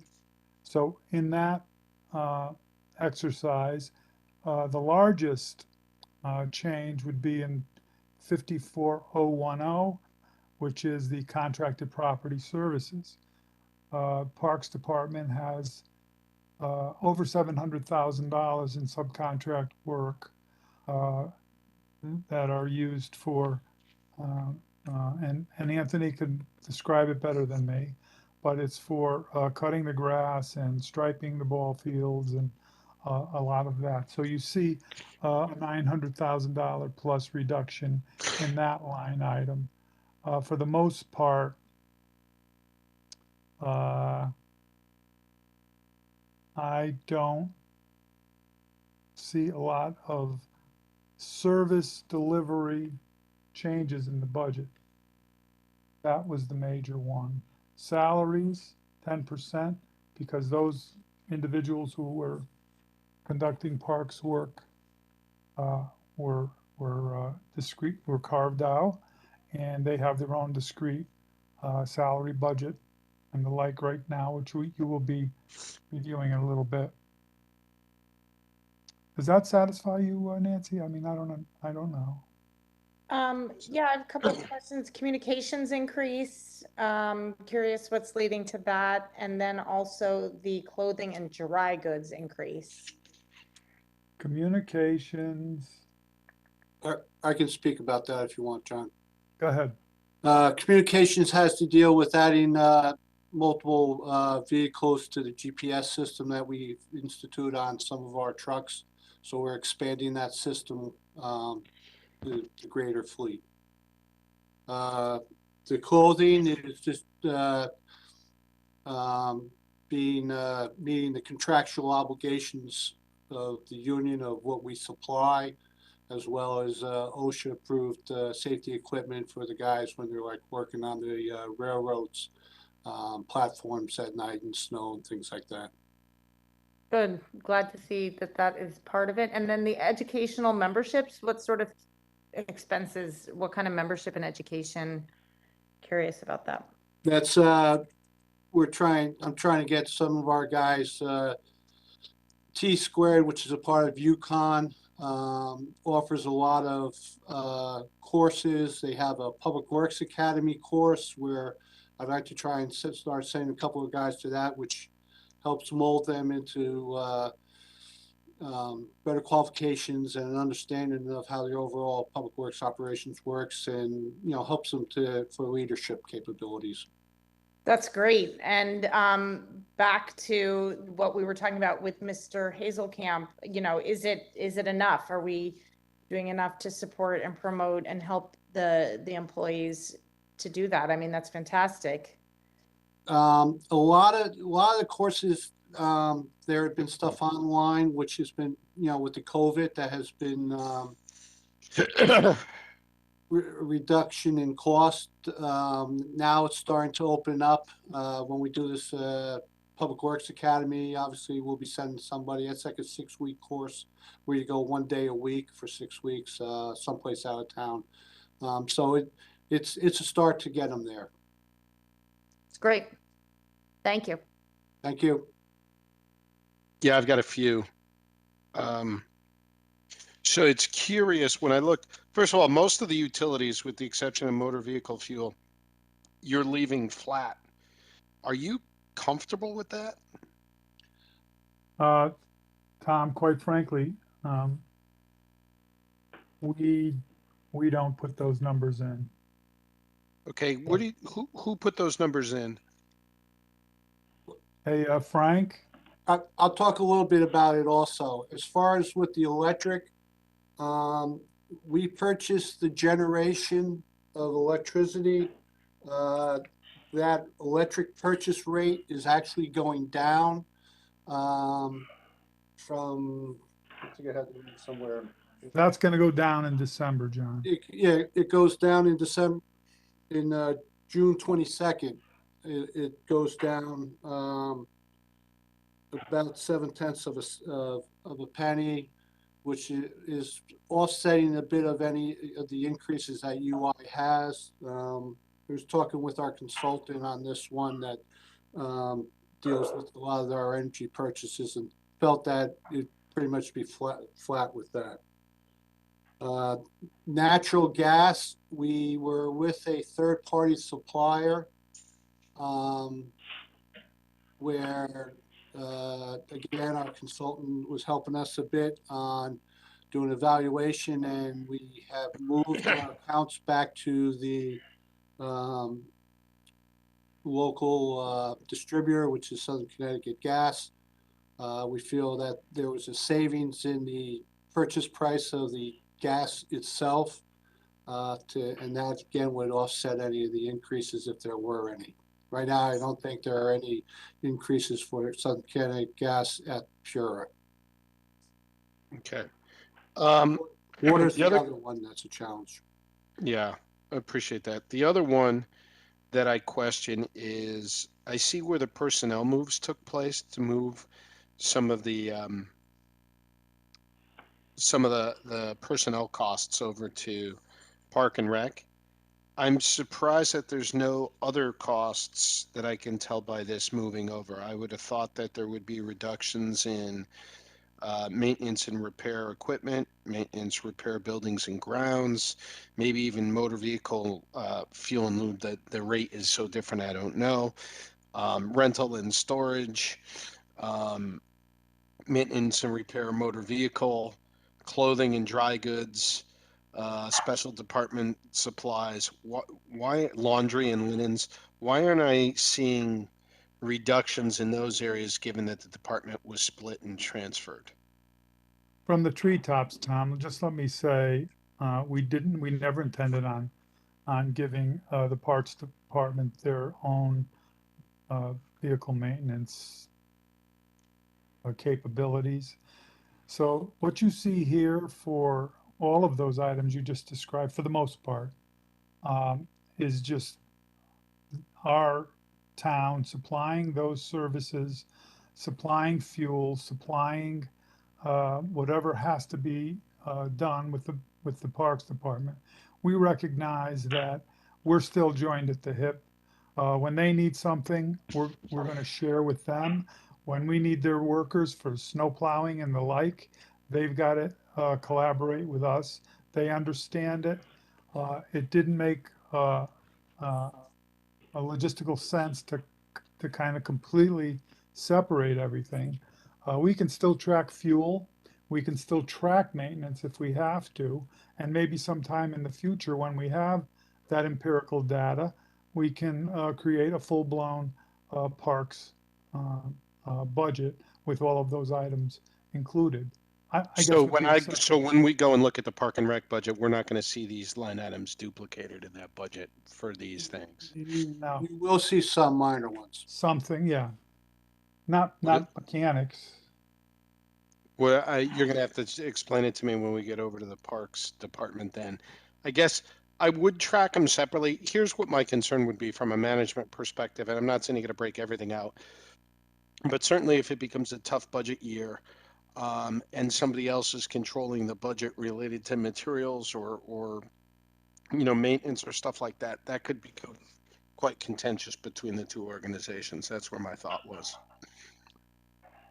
Well, Tom, you underestimate the congeniality and the collegiality that occurs with the Public Works Department and That's other. because I've been there. I know these matrix organizations and how they work. Okay, so I'll take a look at that. What else is in here I'd like to go through the capital outlay as well and discuss that. You might have been waiting on that, but I'll defer to my colleagues if they have any questions. Nancy, do you have any? Nope, I'm good. Okay, thank you. Okay, right. so let's go to the capital outlay Yep. budget. So a number of these items in this list were rejected last year. They've become a real problem for us. We've lost drive shafts on Kings Highway. We've lost trucks, these same trucks that are here. We try to keep them running, but they're unsafe. So this comes from Jeff in our vehicle maintenance department. Some of these trucks are 25 years old. It's just time to replace them. This is last year's list plus what has come up this year that has become a maintenance headache. I don't know what else I could say about it, Tom. Sorry, should we see a maintenance reduction then? It's not yet. When the larger vehicles are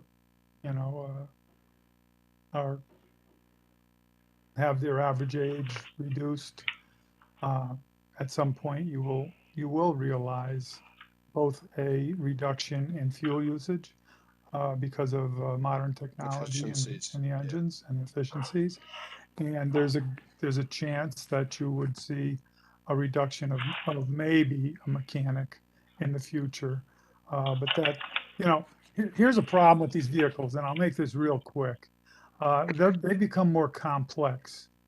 A light will come on and the vehicle goes in for maintenance, and it could take hours to figure out that what's wrong with that vehicle. So the time involved in maintaining new vehicles is more onerous. So I can't forecast, down the road when new vehicles arrive, just what that means to our efficiencies for the mechanics. Has there been a supply chain issue with getting these new vehicles right now too? Absolutely. Absolutely. Okay. I'm good with this for now. Thank you. Very Thank much. you. And by the way, Bucky, you sounded like my father talking about the complexity of the new vehicles. That's what he always used to complain about. So I get it. Well, I used to own a lot of vehicles and I was able to work on them myself. Yep. At one time when I was in business, I couldn't do it. I wouldn't even think of it today. Yeah. Okay, thank you very much. Next up, we have Bill Hurley in engineering. He's actually in the room, so I'm going to have him come up to the podium.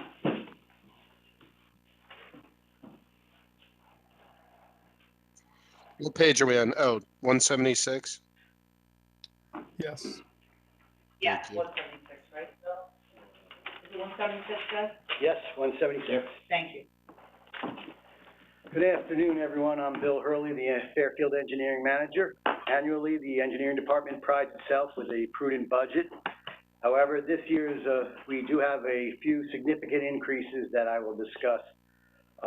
With payroll, with 36 grants on the engineering schedule and many other upcoming projects through ARPA, the Infrastructure Investment Jobs Act, and Federal Local Bridge Program, the department required reorganization and is in need of another civil engineer and construction manager / engineer to meet these demands of these projects. For fees and professional services, significant increase was due to the stormwater testing and monitoring requirements, pavement preservation program, and traffic signal repairs. Some of these items are new, and some, like the traffic signal repairs and stormwater testing, have been transferred from the DPW operations. The fees also include roadway and sub-base samples, concrete cylinders, special permit fees, software training, traffic signal analysis, GIS updates with the new permit program as well, design revisions, and stormwater sampling requirements. The motor vehicle fuel, that was increased due to the current rise in the motor vehicle fuel, similar to what I think all the other departments have. Communications, the increase was related to additional cell phones, service plans, a field tablet, and upgrading a flip phone to a smartphone for the surveyors. Advertising, that increase is due to the legal ads and public notices. They're required by the grants. The state and federal government still require legal ads and public notices to be published in daily newspapers. The cost of these legal notices went up and have gone up from about $400 a couple of years ago to $1,200 each. And the rest of the budget, we stayed at zero or a slight decrease. I'm here to answer any questions anyone may have.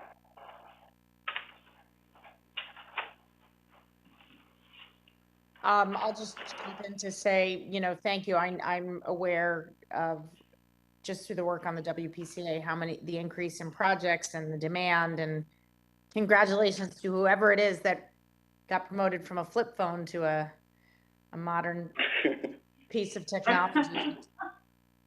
So just thank you, Bill, to you and your team for everything you do. It's, you've got a very heavy lift. Mm-hmm. Thank you for the kind words, Nancy.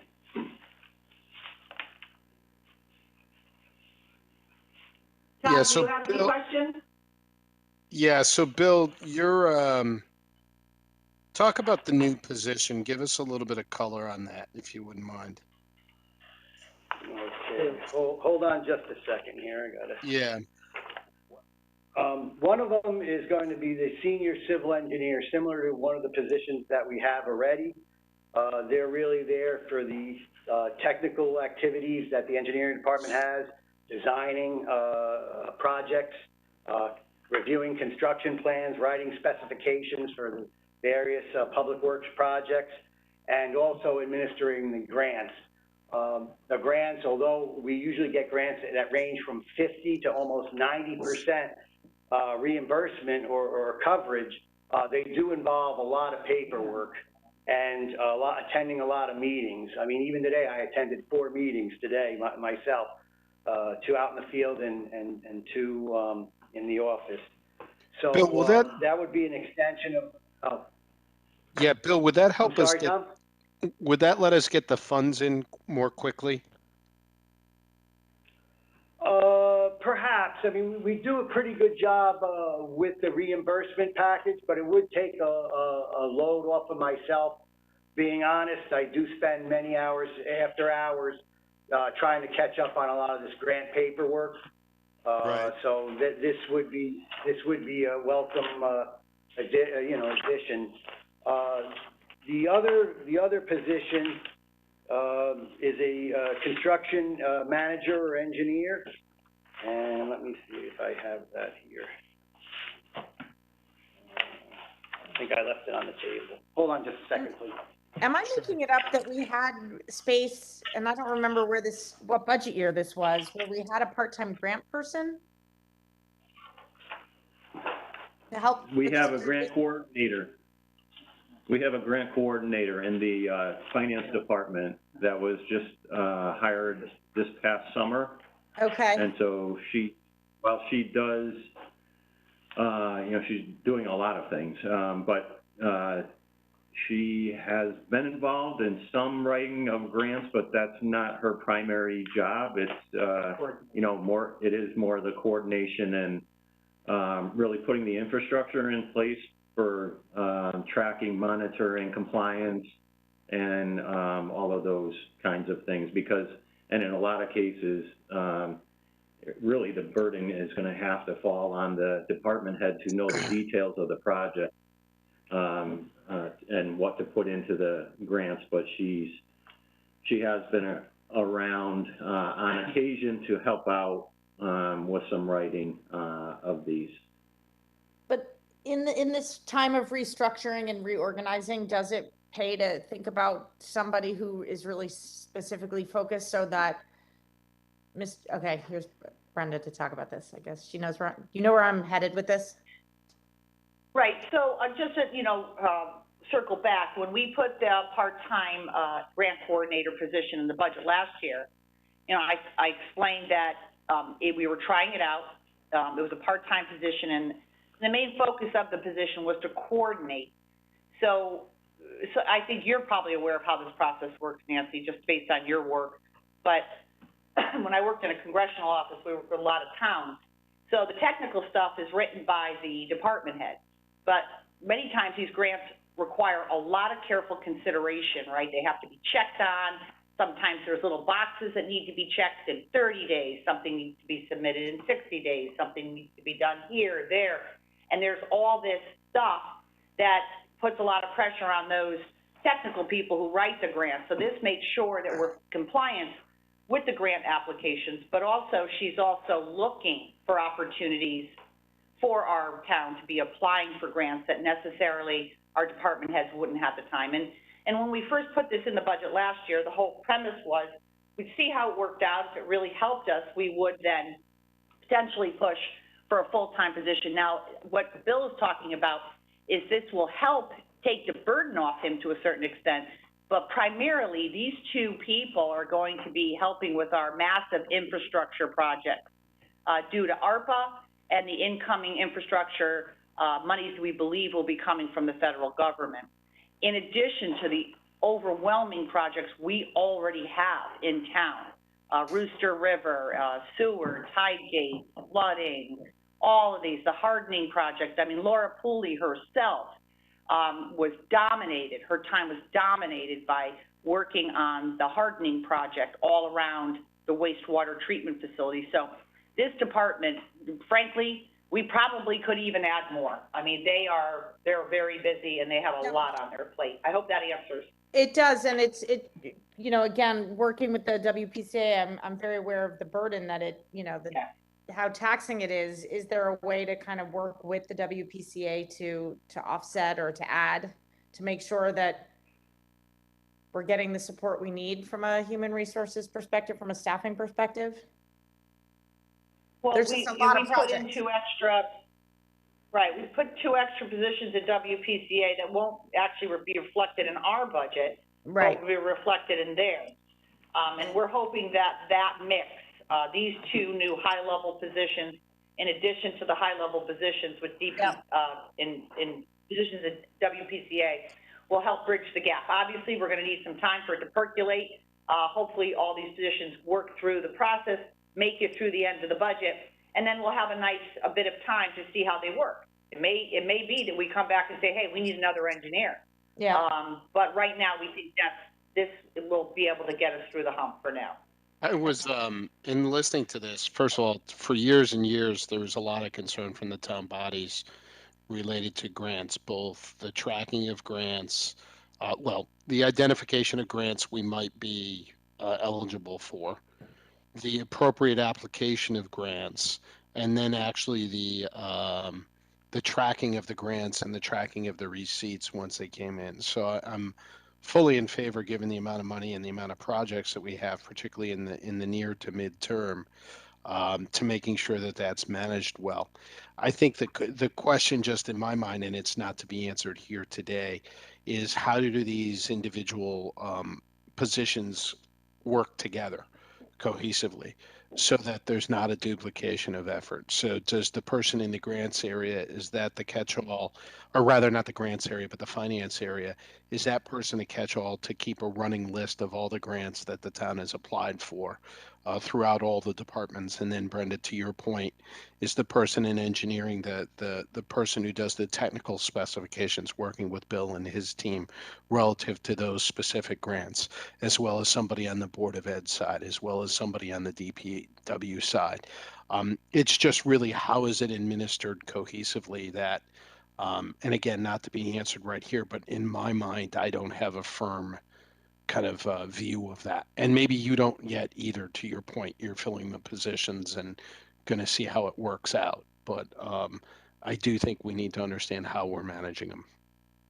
That would be my only takeaway. Now, and no, you had it right. The grant coordinator checks on all the grants being submitted by all the departments and helps coordinate and keep them on track. The technical pieces of any grant, whether it be a zoning, conservation, you name it, engineering, whatever, has to be written by a professional who understands it. So that's not going to change. That's going to remain the same. We just need we need a project manager to help watch all these big projects because they're mammoth and we need someone watching them. And we need another engineer. We simply just need it.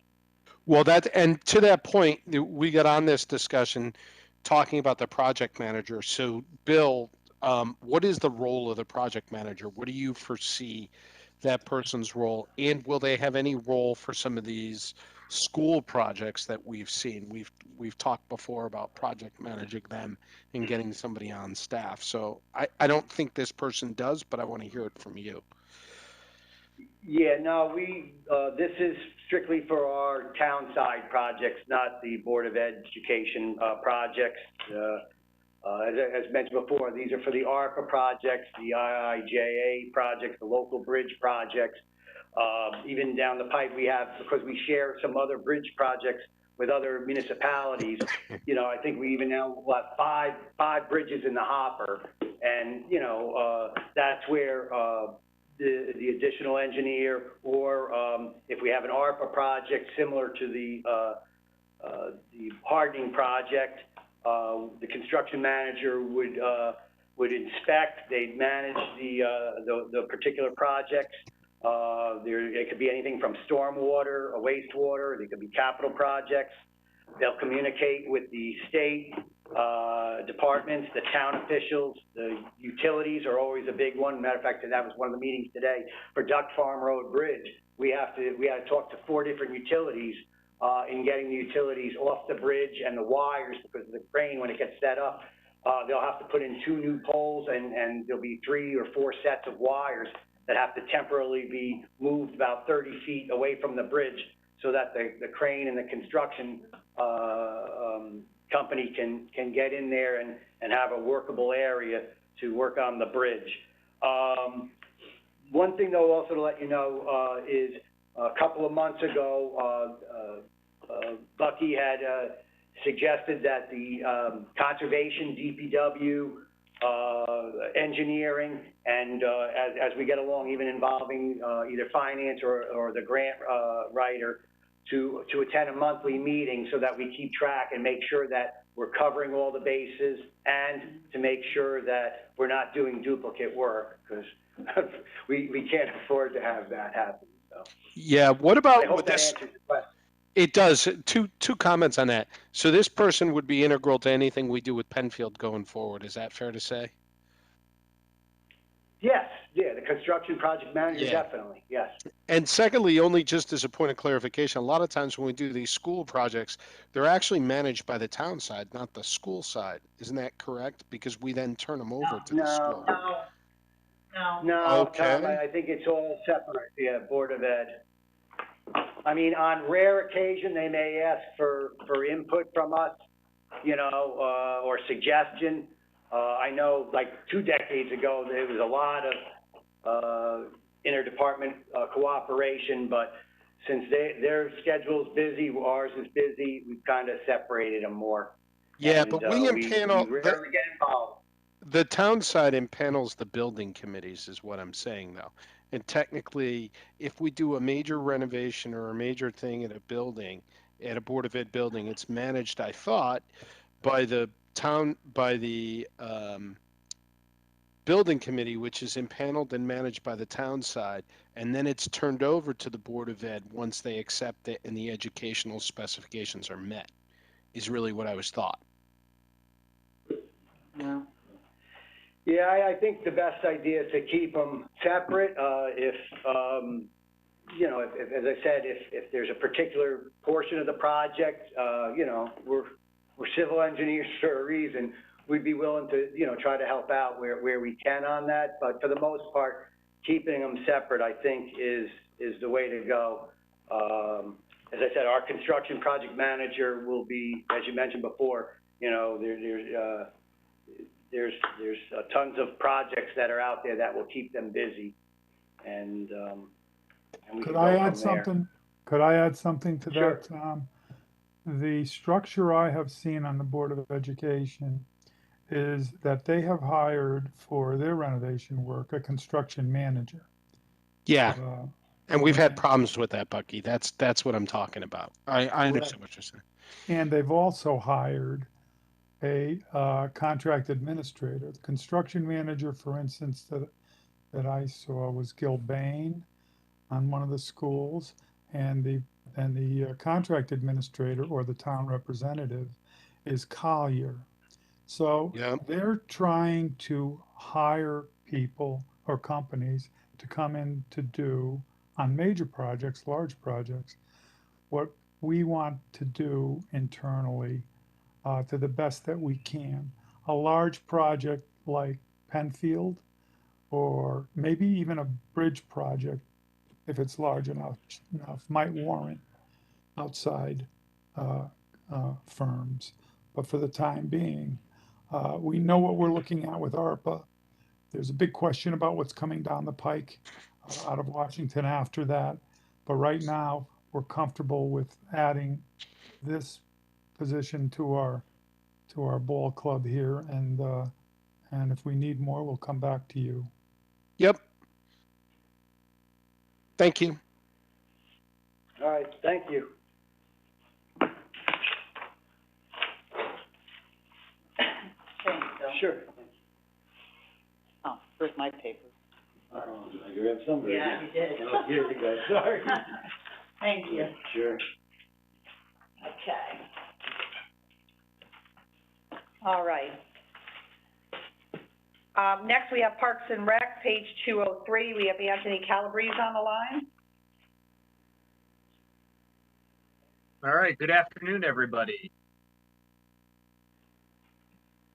Good afternoon. Thank you, Bucky. Thank you, John.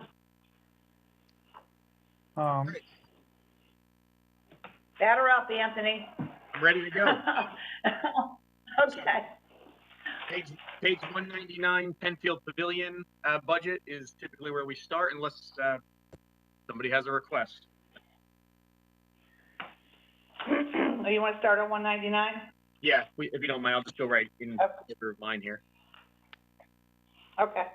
Okay, so Penfield Pavilion, you'll see the main driver here is seasonal payroll, both part-time and seasonal. We kind of treat it as one and the same as far as hiring goes and hours. Everything else is a decrease. Decreases are because that building is Penfield Pavilion itself is scheduled to come offline as of November 1st. And the big increases in payroll are because we're seeing 2 minimum wage increases within one fiscal year. But those are based on a rough estimate of the number of parties that we have on the books and the ones that are expected to book between now and then. So that's a full slate of Jackie Durrell rentals, about 125 parties, and then another 80 Penfield Pavilion parties that are, majority of those are already on the books. So that is the Penfield budget. Happy to take any question.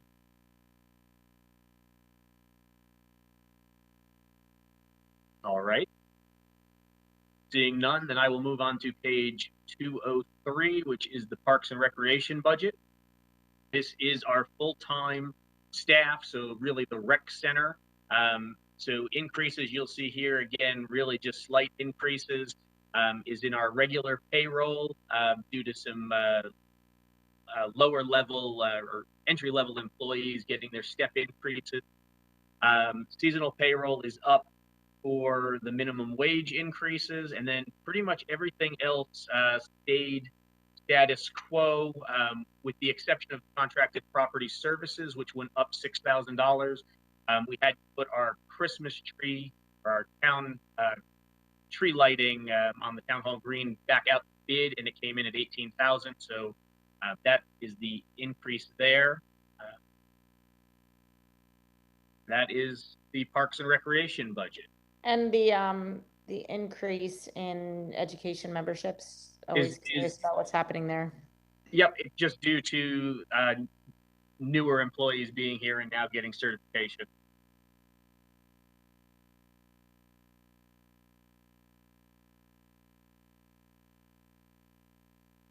Any other questions on the Parks and Recreation budget? Okay, I'll move right on to Waterfront.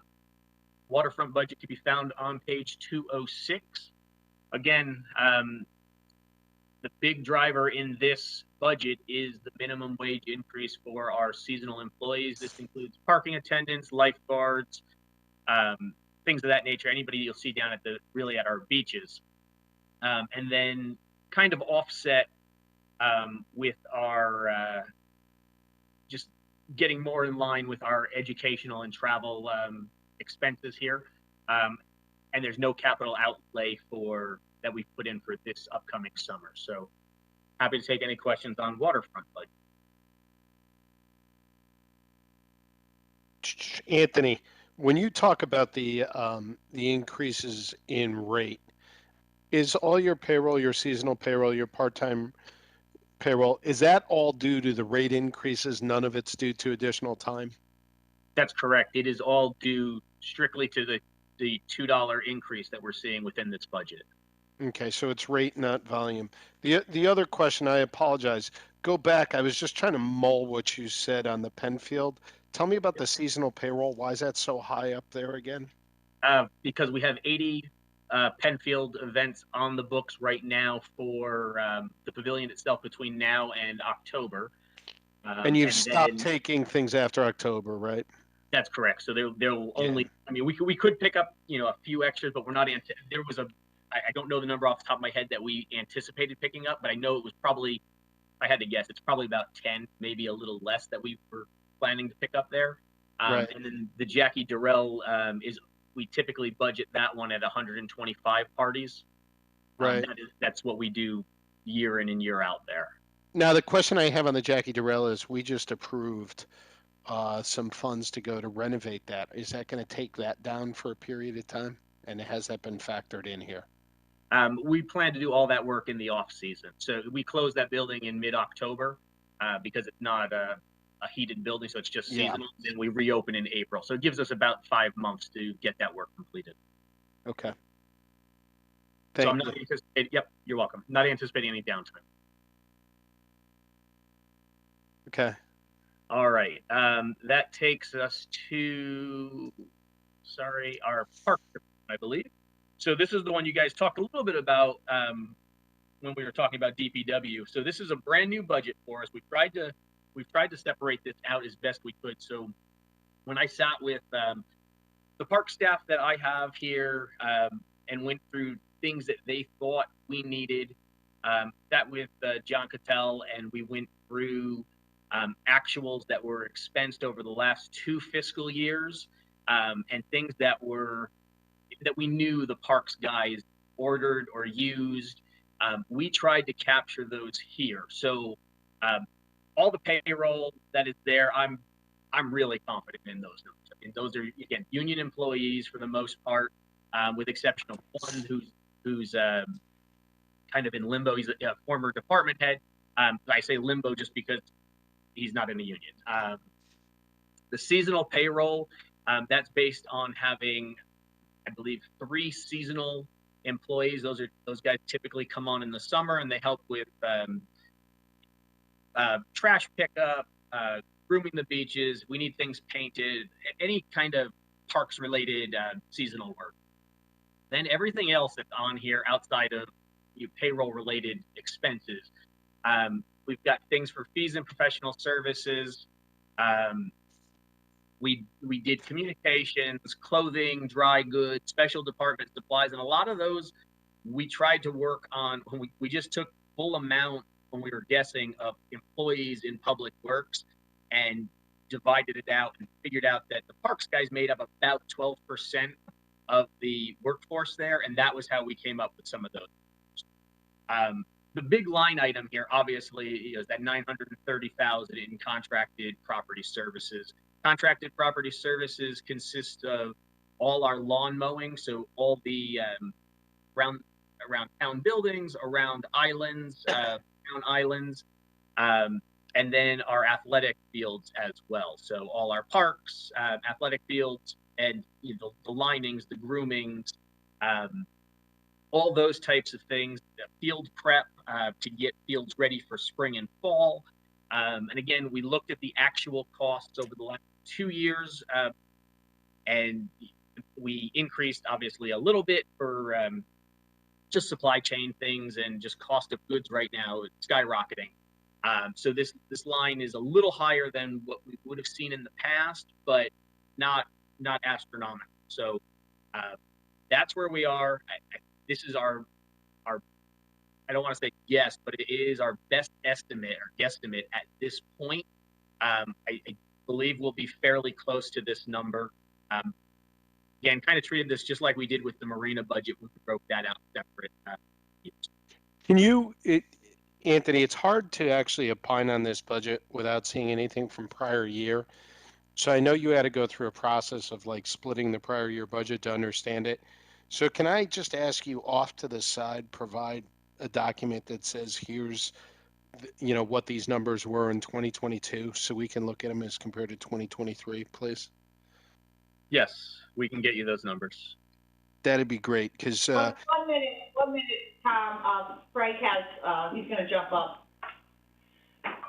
Mr. Flynn, just a note on that. I can, and Anthony, also to you, I had kind of looked at that and done an analysis to look at the base from last year and say, okay, this is what got transferred to parks, and this is what actually changed in the DPW admin org. So I can work with you on that, Anthony. Yeah, that'd be great. The document you have is exactly what he's looking for. Thank you. If you could forward that, that'd be helpful. Anthony, are you ready for other questions too? Sure.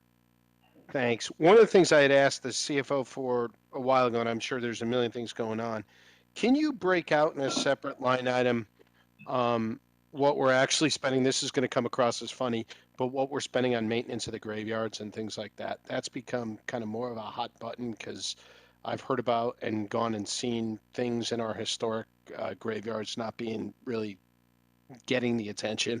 So I'd like to know what we're spending on those graveyards and kind of where that money's going, if you wouldn't mind. And I'm sure that's going to come up in the strategic planning document and stuff like that as well. Yeah, that's not a problem. I know we've been working on getting you those numbers. I think the one thing to keep in mind as you're fielding complaints from people in regards to the historic cemeteries is there's state statutes that we have to follow. Understood. So when a tree comes down and a wall breaks, it's not like we can just go in there and replace the wall. Things have to be posted for X amount of days before we can even touch it. Yeah, and I think I appreciate that very much. I think part of it is also just some visibility to how much we actually spend, and that's one of the reasons I asked for it to be broken out in the budget. How much do we actually spend maintaining those on an annual basis, just so that people get an appreciation of whether we are actually taking care of it or we're not. And your point is well taken. Anytime you get into kind of historic properties or things like that, I know you've got a lot of hoops you've got to jump through. Yeah, and besides the hoops, I mean, it just depends on how broken out you want the maintenance, right? I mean, the maintenance. Just one line is fine by me. Okay, well, I know finance has got those numbers, so I'm sure they'll get them to you. Yeah, and Jared, if you've got a better thought that it should be 2 lines or 3 lines, if it should be capital outlay, if it should be, repair and maintenance of the grounds, whatever you think. But I just want to know what we're spending on them on an annual basis. I think that'll be good. Understood. Now, Mr. Flynn. Yeah, go ahead, Jared. Sure, we can, I knew that Anthony and I had a conversation about this, and we knew that he had funding in his budget for it. And I know it was important to you, and yeah, we can definitely break it out. I don't think it needs to be more than a single line. That's what I thought. Yeah. Thank you so much. Sure. All right. And Frank, thank you for having that analysis, and I look forward to looking at it. So appreciate it. Yeah, no problem. Any other questions on park? Thanks, no. Okay. I will move on to Marina, page 212. You'll see that overall this budget, there were increases in seasonal payroll, part-time payroll, again, due to minimum wage. And then we did not have a large capital outlay. We had a decrease. The last year's capital outlay was 60,000. This year it's 15. So the overall budget is actually a decrease. But again, happy to take any questions you guys have on the marina. What's being spent on any security or the like down there? I know we've had some issues of vandalism down there. So what's going on with that right now, if you don't mind? Yeah, no, we put in last year's budget. So this current budget that we're in, $60,000 for security cameras. So we are just in the process of going through all the purchasing hoops to secure those in a timely fashion and maybe get them up before we have to come back and ask for a transfer of funds. But we do hope that those will be up very soon. Okay.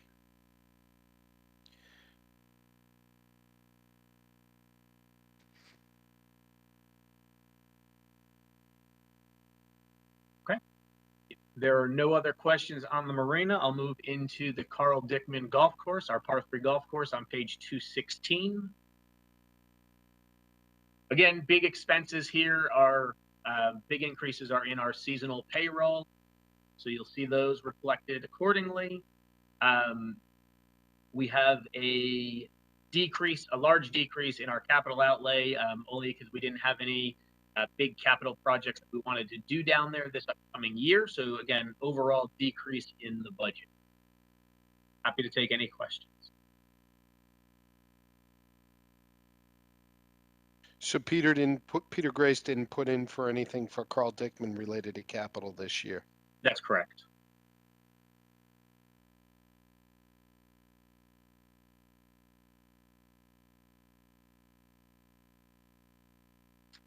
All right, if there's no other questions on the par 3, I will move on to H. Smith Richardson, and that is on page 219. Sorry. I'm just, catching up here. Just talk about, again, looking at what accounts for the biggest increases. Mm-hmm. If you could just talk about those, like the motor vehicle fuel. I know there's been an increase, but it's almost an 80% increase. Yeah, I think that was explained earlier, that's just a calculation that we put in. Okay. based on the fuel that's used and the price that purchasing gets. So there was no real jump as far as number of gallons or anything. Yeah, that, okay, right, okay. So just as we've been seeing the trend throughout. And again, it's mostly just because it's percentage, not that the dollar amount is so alarming. Yeah. Cleaning and janitorial supplies just is a big jump. What's accounting for that? COVID. Even from last year, we have to have more things in place this year, or it's just a matter of things costing more and trying to get supplies in stock. So the price of goods have just gone up. So when you're trying to get bathroom supplies and cleaning solutions, that's unfortunately where we are. I know it's just a percentage. The whole scheme of things, we're looking at $1,000. No, I know. I'm just, again, when something jumps, it's people are curious. I'm curious what the account for is. So I was clear to say it's not a number. It's more percentage. Okay, thanks. That's it. You're welcome. Moving on to H. Smith Richardson. Again, same trend that you've been seeing all day. Seasonal payrolls are up. Again, due to minimum wage. Overtime is up slightly. Again, that's partly due to increased play, partly due to cutting a position their last budget cycle. So that's that. As far as Hey, Anthony, seasonal payroll up 32% though. That doesn't sound like it's all the increase, is it? No, it is. Yeah, no, that is. Those guys were making. Okay, so what's go ahead. Nope, you can finish your question. It's fine. No, give me, I think you're going where I was. They were making what versus they're going to 15 or whatever? Yep. 32% increase seems like a heck of a lot on seasonal. Golf guys were making looks like they were making $13 an hour. They're now going to be making, by the end of this budget, $15.50.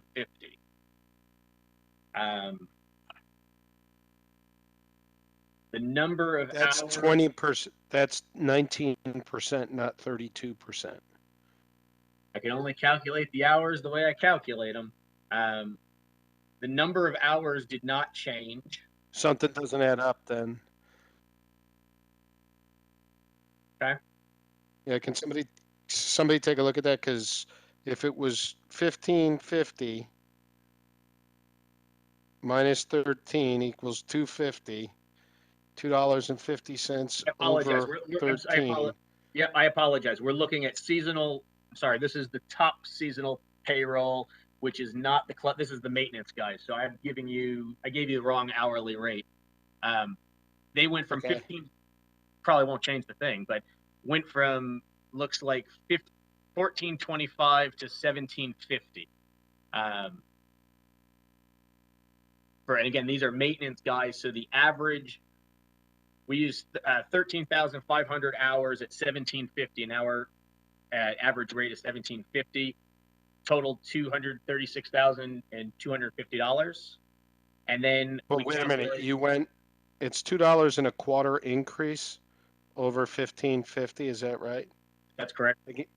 Yeah, again, it's 15%. So you still have the percentage problem here. And then I still have 560 hours of overtime hours at 26.25 hours. So is that more than this year's overtime is what I'm saying? No, it's not, but the rate then it doesn't account for it. I don't think. Come back to me with the calculation. We don't need to do it here. But if it's the same level of overtime, same number of hours, I don't know how you get to 32%. That's why. Well, we could double check it. Yeah, that one doesn't. And I know you're going to tell me it goes to time and a half and all that, but theoretically, so did this year's. I'll double check the hours. Cool.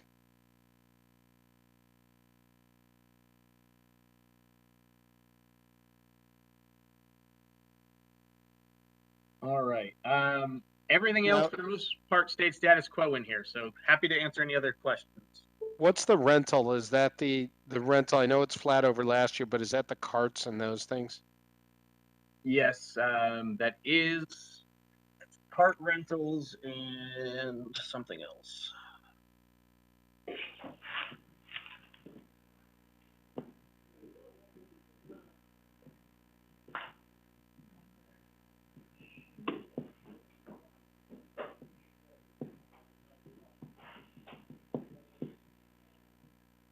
Sorry, just lost I lost the line there. Rental and storage. No problem. Yeah, that's the golf cart lease, the additional golf cart lease. So there's 2 golf cart leases, and then the maintenance mowers that we had put in a few years ago, and then there's a copy machine lease in there as well. Yeah, I appreciate that. Yeah. That's your expense budget, right? Is that all of it? That is all of the expense budget. Yeah, can we hit revenue real quick? Sure can. Did you guys, knowing all these increases, just a blanket question, knowing all these increases in minimum wage, have you guys upped the fees? At the golf course, greens fees went up $1 across the board for this upcoming season. How about at other things within recreation? No, most of the beach stickers didn't change. Those stayed status quo as far as the residents are concerned. We raised the non-resident beach sticker last season. But everything else, for the most part, is self-sufficient programming-wise, so it doesn't have an effect on this necessarily. I got a question for it. Maybe I'm not looking in the right place. If I look at Penfield, I see your budgeted revenue went down $100,000 year over year. Yep. But yet your seasonal payroll or your payroll costs went through the roof in there. So how's that working? Well, let's talk about revenue. Yep. So revenue line item. So seasonal lockers, best estimate right now is 0. I'm assuming that the building is closing as of November 1st. I don't know necessarily what that entails. I don't know if that means the lockers may be open, they may not be open, but worst case, they're not open. So we carried a 0 there. Again, it's only a $30,000 line, but that's $30,000. Concession, we're in the same kind of situation. That building is closed. I assume next summer the concession will not be open in the fashion that it's open currently. So the 21.5 you see on there is based on this summer. Jackie Durrell rentals are up. Anticipating picking up a couple because Penfield will be closed. Penfield rentals are down 100,000 because it'll only be open until October. So that's 6 months of the year that we're losing parties. And then that accounts for the math on the revenue side of things. The expense side, again, it's primarily minimum wage. Okay, so if I go back here, right, Penfield Pavilion, you're saying seasonal payroll is going up 100,000. Right, but we took payroll out. We transferred. Again, I treat these as one line, the part-time and the seasonal.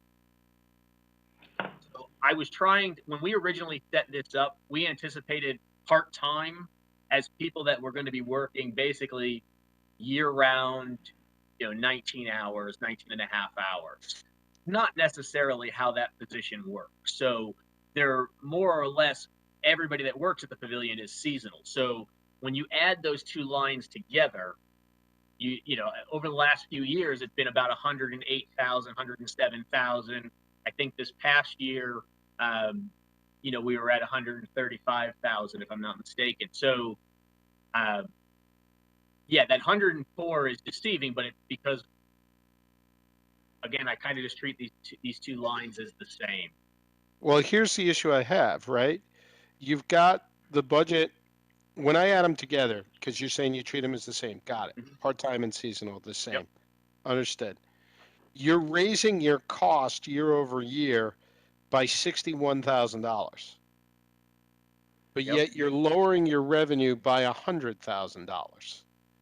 So if the seasonal costs or your payroll costs are driven by your rentals, this Yep. doesn't make sense to me. Well, it's also driven by the summer season, because this also, it's not just events. This is also the parking attendants, the 2 parking attendants that sit there, the locker room attendant that sits there. All those guys are going to still work this summer from July 1st through Labor Day, which is a bulk of the payroll. Well, but if you don't have locker room rental, how do you have a locker room attendant? We will have it's locker room rental for this year, right? That revenue's coming in March of this year of 22, but those lockers will actually be utilized this upcoming summer, which overlaps 2 fiscal years. Yeah, it just doesn't. The story doesn't. It Well, kind of comes across as overly conservative. Well, no, because then you have that goes through June, then you have July, August, and part of September. Right, all the revenue came in March. So you're saying I don't understand why we have the full complement of expense for next year when we don't have the full complement of revenue for next year. I understand why we don't have the full complement of revenue for next year, but if we don't have the full complement of revenue, we shouldn't be staffing up the expense side. That's what doesn't make sense. Agreed. So there's an inconsistency here. I will take that one back to the staff and double check that they didn't staff for next summer as far as lockers go. I would look at all of it. I would look at lockers and I'd look at the pavilion. I don't know what the answer is, but it's not that your revenue is going down by 100,000 and your expenses are going up by 60. That just doesn't hang together like that. Got it. Cool. I understand the, thank you for the explanation on the golf courses. And the marina. Was there a rate increase at the marina, or what's driving that, if you don't mind? No, there's no rate increase at the marina. That slight increase is because we added summer trailer storage. Got it. So that's where that increase is coming from. And then I see the recreation programs. That's because this year you didn't know you were going to have anything, and next year you're back to where you got them. When it says average, Anthony, is that the average pre-COVID, or did you? Well, no, that's the 3-year average with COVID in there. So it's pretty conservative in that regard. Definitely. Probably. Yep. I think. I agree. Yeah. Yeah. So that's conservative. Got it. And tennis concession is what it is. Yep. And the 250 in field rentals, was that impacted by COVID, or what's driving that huge increase there? Actually, it's kind of been like golf. More teams, more leagues wanting to be out there and playing. So, a good example of that is Fairfield Youth Football, where they used to just play in the fall. They now play. They have a spring season, they have a summer season, they have a fall season. And each time they run a league, they're getting between 300 and 500 kids. So we've got a couple different leagues like that. Yep. Okay, cool. Thank you. You're welcome.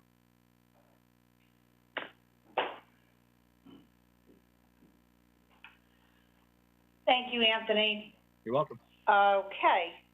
Our next department is our tax collector, and that is on page 127. And before Dave goes into his budget, I just want to remind both of you that we talked about this department is impacted by the staff change that we are implementing in the budget. And Dave can obviously speak more closely about it, but over the many months of talking, and then of course our budget deliberations and meetings with our department heads, Dave brought it to our attention how much extra work the department was taking on answering questions regarding sewer tax bills and such. And there was additional issues when he lost a position in his department several years back with keeping up with top-level customer service for our residents. And Dave can speak about the certain issues about follow-up mails that would come back and weren't being, there wasn't the time to attend to those. So we worked it out so that WPCA would pay 80% of this salary and 20% would come out of the town side. And so I'll ask Dave, batter up. Remind me of the And, page. if you want to talk a little bit about this position and then go into your budget as well. And Yeah, just Very good, thank you. page number. 127. We're on page 127. Thank you. And everyone can hear me okay? I can. Okay, Yep. great. All right, so we're on 127. This is my expense budget. As Brenda was discussing, the majority of the increase overall, which is about a 1.9% increase, is the proposed position where it would be 80% through WPCA, 20% through the tax office. So this sewer rent collector position, they would serve as the primary position that would deal with we have over 16,000 sewer use bills that we issue on an annual basis every October. So they would prepare the billing, they would resolve any billing issues, they would make adjustments to bills, they would process ownership changes. So they would do a lot of the technical aspects of the sewer use billing. My office has always collected the sewer use payments, but we never handled the technical aspect. And what's realized here, the benefit to the taxpayers is that what we're trying to create here is a one-stop shopping experience. We're trying to make it more convenient, more efficient for the taxpayer. When they come into our office and they say, you know, why is my sewer bill so high? That's a very difficult question. It's not like when someone comes in and says, why is my car tax bill so high? Well, if you have a brand new car, it's based on value, so it's an easy explanation as to why it's so high. A sewer bill, it's a utility. It's based on a portion of the amount of water that you use throughout the year. The amount of water that you use in the winter months is calculated into your sewer bill. So when someone says, why is my bill so high? We can't answer that right away. We have to look into the bill. I've worked with Aquarion, the water company. They've showed me how to use their system, which in turn I would show and train this new position on how to use, because you have to, when someone says, why is my bill high? We have to look into it. We have to investigate. It's not a simple answer. So that's where this position comes into play. We're not sending these individuals away from our office, scratching their head or confused, having to go to another department. They come into our office flustered with their high bill, and in this scenario, we can give them an answer right away. We don't have to send them away to another department. Certainly that the other department always handled it, no problem, but I just think in this scenario, it's much more efficient, much more beneficial to the taxpayer. So sorry, am I confusing? So then when they go to WPCA, they've already gone to you? Correct. Yes, because my office has always handled the collection of the sewer use tax. And, any simple questions such as, when is my bill due? I can't find my bill. Could you look it up for me? Things like that. But the technical aspect, preparing the bills, adjusting the bills, investigating why a bill is a certain amount, that was all handled previously by the position that was in DPW. So then the cases that we see in front of WPCA where they're asking those very same things and we're making determinations is something separate?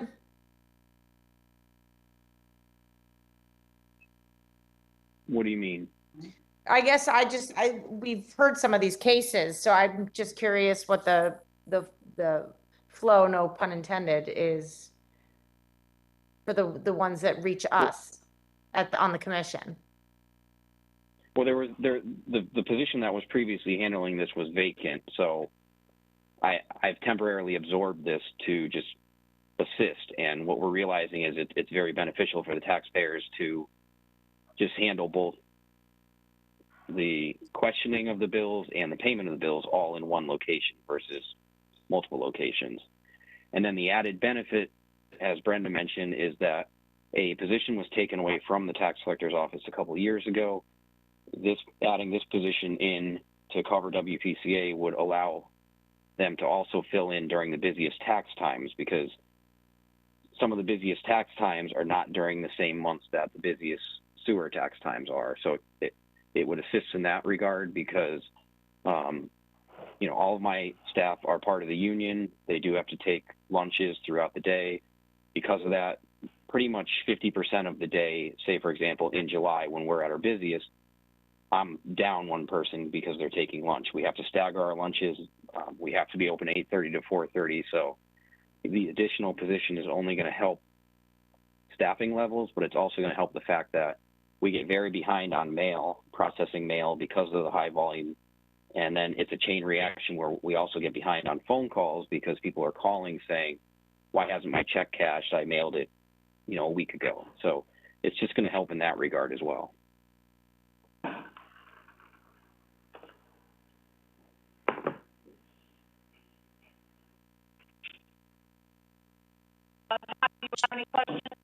Yeah, first of all, I want to say I've had to deal with the tax collector a couple times this past year with questions that I had and the things, and I want to commend you, your department, yourself included.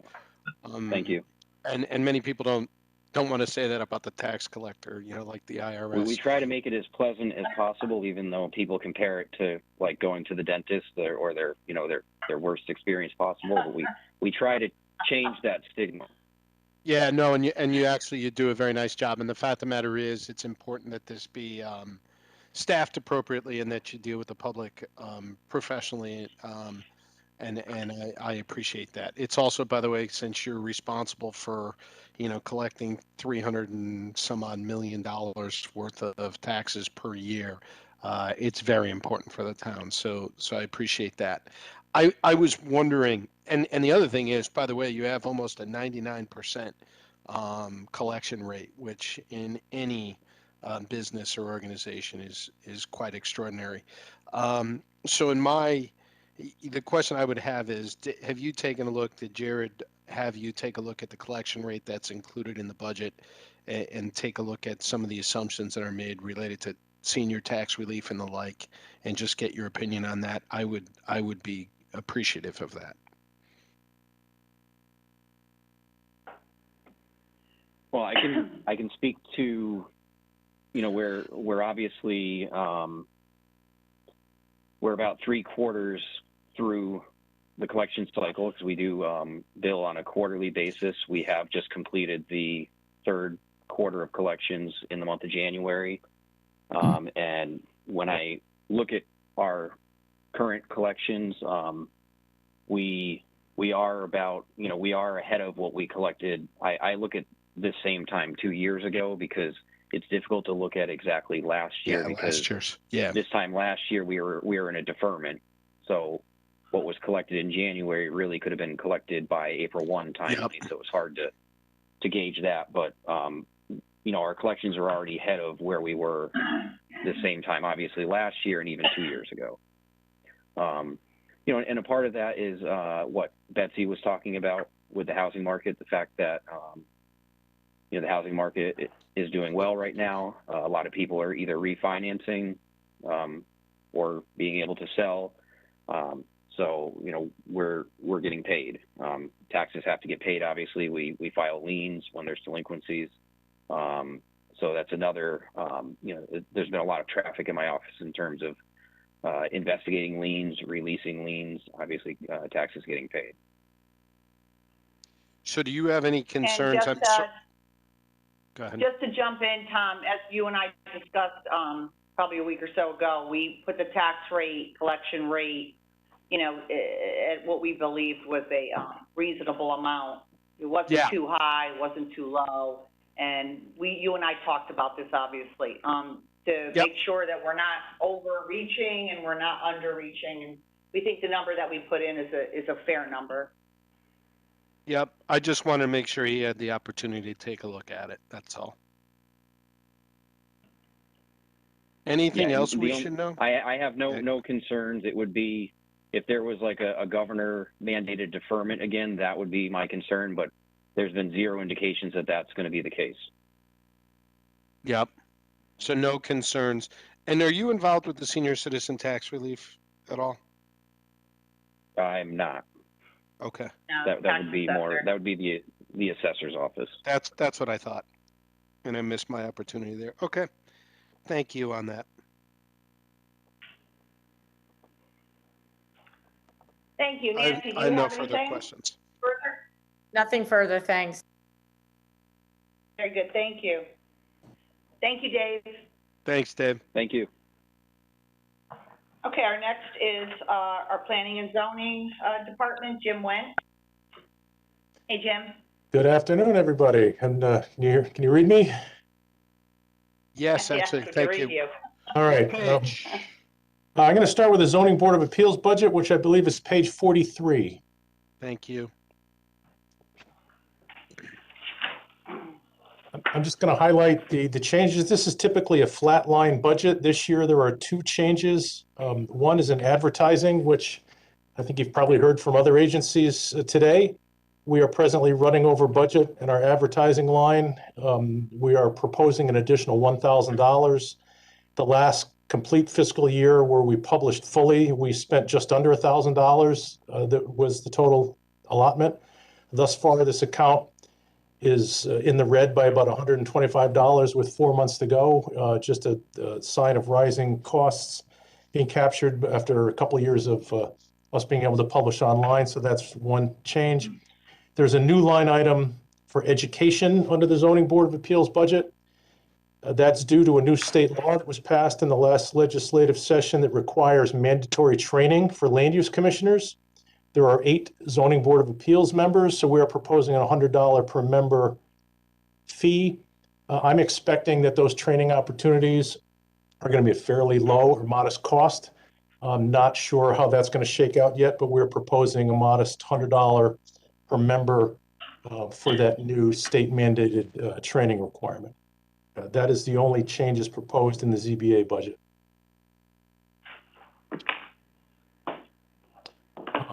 The TPZ budget is on page 45.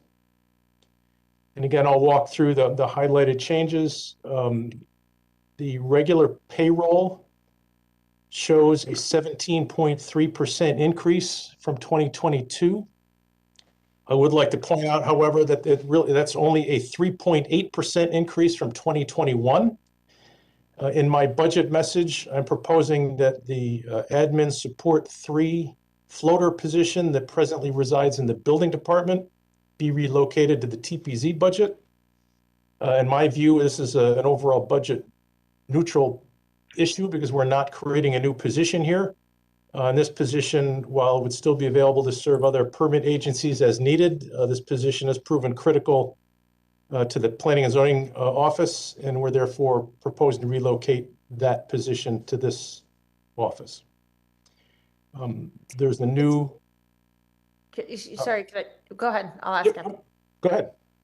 I was just going to ask what happens in the relocation. Is it really just semantics and location in terms of workload? Is something going to be taken away from?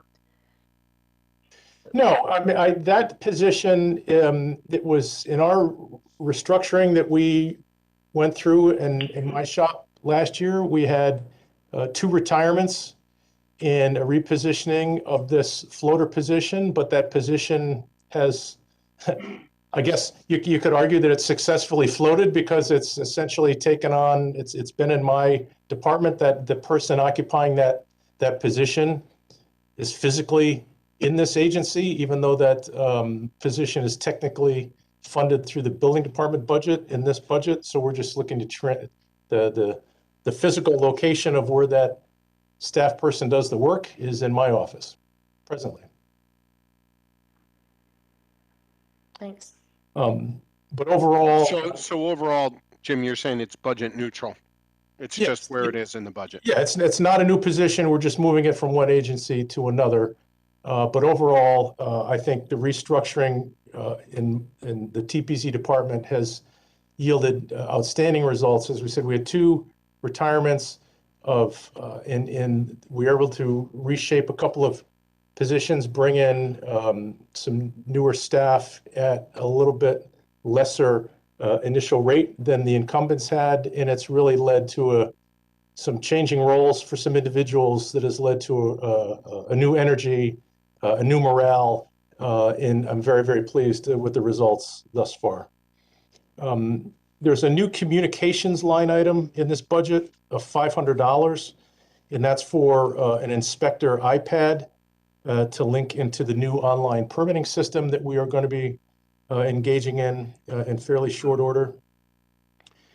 Similar to the ZBA budget, I'm proposing an additional $1,000 line item increase to the advertising, as again, we're running over that budget.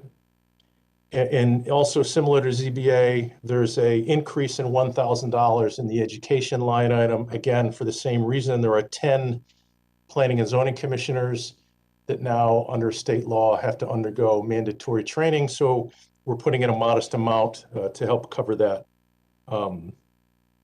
potential expense. Jim, you talked about the iPad a little bit. Is this going to be a convenience for the public that they don't have to come in anymore?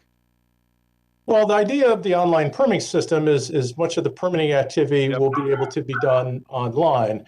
From the iPad perspective, it would allow the inspectors in the field to interface with that online system with either site photos or note-taking or inspection results that they can record in the field to link into the online permitting system. Right, Similar so it's speed. Yeah, it's convenience in economy. It's my understanding that the building inspectors are using that technology presently in their rollout, and we're starting with one device to see how that might play out for us. That's all I have for the question. I just want to touch on revenue briefly. The revenue projection is utilizing a 3-year average, which is about a $90,000 number. But what I really want to draw your attention to on revenue is what you don't see in the department revenue line.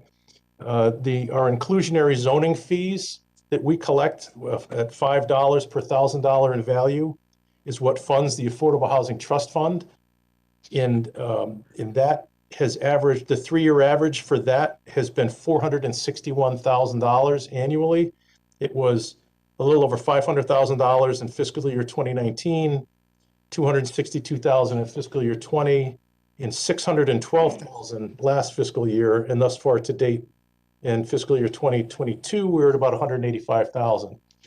So there are some substantial revenue streams that do come in from that aren't reflected in the revenue line of the TPC budget. So I just wanted to mention that. Right. Talk about that for a little. Can you just talk that through a second? You said it's not in the. It doesn't show up in the revenue by department line because it's a revenue fund. The money that we collect for the zoning fees goes straight into the housing trust fund, so it doesn't show up in the revenue by department line and the individual, permit fees. So it's a revenue account that gets funded through that. I just wanted to highlight the revenue that gets created.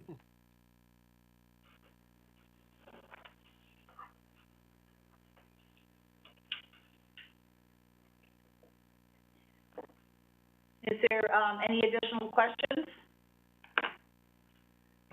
I'm good right now. I'm fine. All right, thank you. Thank you. Before I lead in to Sean, I just want to thank Jim for his efforts to assisting us with the modernization and restructuring. And it's very good to hear that his department is lighter and working more productively. And I also want to thank him and Sean, who will be up next from our building department, along with our conservation director, for all their hard work in getting this permitting system off the ground. As you've heard me talk about for the last 2 years, how antiquated our system was, and that we really needed to, do this for the efficiency for our residents, businesses, and just make it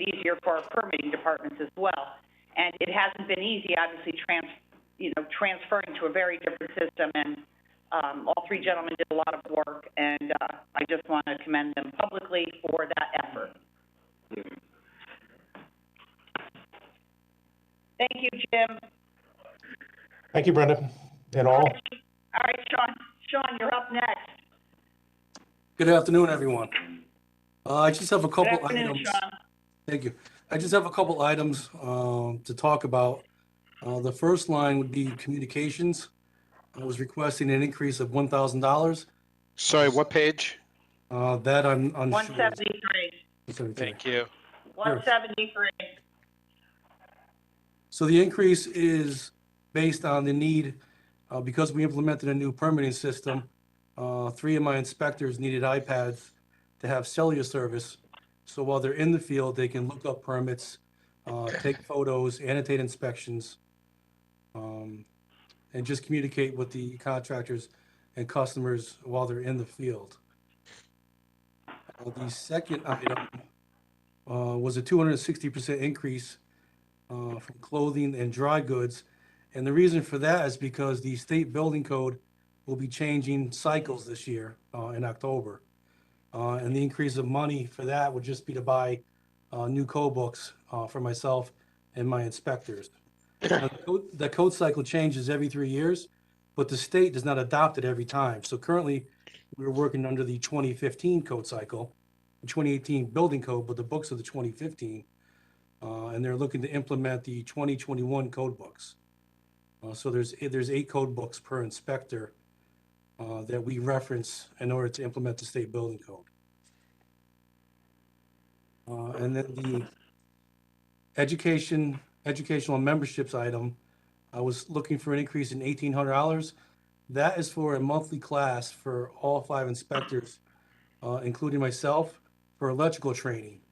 It's a monthly class, it's 2 hours each month, and the credits go towards the required continuing education that we need to maintain our building official licenses.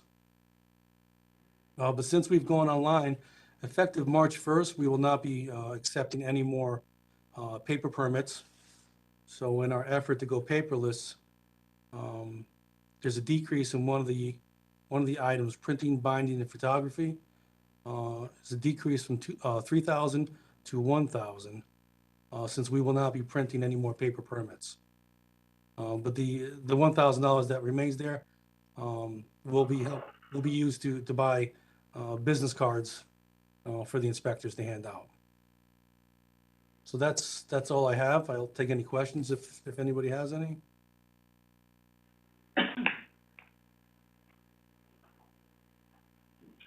Are there any questions from the board, from Mr. Reed? No, I'm actually pretty good here. No, thanks. All right.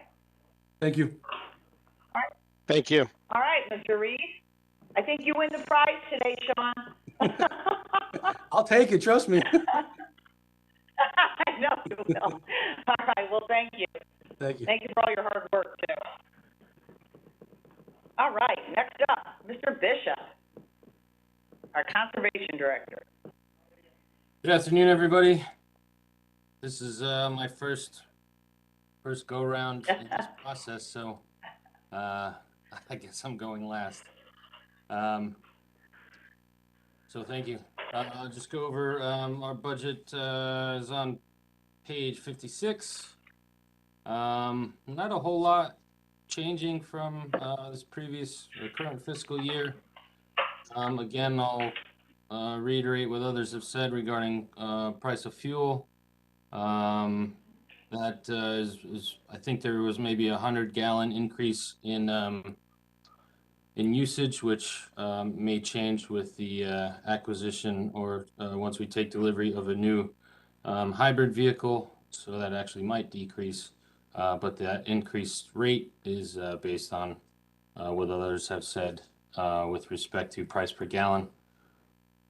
At the bottom, capital decrease is related to the purchase of that vehicle. That will again be a Ford Escape hybrid for staff use and inspections and daily daily travel. Any questions on that page? No. On the back page, on page 57, there was a slight increase over the previous year related to education and memberships. And again, that's mostly for staff. I hope to have staff provide staff with additional training related to wetlands courses and other memberships such as CAUSE and SWS, or Professional Wetland Scientist organizations. Any questions on those items? No, just in general, how do you feel the department's functioning? How are you getting through the day-to-day work? And the reason I asked the question is there was so much discussion in previous years before you were there about the restructuring of this department and what a challenge it might be and things. And I just want to hear how it's going from your perspective. I think it's going well, and a good segue into the next item, which was the request for a part-time admin clerk type staff. And a couple things looking forward that I think will help streamline just day-to-day operations. One being the online permitting system that you're aware of coming online, at least this department coming online full-time, hopefully around April 1st.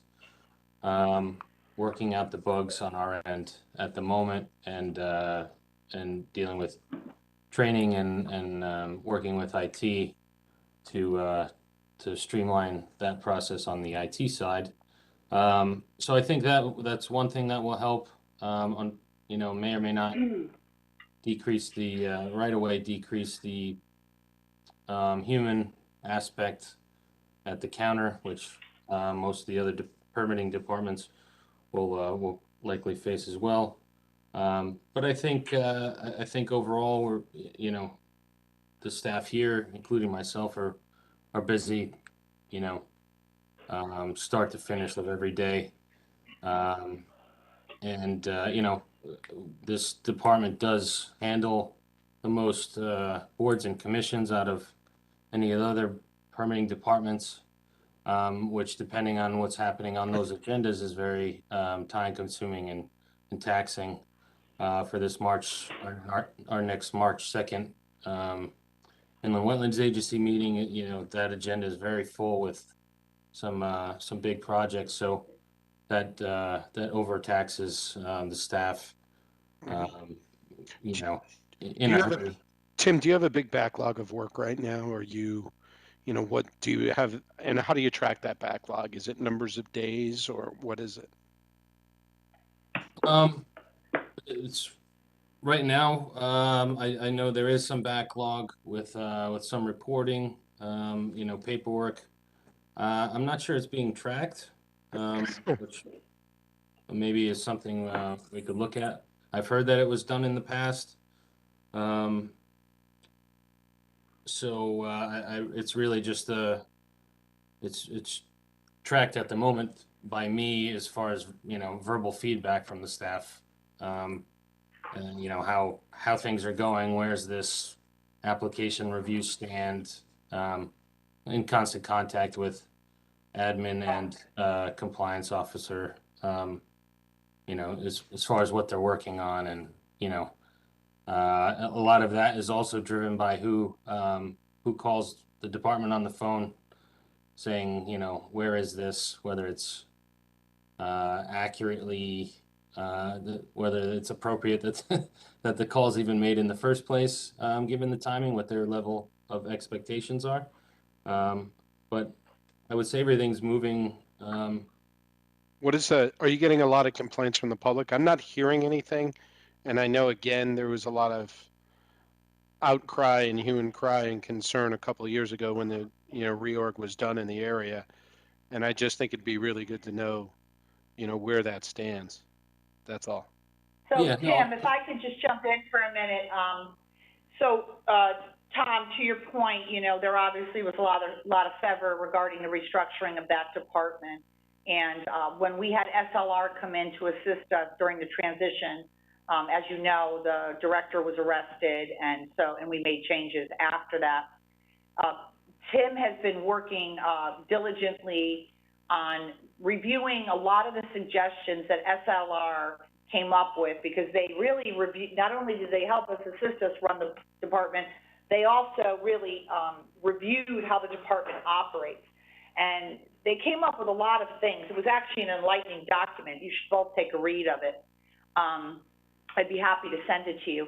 But it identified a lot of systems that were in place that were not necessary. And it also showed, and Tim can speak more closely to this, but it showed that our fee structure was out of whack, that we were doing things we shouldn't necessarily be doing, that was adding a lot more workload to the department. So once Tim has implemented those things, he's going to bring them before, or did you already? I can't remember, Tim. If you brought those forward to the Conservation Department, you can talk about that.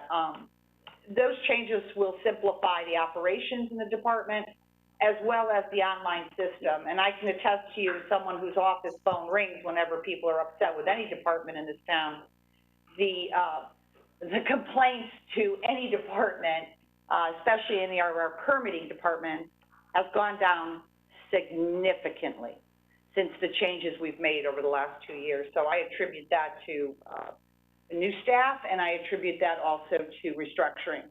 So Tim, if you want to speak a little bit about, I know it's a complicated issue and this is really not the appropriate time to go into that level of detail, but if you could just speak a little bit about some of the things you're doing to streamline, that might be helpful. thank you, Brenda. Yes, and to Brenda's point, I was going to go down that path as far as streamlining and the aftermath of restructuring.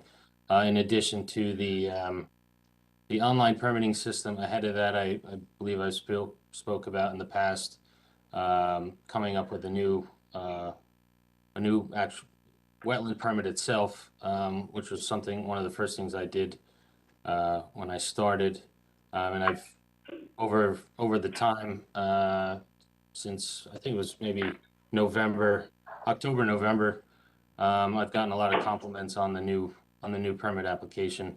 That in itself translates onto the online permitting system, and that the permit application helps streamline on our end because it it asks for a lot of the questions that we end up chasing down applicants for.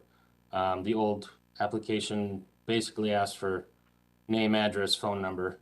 So when we would take in an application for a project, there's a million more other questions that we need answered. So this accomplishes that. Down the line, things I'm looking to, in the process of proposing and working with the Conservation Commission subcommittee at the moment include the fee restructure, as Brenda mentioned. I think a lot of the actual structure is so complicated that most people can't figure it out at all. And I would like to see that change, not so much on the pricing, although that is an issue, but just the actual structure itself. I've proposed almost like a menu a la carte style, depending on what your project is. This is what you're doing, pick the price. If you're doing a new house with a shed and a pool, here's the 3 prices, that's your total. Just to make it as simple as possible, which helps us all. And it's obviously more user-friendly for the constituency and residents. Dealing with bonding, I think for majority of the projects, a bond's unnecessary.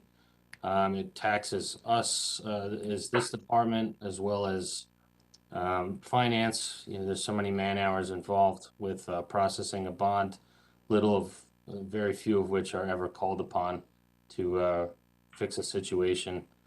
And it holds people's money for a long time. which I think is unfair. Not saying that I would propose to eliminate bonds.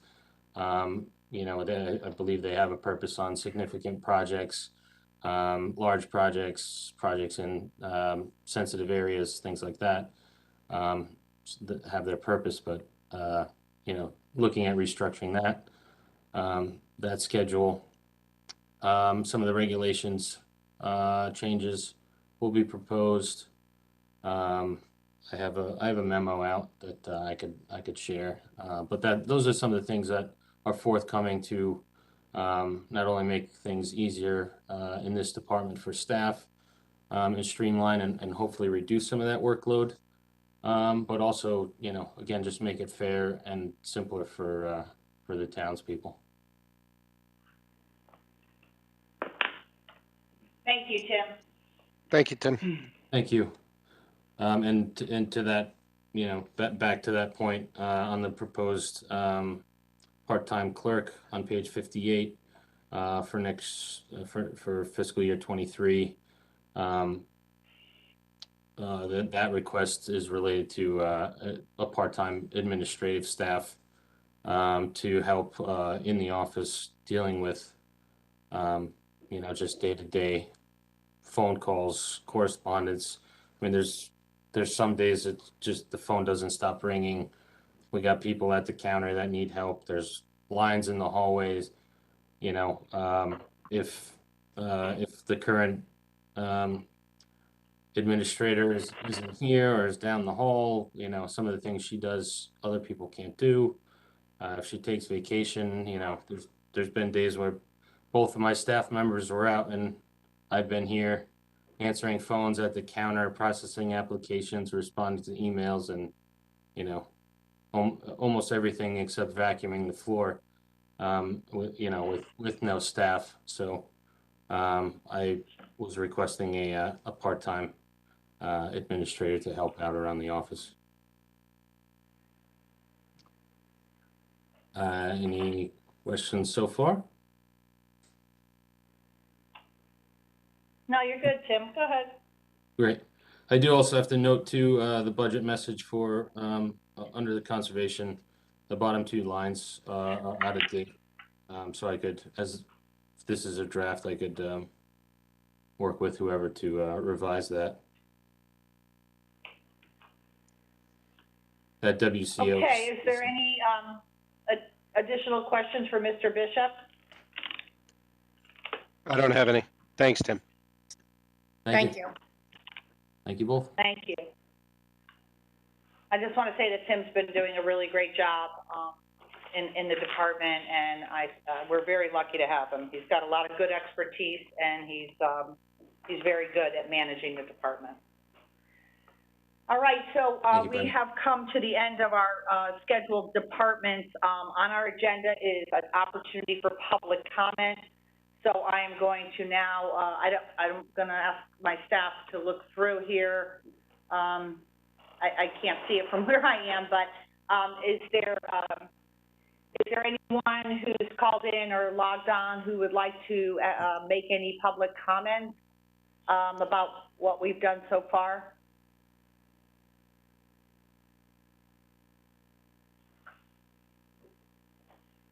Okay.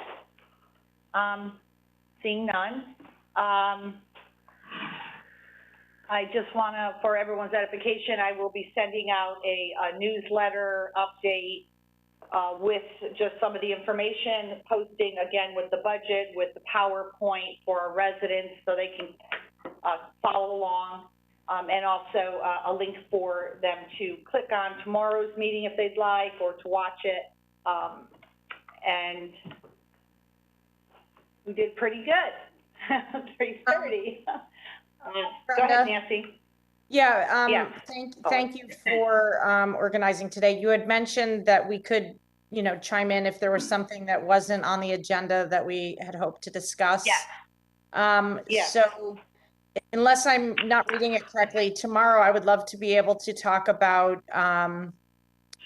your office, the office of the first selectwoman, the legal affairs department, and it doesn't look like we are going to hear from the actuary or have an overview from the finance department. I think that would be important. So those would be my 3 concerns or requests that I would like to hear from. And then I did have a couple of, I'm sorry. Okay. And then, Go ahead. I just have a follow-up question for Ross, and I know he's now gone. Is it, so I I can don't know ask him if to be on tomorrow.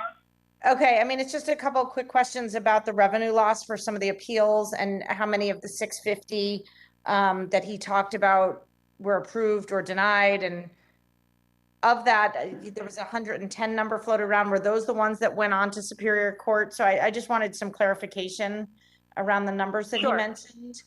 Yep. And then I would love to just talk maybe tomorrow and just kind of put this in for 2 things.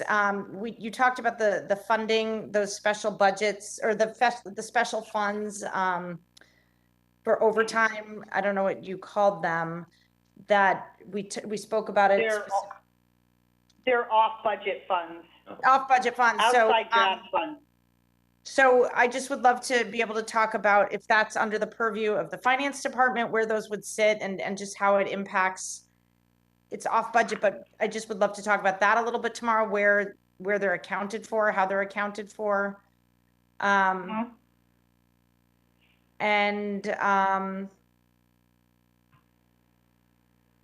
those are my broad questions today, but I think, you know, as I marinate on everything we talked about today.